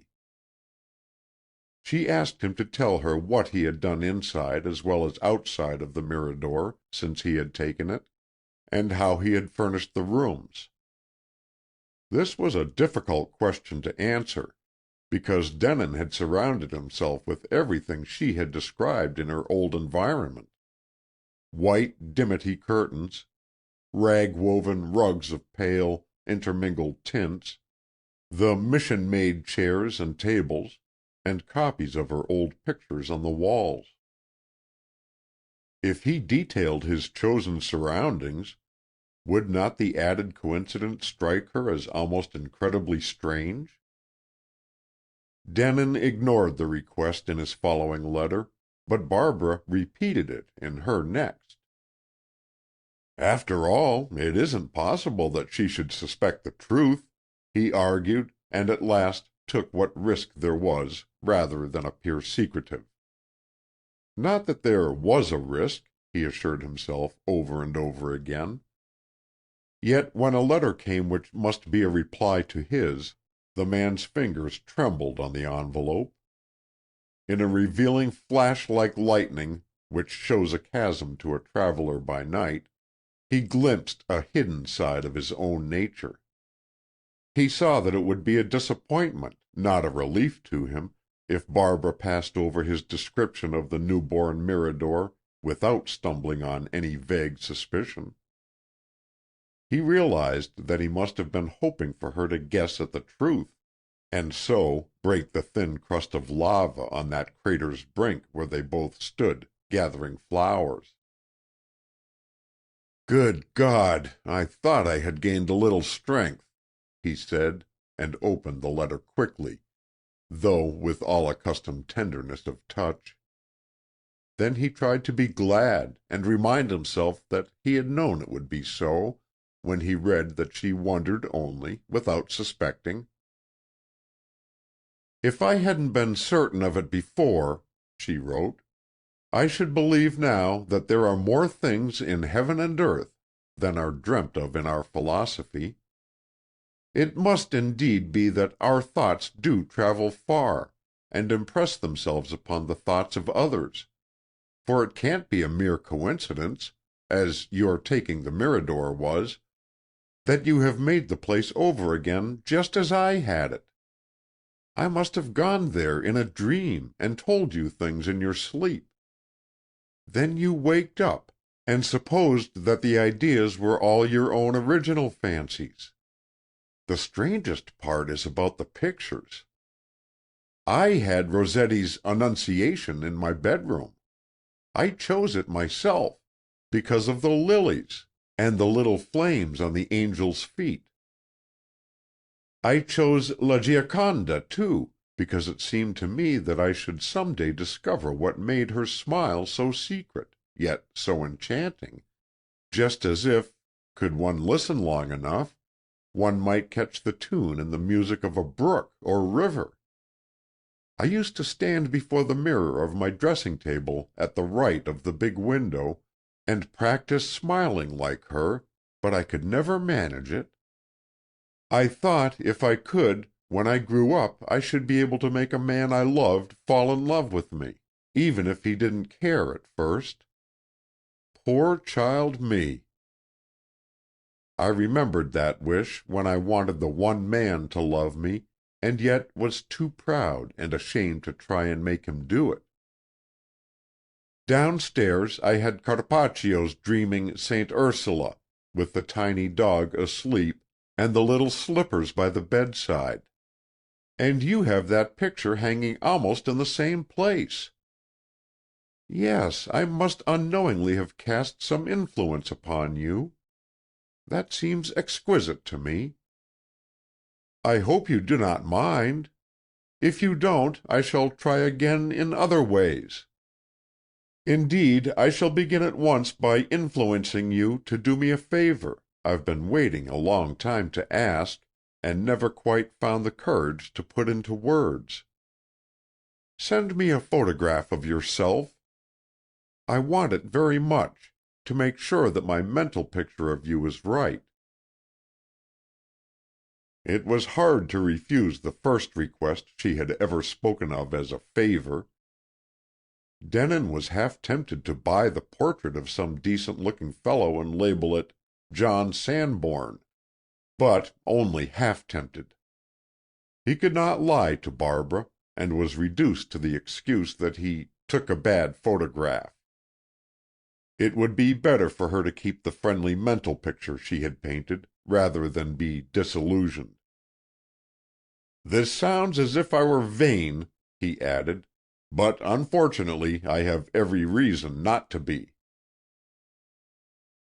"Either she won't care at all about not getting the photograph, or else she'll be offended," Denin prophesied gloomily. "Time will show." And when the day to which he had looked forward for an answer burst upon him like a thunderclap, bringing no letter, he thought that time had shown. She was angry, or, worse still, hurt, feeling like that Psyche with the oil-dripping lantern, she had been rebuked for curiosity.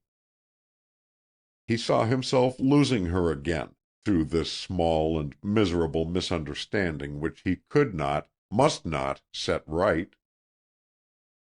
A second loss would be 1,000 times worse than the first, because this time her soul had belonged to his soul.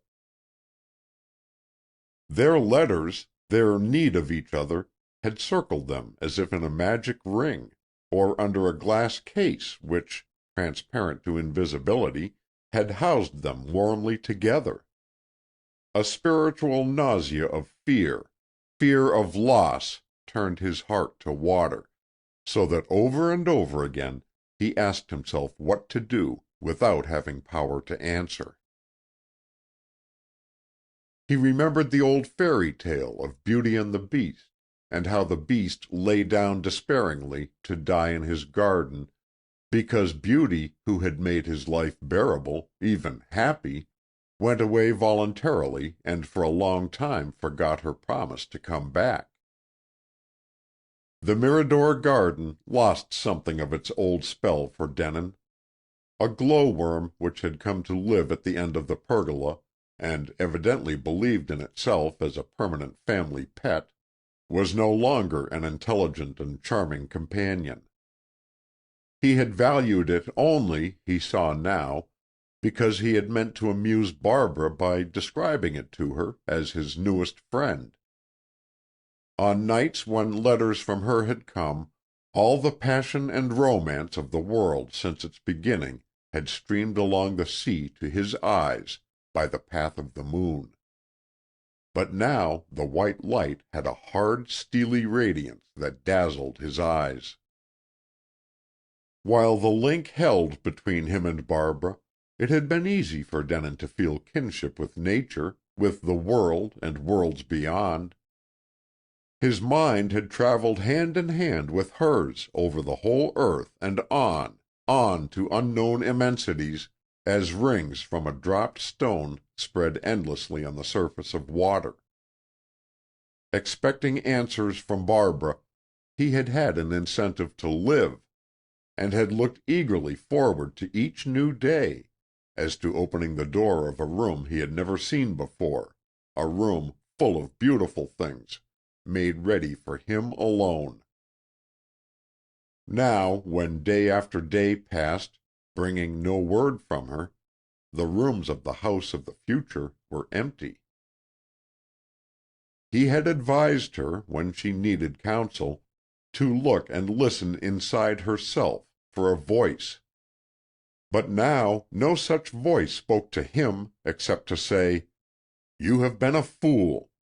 You must unconsciously have expressed yourself in some blundering way that disgusted her, broke the statue she'd set up on a pedestal. She is disillusioned, indeed." A week dragged itself into a fortnight after the day when Barbara's answer ought to have come. Still Denin had done nothing but wait, because it appeared to him that no explanation of his seeming ungraciousness was possible. If Barbara did not want him any more, he could not make her want him. Had he not loved her so much, he might have thought her silence due to illness. But he was sure that he should know if she were ill. She had let him walk into the home of her soul and its secret garden of thought. She had offered him the flowers of her childhood and girlhood, which no one else had ever seen. And if a blight had fallen upon her body, he was so near that he would feel the chill of it in his own blood. No, he told himself, Barbara was not ill. She had shut herself away from him, that was all. And the very nature of his relationship with her forbade his claiming anything which she did not wish to give. He lost all hope of hearing again at the end of a month, yet would not let himself accuse her of injustice. Had she not a right to drop him if she chose? He had no cause for complaining. He had received from the tankard of love those 2 draughts which are said to recompense a man for the pains of a lifetime, and he could expect no more. Yet he seemed always to be listening, as if for some sound to come to him through space, or even the faint echo of a sound, like the murmur in a bell after it has ceased to chime. One day, when 5 weeks lay between him and hope, a telegram was brought to the Mirador. Denin opened it indifferently, for his publisher often wired to him when a new edition of The War Wedding came out, or if anything of special interest happened in connection with the book. But this time the message was from England. It was unsigned, yet he knew that it was from Barbara. She said, "My mother has been at death's door for many weeks. Now she is gone. I am writing." "Thank God!" Denin heard himself gasp, and then was struck with remorse for his hard-heartedness. He had thanked God because Barbara had not taken herself away from him, and in the rush of joy had forgotten what it would mean for her to be without her mother. She was alone now with Trevor Darcy at Gorston Old Hall. End of Chapter 12. Chapter 13. Denin cabled an answer to Barbara, and then began a letter to her. He was in the midst of it when he was disturbed by a caller, a man he had never seen before. Expecting no one, the hermit of the Mirador had been writing out of doors in the pergola, and so was caught without a chance of escape. He sprang up and stood in front of the little table on which were his paper and ink, as if to protect the letter from the touch of a stranger's eyes. But the visitor, who had caught sight of John Sanborn through the network of leaves and flowers, appeared blissfully ignorant that he was unwelcome. He was tall, almost as tall as Denin himself, though he looked less than his height, because of a loose stoutness which hung upon him as if his clothes were untidily padded. His large face, and the whites of his eyes, and his big teeth were all of much the same shade of yellow, and his hair, turning gray, had streaks of that color under the Panama hat which he did not remove. "Good afternoon. I suppose you are Mr. Sanborn?" he remarked in a throaty voice, with a certain air of condescension which told that here was no author-worshipping pilgrim. "My name is Carl Poulsen Bradley." "Ah, how do you do?" replied Denin aloofly. He wanted to go on with his letter. "I'm pretty well, thank you," responded the other, accepting the suggested solicitude for his health as fact, not a fiction of politeness. "I got here this morning. Staying at the Potter, of course. I've been taking a look round the place." "Ah," said Denin again. He could not think, and did not much care to think, of anything else to say. But the large yellow face changed slightly in surprise. "I expect you heard I was likely to come, didn't you?" "No," said Denin, "not to my recollection." Then, more kindly, "I'm rather a hermit. I go out very little, and have only a few callers. I don't get much news, except what I see in the papers." "It was in the papers." The tone in which Mr. Carl Poulsen Bradley gave this piece of information suggested that his prominence was international as well as physical. "Can he be a New York reporter?" thought Denin, his heart sinking. But the caller had pulled from a pocket of his brown tweed coat a newspaper, folded in such a way as to make conspicuous a marked paragraph in the middle column. This he handed to Denin as if it had been a visiting card. The paper was a local one, and the very first line of the paragraph mentioned Mr. Carl Poulsen Bradley as a St. Louis millionaire. It went on to state that, having retired from business with a great fortune at the early age of 59, Mr. Bradley intended to buy an estate in California as a winter residence for his family. Having read so far, Denin supposed that he had sufficiently informed himself, and offered to give the paper back. Bradley, however, waved it away. "Read the rest," he advised. Denin did so, and with a shock learned that his tall yellow visitor had become the owner of what was still known as the old Fay place. "This is a surprise," he said, not making any attempt to look pleased. "I didn't even know the place was for sale." "Most places are, if the price is big enough to be tempting. When I want a thing, I'm willing to pay for it. And that brings us to my call on you, sir. I hear you're an author and have written a story that sold about 1,000,000 copies or some other big figure, which makes a lot of folks want to come here and see what you're like. But that isn't what I'm here for. I don't read stories. I've called on business. I want to know how much you'll take to sell me this bit of land you've bought on my place." Denin's nerves had been on edge for the last few weeks, and he felt an unreasonable impulse of anger against the fat, self-complacent man. "I won't sell," he said.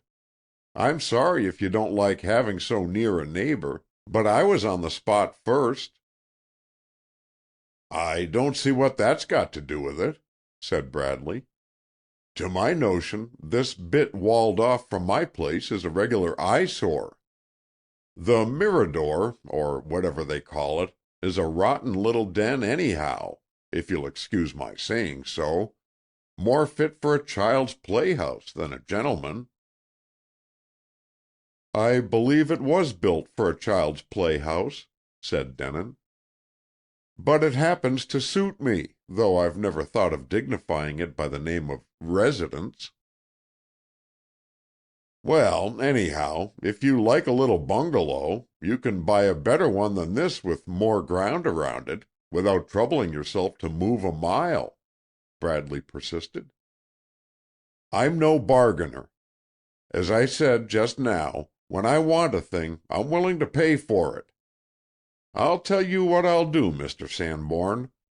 I'll give you, for this little corner lot, as you might call it, not only twice what it's worth, but the price of any other bungalow within reason you choose to select.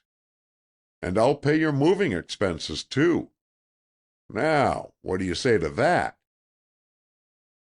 "Just what I said before. I don't wish to sell." "Say, this is a hold-up," blustered the St. Louis millionaire. Suddenly Denin's good temper came back, with a laugh. "So you think I'm trying to hold you up for a higher price?" he exclaimed. "I assure you I'm not. If you offered me $20,000, I wouldn't accept." "What?" gasped Mr. Bradley. $20,000 for this little rabbit hutch in a backyard? Good Lord, it ain't worth 1,000 at top price." "Not to you, but it is to me.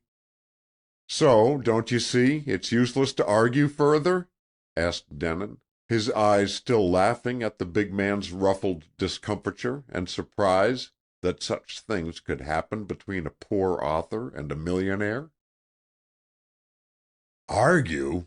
I didn't come here expecting to argue," spluttered Bradley, looking like a bull stopped at full gallop by a spider web. "I came here to—" "I quite understand, and I'm sorry to be disobliging, but I'm afraid I must," Denin cut in. "Anyhow, I needn't be inhospitable, too. Will you lunch with me, Mr. Bradley? I can't offer you much, but if we're to be neighbors—" "Great Scott, man, I'm staying at the Potter!" exploded Bradley, with a glance almost of horror at the little table in the pergola where writing materials had pushed aside dishes on a white cloth already laid. The look contrasted John Sanborn's hospitality so frankly with the fare awaiting him at Santa Barbara's biggest hotel that Denin laughed again. "Well, then," he said, "if ever I change my mind, I'll send you word. we'll let it stand at that." With a reluctance pathetic in a man so large and yellow, Bradley saw himself forced for the present to swallow the humble author's dictum. His jaundiced eyes traveled over the little pink house, with its balcony shaded by pepper trees, over the garden which he had called a corner lot, and over the simple pergola which for its owner was a corridor of illuminated tapestry. It seemed to Denin that the man could have burst out crying, like a spoiled child suddenly thwarted. "I think you're damn mighty foolish," Bradley amended, remembering the need to be conciliatory. "But I'm sure you'll think better of it. I'm sure you will change your mind. I only hope for your sake I won't have changed mine when that time comes." On that he made a dramatic exit, with a mixture of stride and waddle suited to one who felt that he had had the last word. When he had gone, Denin finished his letter and forgot all about Mr. Carl Poulsen Bradley. Also, he forgot about luncheon. But that did not matter, for his meals were movable feasts. He had them or did not have them, according to his mood, like the hermit he was becoming. Mr. Bradley, however, he was forced to remember at short intervals, nearly every day, while he lived through the time of waiting for the letter promised in Barbara's gable. "Changed your mind yet?" the new owner of the Fay place would yell from his huge automobile, spraying dust over John Sanborn on the white road to Santa Barbara. Or he would prowl, grumbling, on the other side of the flower-draped barrier which separated the Mirador garden from his newly acquired property. At last he sent a lawyer to his irritating neighbor with a definite offer of $20,500, just temptingly over the price Sanborn had said that he would not take. But Denin answered, "The Mirador is my ewe lamb." End of chapter 13. Chapter 14. "When my mother was taken so desperately ill," Barbara wrote, "every moment had to be for her, except those I could spare now and then for the other invalid. I wanted to wire you, but to do that seemed to be conceited, as if I took your personal interest in me very much for granted. I knew you would be too kind to laugh at anything I did, but perhaps, in spite of yourself, the idea might flash through your mind, 'Poor thing, she telegraphs because she has no time to write. She must think I value her letters a lot.' This was just after you had said that you wouldn't send me your photograph, you may remember. But no, why should you remember? You will recall it now, though, when I bring it up to you again. And if you do, please don't think I was foolish and small enough to be offended or piqued. I wasn't. Oh, not for a moment. I was only disappointed and a little let down, if you know what I mean. I felt as if I had been taking a liberty with the best and kindest friend a girl or woman ever had, and laying myself open to be misunderstood. I felt if I followed up that request by cabling to you that you mustn't expect letters for some time, it would be another blunder. But, oh, how I missed my friend! 2 letters from you came to me after I had been obliged to stop writing, but because I'd been able to send none, nothing seemed right. I felt as if I had lost hold upon you. I groped for you in the darkness, but because I had dropped your hand, I was punished by not finding it again. Mother suffered so much that I could not wish to keep her. For 2 days and nights after she went, I lay in a kind of stupor. You see, I hadn't slept more than an hour out of the 24 for weeks, so I suppose I had to make up somehow, or break. I was hardly conscious at all, and they let me lie without rousing me up to eat or drink. But at last I waked of my own accord, out of a dream it must have been, though I don't remember the dream. I remember only that I thought you were calling me, though the voice sounded like his. Immediately after, I seemed to hear the words, 'John Sanborn believes you've stopped writing to him because you were vexed at his refusal of the photograph.' I started up, tingling all over with shame, for I saw that it might easily be true. I didn't go to sleep again. I asked for a telegraph form, and sent the cable to you which I know you received next day, because of the date of your answer. I beg of you not to take your friendship away from me. I shall need it more than ever now, if possible, because my mother is gone. I don't feel that she will come back to me in spirit, because she was unhappy here, and at the end was glad to go. She loved me, I'm sure, but not in the way which makes one spirit indispensable to the other. I think after the war gloom of this world, and her own pain, she will want to be very quiet and peaceful for a while, in beautiful surroundings, where she can feel young and gay again, and not trouble herself to remember that she was the mother of a grown-up, sad woman down on earth. I want her spirit to be happy in its own way, so I'm not even going to try and call her to me.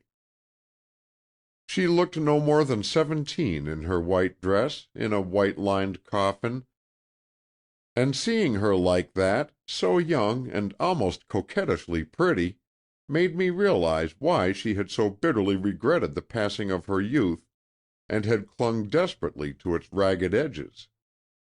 I gave her a bed and a covering of her favorite flowers, though they were not those I care for most, gardenias and camellias and orchids. I associate them always with hothouses and florist shops, which seem to me like the slave markets of the flower world. Don't they to you? I beg of you not to believe that I forgot, or did not keep turning in thought to my friend, in those long days and nights when I hadn't time to write, or couldn't risk the rustle of a sheet of paper, or the scratch of a pen. I thought of you constantly, especially in the night when I sat beside Mother, not daring to stir or draw a long breath if she slept.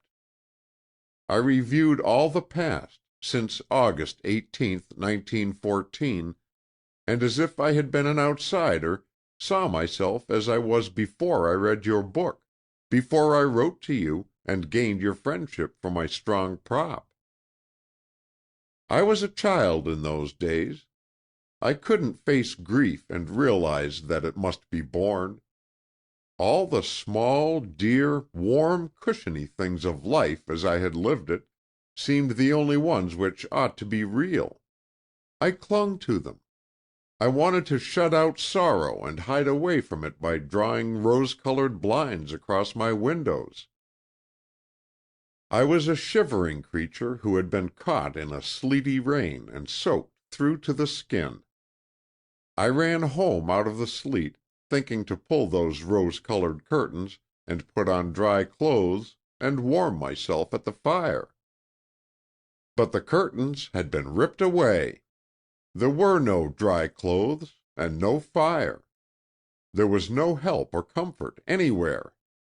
The world marched in an army against me.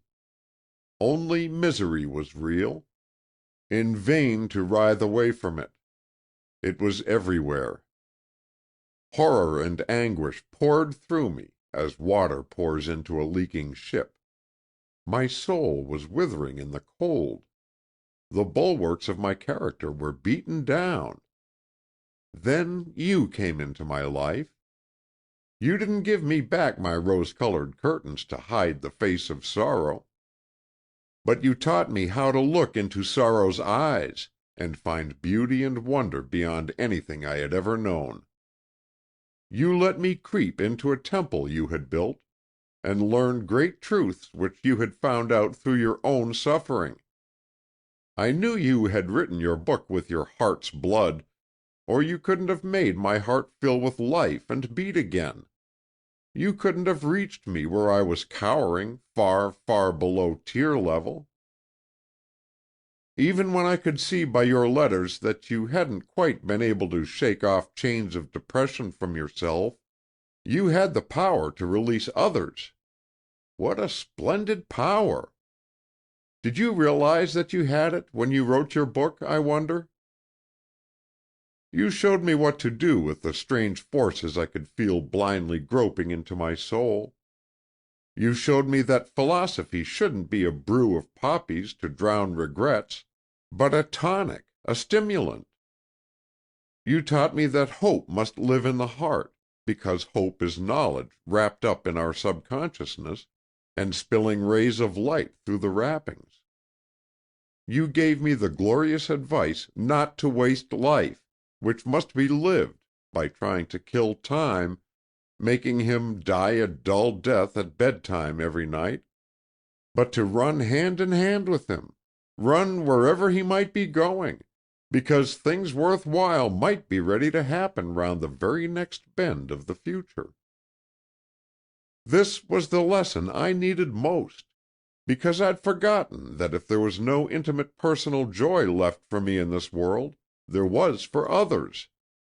And even I might help them to find it, by having the bright courage of my imagination, instead of the dull courage of convictions. You made me believe, even though I can't always live up to the belief, that when we are horribly unhappy, we're only seeing a beautiful, bright landscape reflected gray-green in our own little cracked and dusty mirror, distorted in its cramped frame.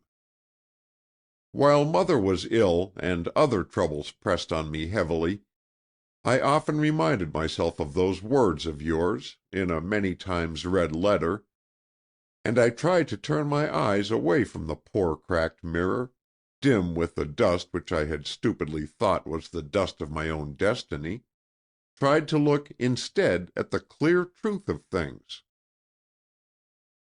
In the same letter, one of those I treasure most, for I've kept all, and always shall keep them, you gave me another thought that has done me good. You said it had only just come to you as you wrote to me.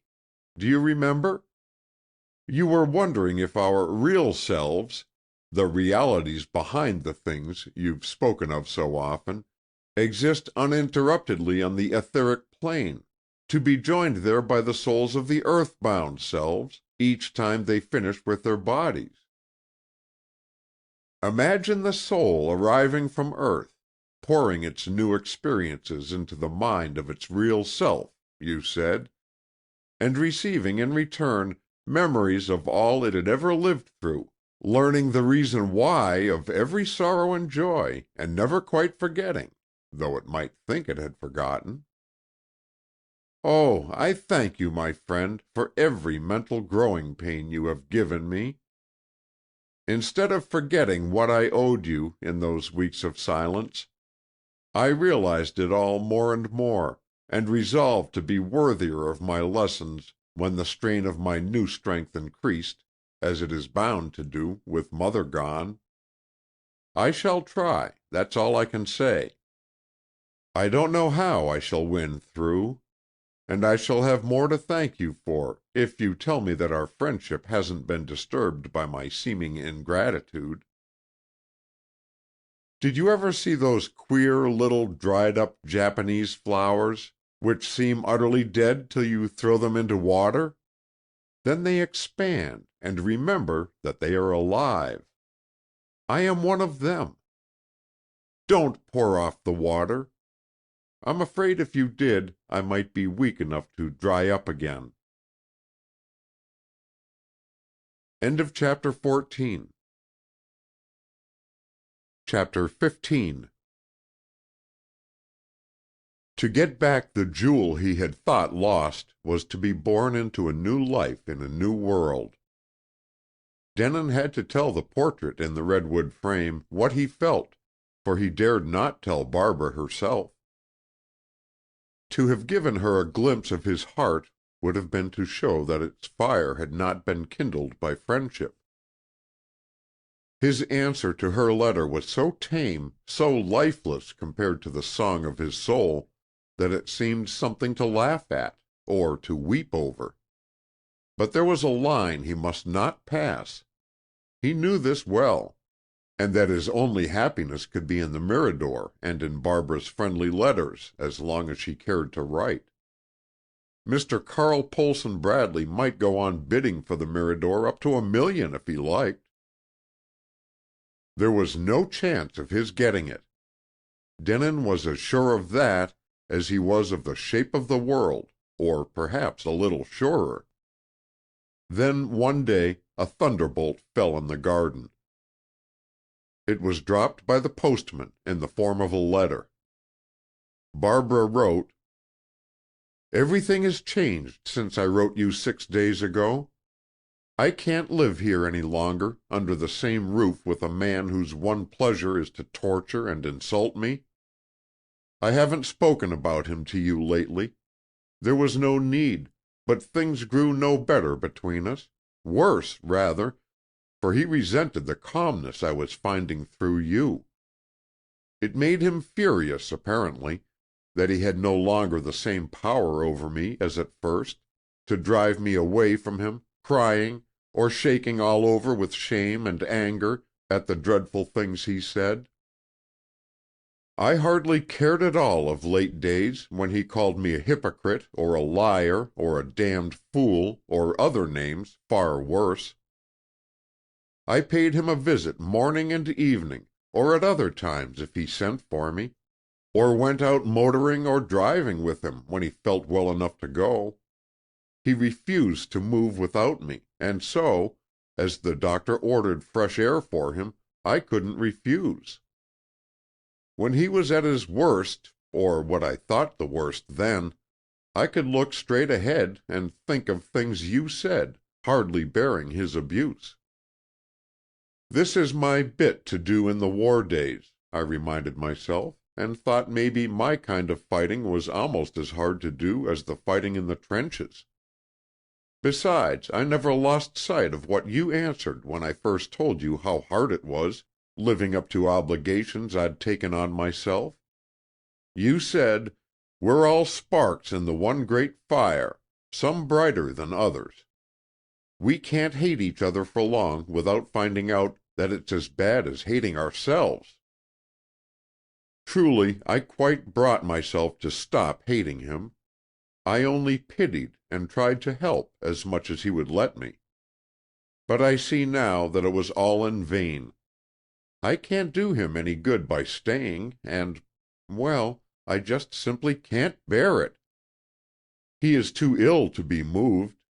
This dear old house will have to be his home while he drags on his death in life, which may mean years. So I, not he, must go. Lest you should blame me too much, I will tell you what happened, though I wasn't sure I would do so when I began to write. His valet is a trained nurse, a repellent person, though competent, with dull eyes and a face which looks as if it had petrified under his skin, because his soul, if any, belongs to the Stone Age. The creature's name happens to be Stone, too, and if he has any feeling it is love of money. His master has been bribing him, it seems, to spy upon me.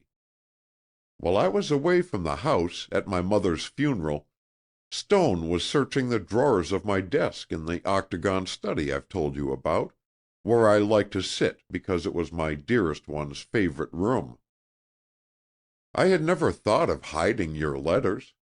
There was nothing in them which needed to be hidden. Besides, it never occurred to me that cruel suspicions and disgusting ideas of baseness were wriggling round me, like little snakes that peep out from between the rough stones in a ruined wall. There they all were, bound together in a packet, the kind, brave letters that have been my salvation. Stone took them to his master, who sent for me when I came home after the funeral. As soon as I saw him, I knew that something unusual had happened. He flung his discovery of the letters into my face.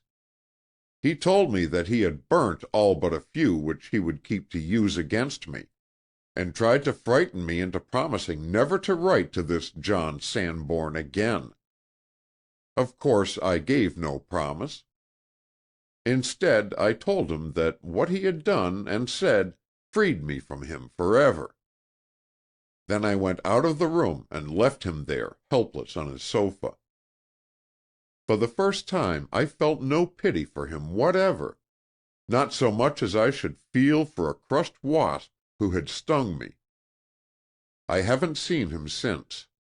I don't intend to see him again. But when I could get my thoughts in order after the fire of fury had cooled a little, I wrote to him. I said that I was sending for a lawyer, and would make some arrangement so that he should want for nothing. I told him that he might stay at Gorston Old Hall as long as he wished, but that I was going away almost immediately. Once gone, I should never return while he was in the house. I have always thought divorce very dreadful, but now I see how one's point of view changes when one's own interest is at stake. If I could, I would divorce this man, with whom my marriage has been a tragic farce. But I have no case against him legally. I knew when I consented to call myself his wife that I should never be his wife really, and so, my solicitor says, I could not even sue for nullity of marriage. It wasn't I who thought of that. I don't remember having heard the term mentioned, though perhaps I have, without noticing, when such things seemed as far from my life as the earth from Mars. It was the lawyer who brought up the subject, but added the instant after that nothing could be done in the way of legal separation of any kind. He advised me to send the man away from Gorston Old Hall, saying that I should be more than justified. But I wouldn't agree to do that. For one thing, it would be like physical cruelty to a wounded animal. For another thing, even a stronger reason, the temptation to send him away was, and is, terribly strong. I could feel myself trying to justify the idea to my own soul, as if I were pleading a case before a tribunal.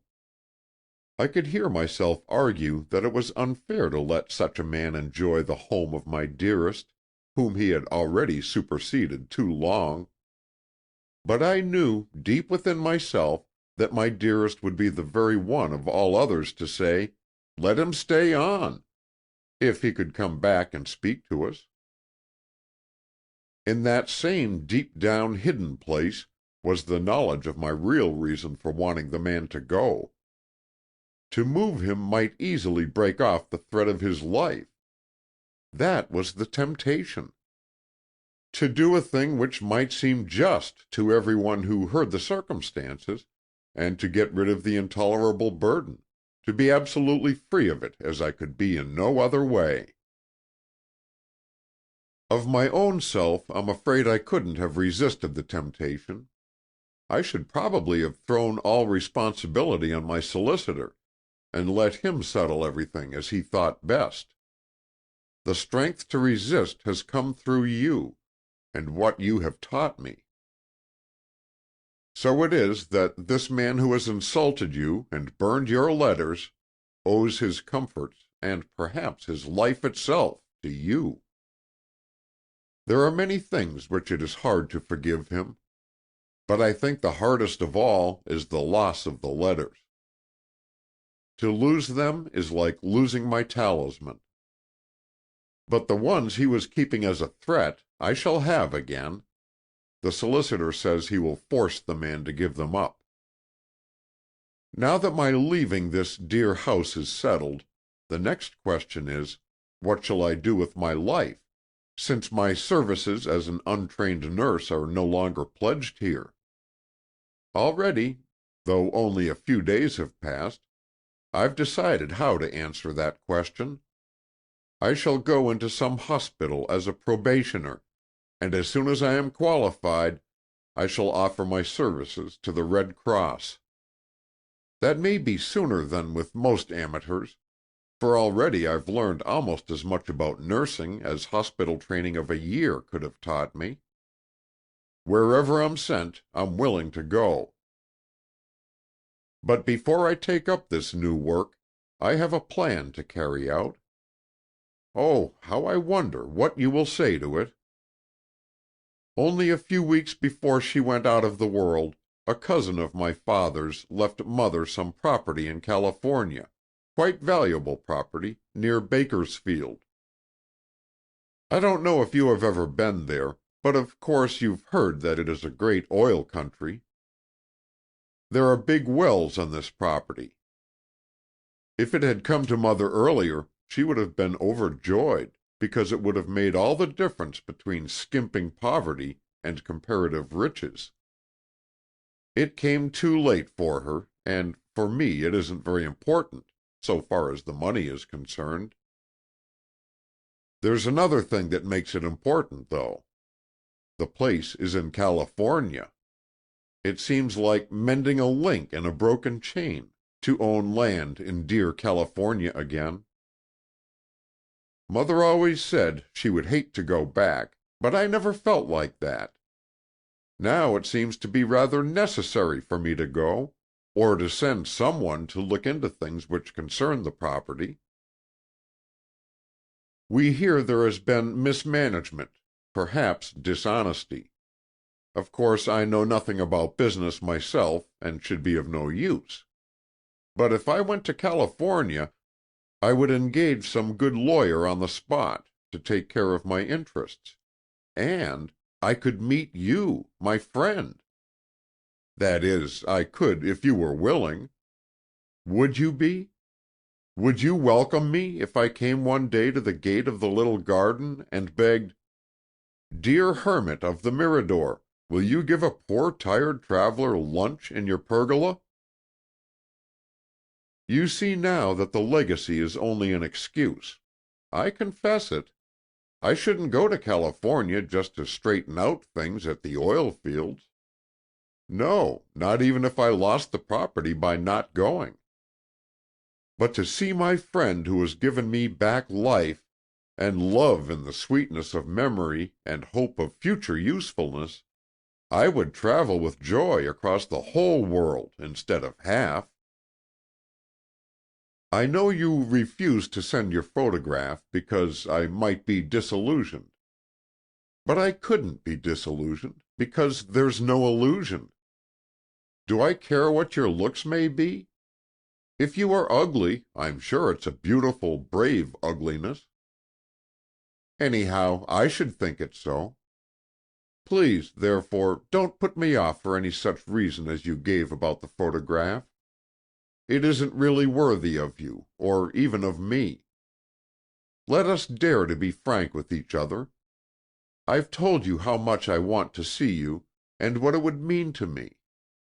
In return, you must tell me whether you want me to come, or whether, because of some real reason, which you may or may not choose to explain, you wish me to stay away. When you get this, there will be only time to telegraph to yours ever in unbreakable friendship, Barbara Denin.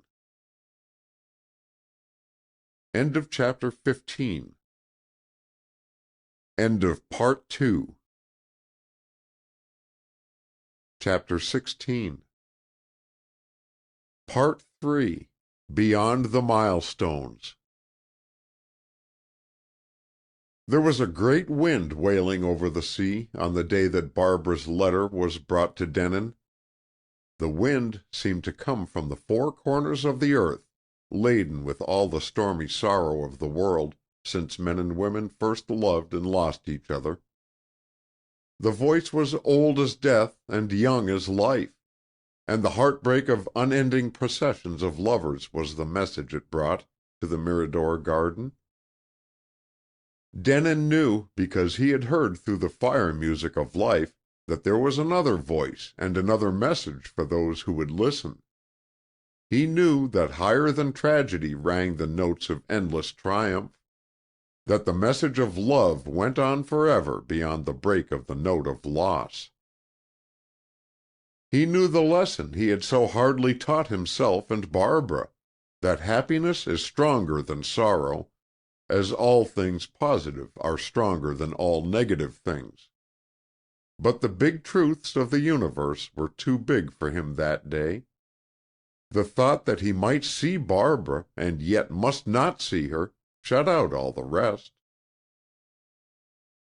There had been, it seemed, only one honorable course open when he had decided to sacrifice his place in life to save Barbara from scandal and to let her keep her happiness. It was very different now. Her marriage with Trevor D'Arcy had not been a marriage of love. It had been worse than a failure. She had loved only one man, John Denin. Why not let her come and find him? But no, the trial would be too great. It would not be fair to put the girl, still almost a child, to such a test. Her love for Denin had been a delicate poem. He had died, and his memory was cherished in her heart as a rose of romance. There was no human passion in such a gentle love, and only the strongest passion could pass through the ordeal he proposed. She might hate him for his long silence, and blame him for deceit. She would see herself disgraced in the eyes of the world, and nothing that he could give would repay her for all that she must lose. No love could be expected to stand such a test, much less the love of a child for an ideal which had never, in truth, existed. It would break her heart to fail, and break his to have her fail. The memory of a meeting and a parting would be for him a second death, death by torture. The temptation to let things take their course was overcome. Indeed, he no longer felt it as a temptation. Nevertheless, he suffered. Some reason for putting her off must be alleged, but there was time to think of that afterwards, between the telegram and letter which would follow. The great thing was to prevent her from coming to the Mirador and finding out what a tragic tangle she had made of her life. When he had sent the cable and was at home again, Denin read once more all of Barbara's closely written pages. At the end he kissed the dear name with a kiss of mingled passion and renunciation. "She'll think I have no more heart than a stone," he said to himself. "Her friendship for Sanborn will crumble to pieces."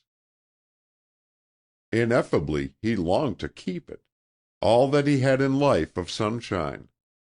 Yet he could not see how to account for his refusal without lying, and without appearing in her eyes cold as a block of marble. He looked at the letter, which might be her last, as a man might look at a beloved face about to be hidden in a coffin, and suddenly the date sprang to his eyes. For all his reading and rereading he had not noticed it before. There had been a delay. The letter had been several days longer than usual in reaching him. What if she had grown tired of awaiting the asked-for cable and had chosen to take silence for consent? The certainty that this was so seized upon Denin. He was suddenly as sure that Barbara was on the way to him as if he had just heard the news of her starting.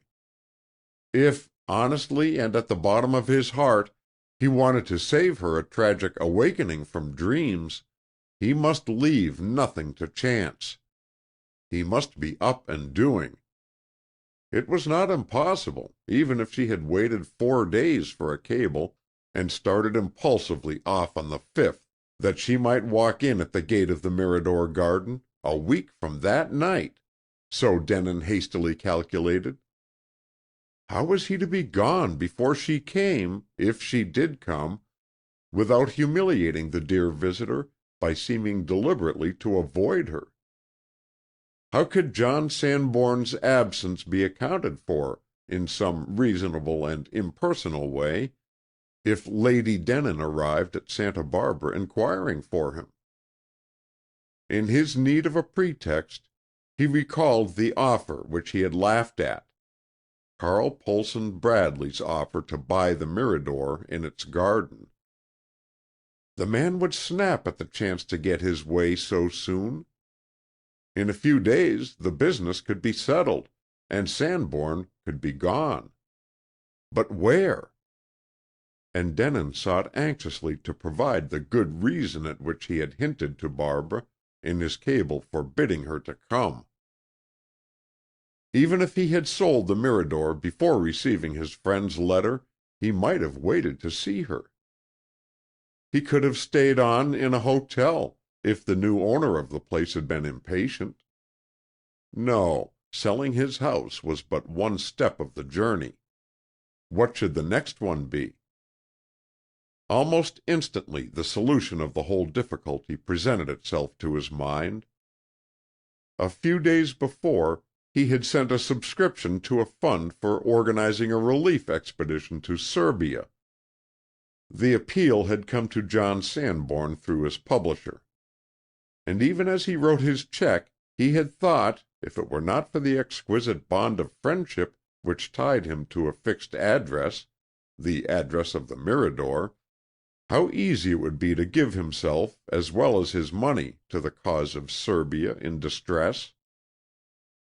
Not only doctors and nurses were wanted for the expedition, but men of independent means, able to act as hospital orderlies and in other ways.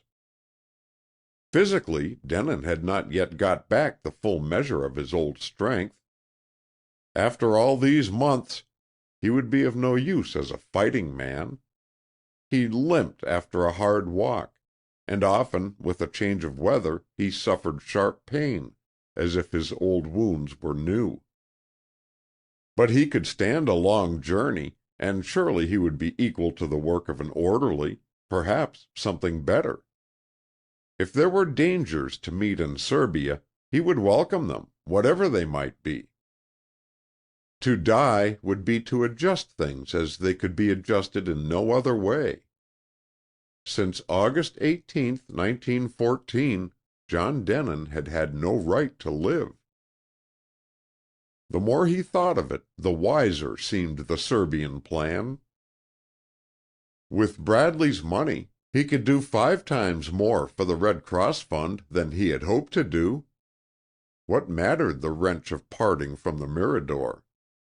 The only thing that really mattered, as before, was saving Barbara from pain.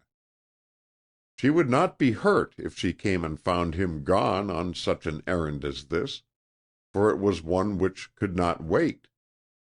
Later she would understand even more clearly, for he would write a letter and send it to Gorston Old Hall, where some servant would have been given a forwarding address. Thus he need not quite lose his friend.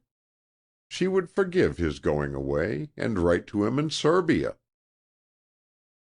Denin calculated that Barbara could not have sailed from England until at least 5 or 6 days after sending her letter to him. Probably she would not have sailed so soon. Apparently, when writing, she had only just made up her mind that Gorston Old Hall was unbearable. There would have been many things to arrange, and business to settle with her solicitor, friends to say good-bye to. She could not possibly reach Santa Barbara, even if she traveled with the most unlikely haste, until the end of the week. That she should arrive on Saturday would be almost a miracle. It was Monday now, and Thursday might see him away from the place where he had dreamed of passing all his days. Now that he had thrown off the dream, he saw it a fantastic vision.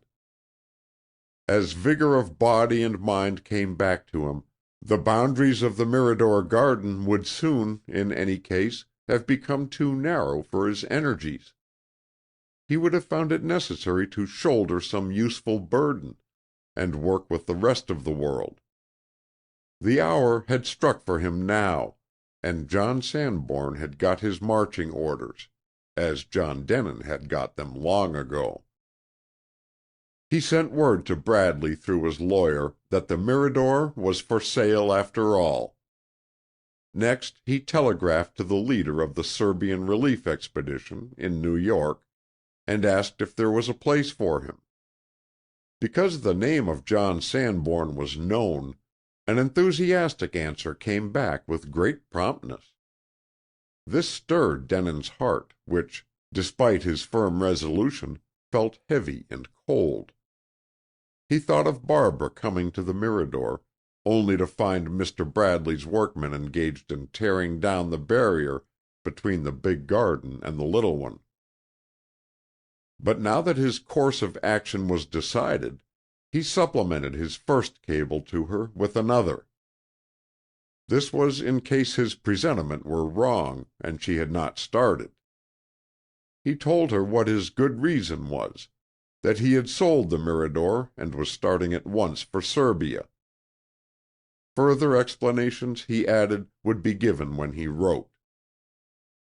Never had a letter to Lady Denin been so difficult for John Sanborn to compose, for he could say only the things he least wished to say, and so the result of his labor was, in the end, very short.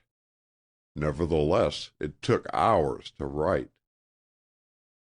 The day after the sending of the letter was largely taken up by a visit from Carl Poulsen Bradley and his man of business.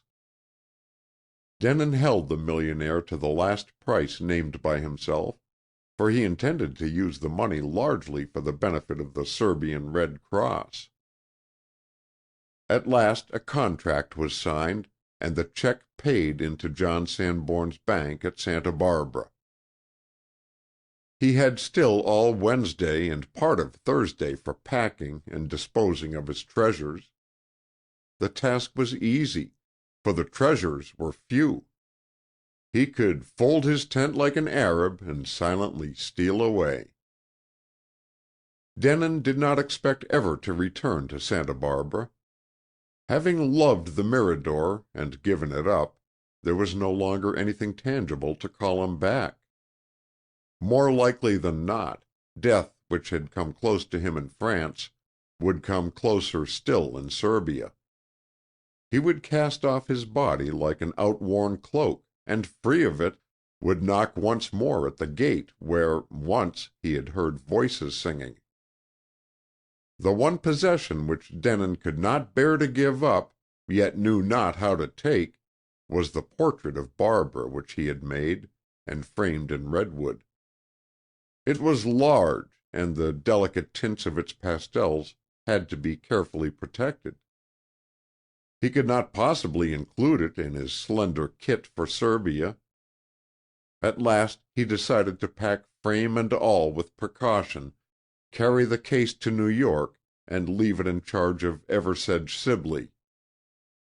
There would be time for a visit to Sibley before the sailing of the expedition, and Denin would make his friend promise to burn the wooden box unopened, if he died abroad. Everything else, with the exception of some favorite books which could be slipped into his luggage, he determined to give away. Gossip about the sale of the Mirador, and Sanborn's intended departure for Serbia, ran like quicksilver in all directions.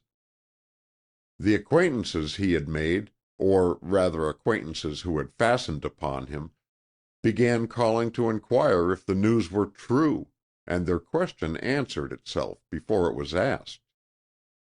The hermit of the Mirador and his faithful dumb companion, a pipe, were surrounded with the aimless confusion of a hasty flitting. Souvenirs of John Sanborn had their value, but he did not appear to know that. He offered his lares and penates recklessly, to anyone who would accept. The parson's daughter, to whom, all unconsciously, he was an ideal hero, took away the pictures, copies of those the child Barbara had loved. The parson himself got a valuable contribution of books for his library. The furniture was given to a young couple who had taken a bungalow not far off, and were getting it ready with an eye to economy. Dishes and linen went the same way, excepting a cup and saucer and teapot, which were clamored for with tears by an old lady for whom the war wedding ranked with the Bible. Denin had allowed no one to enter the balconied bedroom, for he had left Barbara's portrait until the last minute, and no eyes but his were to see that sacred thing. Once the picture was shut away and nailed up between layers of cotton and wood, it might be that he should never again be greeted by the dear, elusive smile. The furniture from upstairs he had added to the confusion of the sitting-room below, and early in the afternoon of Thursday everything had been carted away by the new owners. To strip the house while Sanborn was still in it seemed heartless, they had protested, but he had begged them to do so. Mr. Bradley was to claim possession of the place next day. When all those who called themselves his friends had bidden him good-bye, a curious sense of peace, of pause between storms, fell upon the departing hermit of the Mirador. Because the little house was almost as empty and echoing as on the day when he had seen it first, that day lived again very clearly in Denin's mind. He had sought a refuge, and had found happiness. The spirit of Barbara had come to him in the garden, and had brought him love. That love he was taking away with him, though he had to leave behind much that was very sweet. And now the time had come to say farewell to the memories of months. In 3 hours the motor car was due, which Denin had ordered to take him and his luggage to the station. The most important piece of that luggage was Barbara's portrait, and it had still to be put into its case.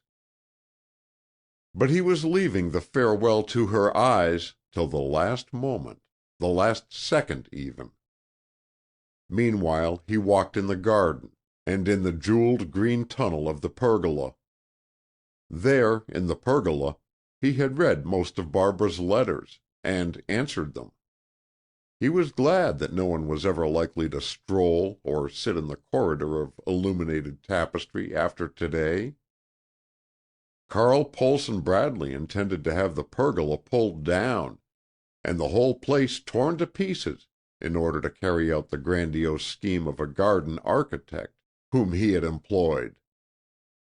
After the arrival of Barbara's first letter, and the one in which she confessed her love for the dead John Denin, his sweetest association with the pergola was the companionship of a little child, only a dream child, but more real, it seemed, than any living child could be.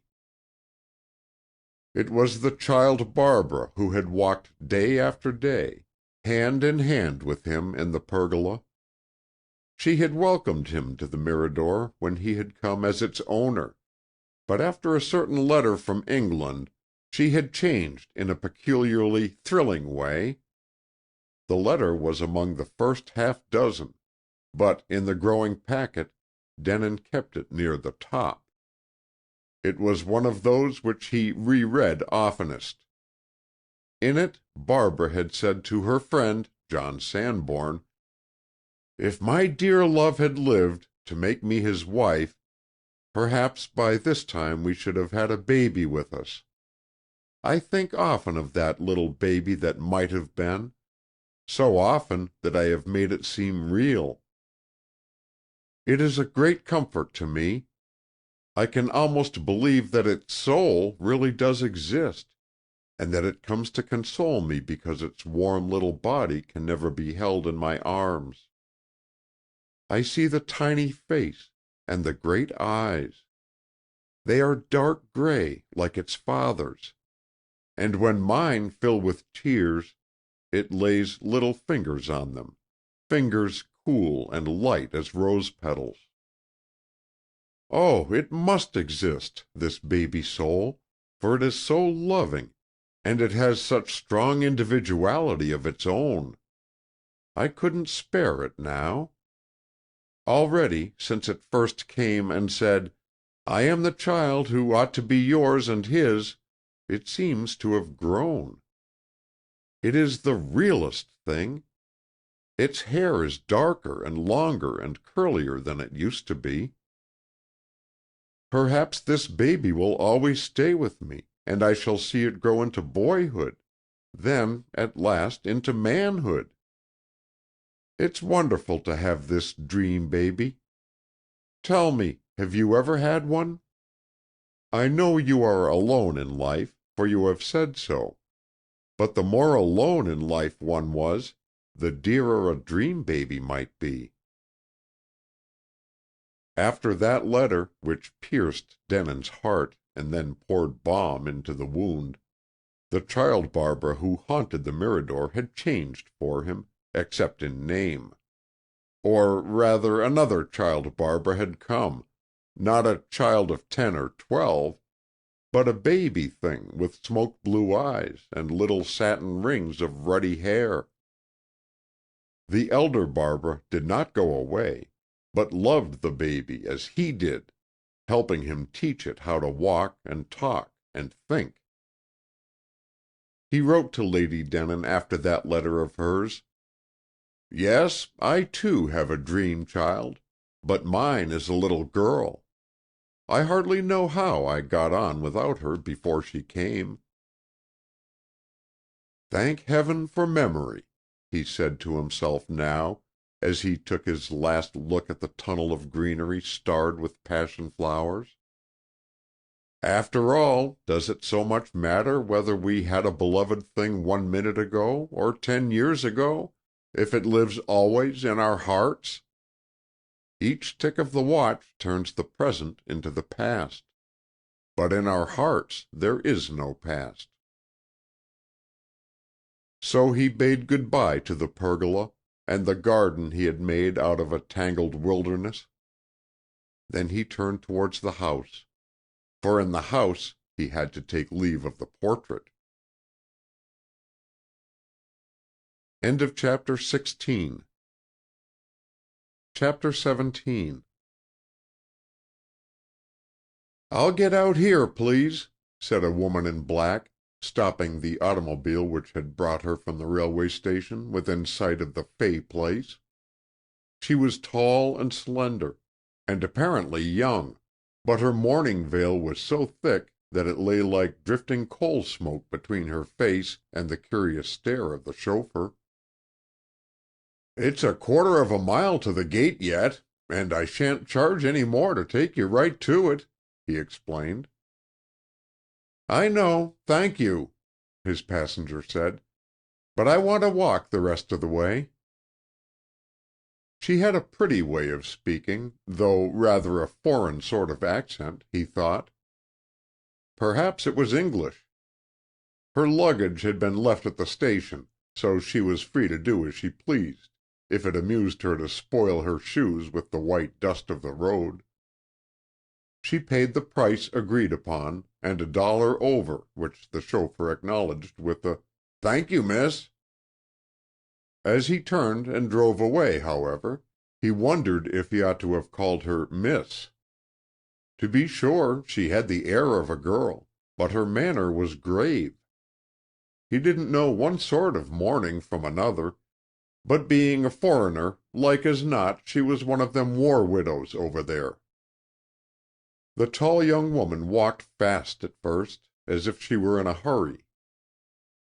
Through the dark fog of her veil she looked at everything, gazing at each tree as if she recognized it, and at each flowering creeper that flooded the wall of the Fay place with color. She passed the main gateway and went on without hesitation, but as she came near the small gate of the Mirador garden, her pace slackened. She moved very slowly, then fast again, and just outside the gate she stopped, the bosom of her black dress rising and falling as if she were out of breath. It was as though she were afraid to go in at the gate. But after a minute of breathing hard, she recovered herself, and opened it, almost noiselessly. The path on the other side was arched over with pepper trees. The woman in black closed the gate and latched it very gently, almost tenderly. A few berries, like beads of pink coral from a child's necklace, lay in the old gold of the path. She tiptoed along to avoid treading on them.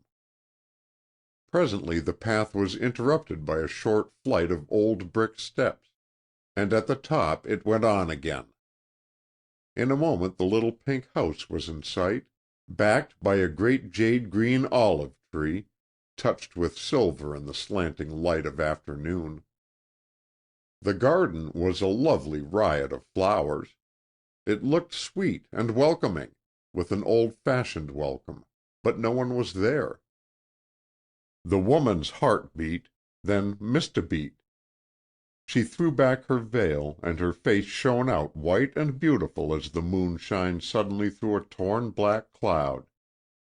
It was the face of a girl, but the eyes were the eyes of a woman. They wandered over the garden, then focused on the house. The open windows were curtainless. There were no chairs under the balcony, which gave a shady roof to the front door. Instead, a few odds and ends of broken crockery and disorderly wisps of straw lay scattered here and there. Despite the welcoming charm of the garden, there was an air of desolation about the place, which struck at the woman's heart. Hesitating no longer, she walked quickly up the path, and paused only at the open door of the little pink house. Even there she stopped only for a few seconds. The room inside was stripped of furniture. There was no need to knock. The woman walked in and looked through the door of the parlor into the kitchen, where a child had once cooked dinners for her dolls. It also was empty. Gone! The word dropped from her lips. She did not know that she had spoken until a whispering echo of emptiness answered. Suddenly she realized that she was very tired, more tired than she had ever been in her life before. She seemed to have come to the end of the world, and to have found nothing there but a stone wall. "Oh!" she said, and covered her face with her hands, shivering, though the sun outside the deserted house was warm. When her hands fell, there were no tears in her eyes, but they were like blind eyes yearning for sight. It seemed to her that the house was trying to tell the secret of what had happened. Stripped as it was, she had the impression that it was full of intelligence and kindness. She listened at the foot of the stairs. Perhaps the owner of the house had not really gone yet. Perhaps he was up there. Perhaps, for some reason, he had to leave this place, but was waiting for someone he expected. Surely that must be so. Surely he would not go away, just at this time. When she had listened and heard nothing, she called his name, softly at first, then more loudly. But there was no answer. If he were in the room above, he must have heard. Oh, the poor little room with the balcony, where a child had looked out over the garden and played that fairies lived in the olive trees. The girl was slightly made and light of foot, but she went up the steep steps heavily, like a weary woman who feels herself old, very old. The door of the balcony bedroom was shut. Maybe, after all, he might not have heard her call. She knocked, once, twice, then turned the knob and timidly pushed open the door. She could see nothing inside the room but a packing case, with a wooden cover propped against it, and a box of bright new nails beside it on the bare tiled floor. The intruder stepped over the threshold, and saw that at the further end of the room, out of sight from the door, stood a small leather portmanteau, pathetically small, somehow, and a still smaller suitcase. He had not gone, then, and she had no right to be here in his room. She turned hastily to go out, and facing the door, blown partly shut by the breeze from an open window, she also faced a portrait framed in a wonderful frame of ruddy, rippled wood, like the auburn hair of a woman. The eyes of the portrait, smoke-blue eyes, looked straight into hers, and as she looked back into them, it was like seeing herself in a mirror, a mysterious mirror which refused to reflect her mourning clothes and gave her instead a white dress. This was so strange a thing that the girl could not believe she really saw it. She thought that she must be asleep in the train on the way to Santa Barbara, and that in her eager impatience she had dreamed ahead. This would explain the deserted house. She was only dreaming that she had walked up the garden path, and had found her friend gone to avoid her. How like a dream! The strain to succeed, and then failure and vague disappointment wherever one turned. How like a dream that her portrait should be found hanging in a marvelous frame, in the house of a man who had never seen her, never even had her description. She would wake up presently, of course, and find herself shaking about in the train. How glad she must be that this was a dream, because when she did indeed come to the Mirador, there would be curtains and furniture and pictures and books, such as John Sanborn had written about, and John Sanborn himself would be there expecting her. Still, it was astonishing that the dream went on and on, being so vivid. She could not wake up. As she stared at the eyes of the portrait, hypnotized by them, a stronger breeze slammed the door shut. Now she would surely wake. Noises always waked one. They had no place in dreams. But no. The scene remained the same, except that the handle of the door was being slowly turned. Someone was opening it from the outside. The dream was to go on, to another phase. The girl clasped her hands and pressed them against her breast. So she stood when the door opened wide, and a man, stopped by the sight of her, stepped back in crossing the threshold. "Barbara!" The name sprang to Denin's lips, but he did not utter it. He had meant to go away in time. He had tried to spare her this, yet he had in his secret heart thought that, if she did come, it would be heaven to see her. But now it was not so. There was one brief flash of joy in her beauty, then horror of himself overpowered it. Her very loveliness seemed to make his guilt more hateful, a lifetime of guilt. He saw himself as the murderer of this girl's youth and happiness. It seemed to him that no man had ever sinned as he had sinned. He had crept away and hidden in the dark when she most needed him. Defenseless, she had in all good faith married another man. And because of his weakness she had sinned against the law. She had done a thing which, if known, would ruin her life in the world she knew. It was his fault, not hers, yet she had suffered for it, and now she would suffer more than she had suffered yet. If she had thought she loved the dead man, from this moment she would hate the living one who had deceived her. Yet there was one hope. Perhaps he was even more changed than he had supposed, and if he went away instantly without speaking, she might not recognize him. He stepped back on the impulse, but she held out her hands as he turned to go, and cried to him piteously. "Oh, if you are a dream," she said, in a low, strange voice, "stay! I beg of you to stay! Still he did not speak. He could not now. He waited. "It's all a dream," she whispered. "I know that. Coming here, to the empty house, finding my own picture, and then,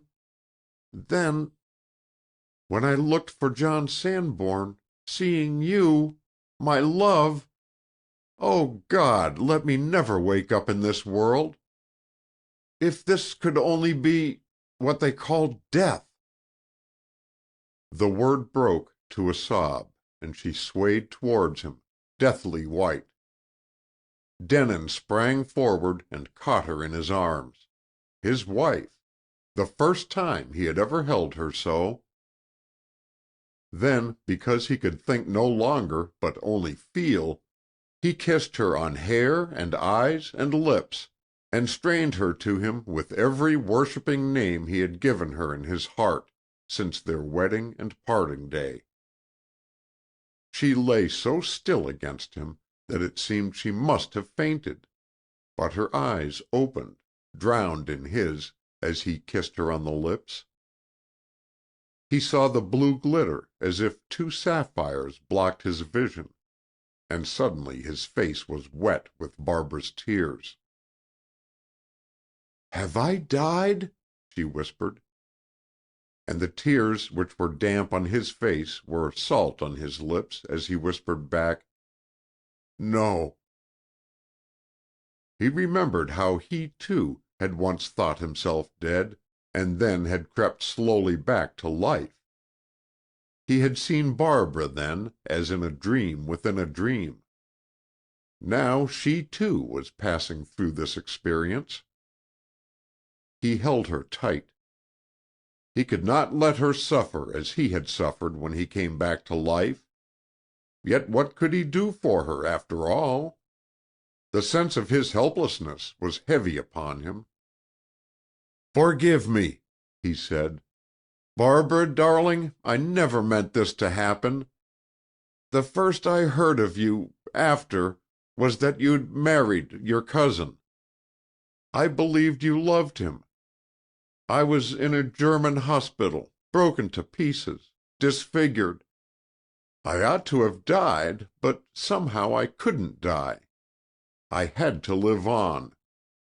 Later I escaped. I came here, where you had lived.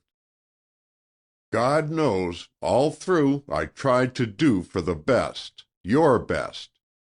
Nothing else mattered. I wrote that book for you, only for you. And you know the rest. You turned my hell to heaven. I was almost happy, except for what you suffered. But I dared not have you come here. I cabled. I was going away." She pressed her head back against his shoulder and looked up at him.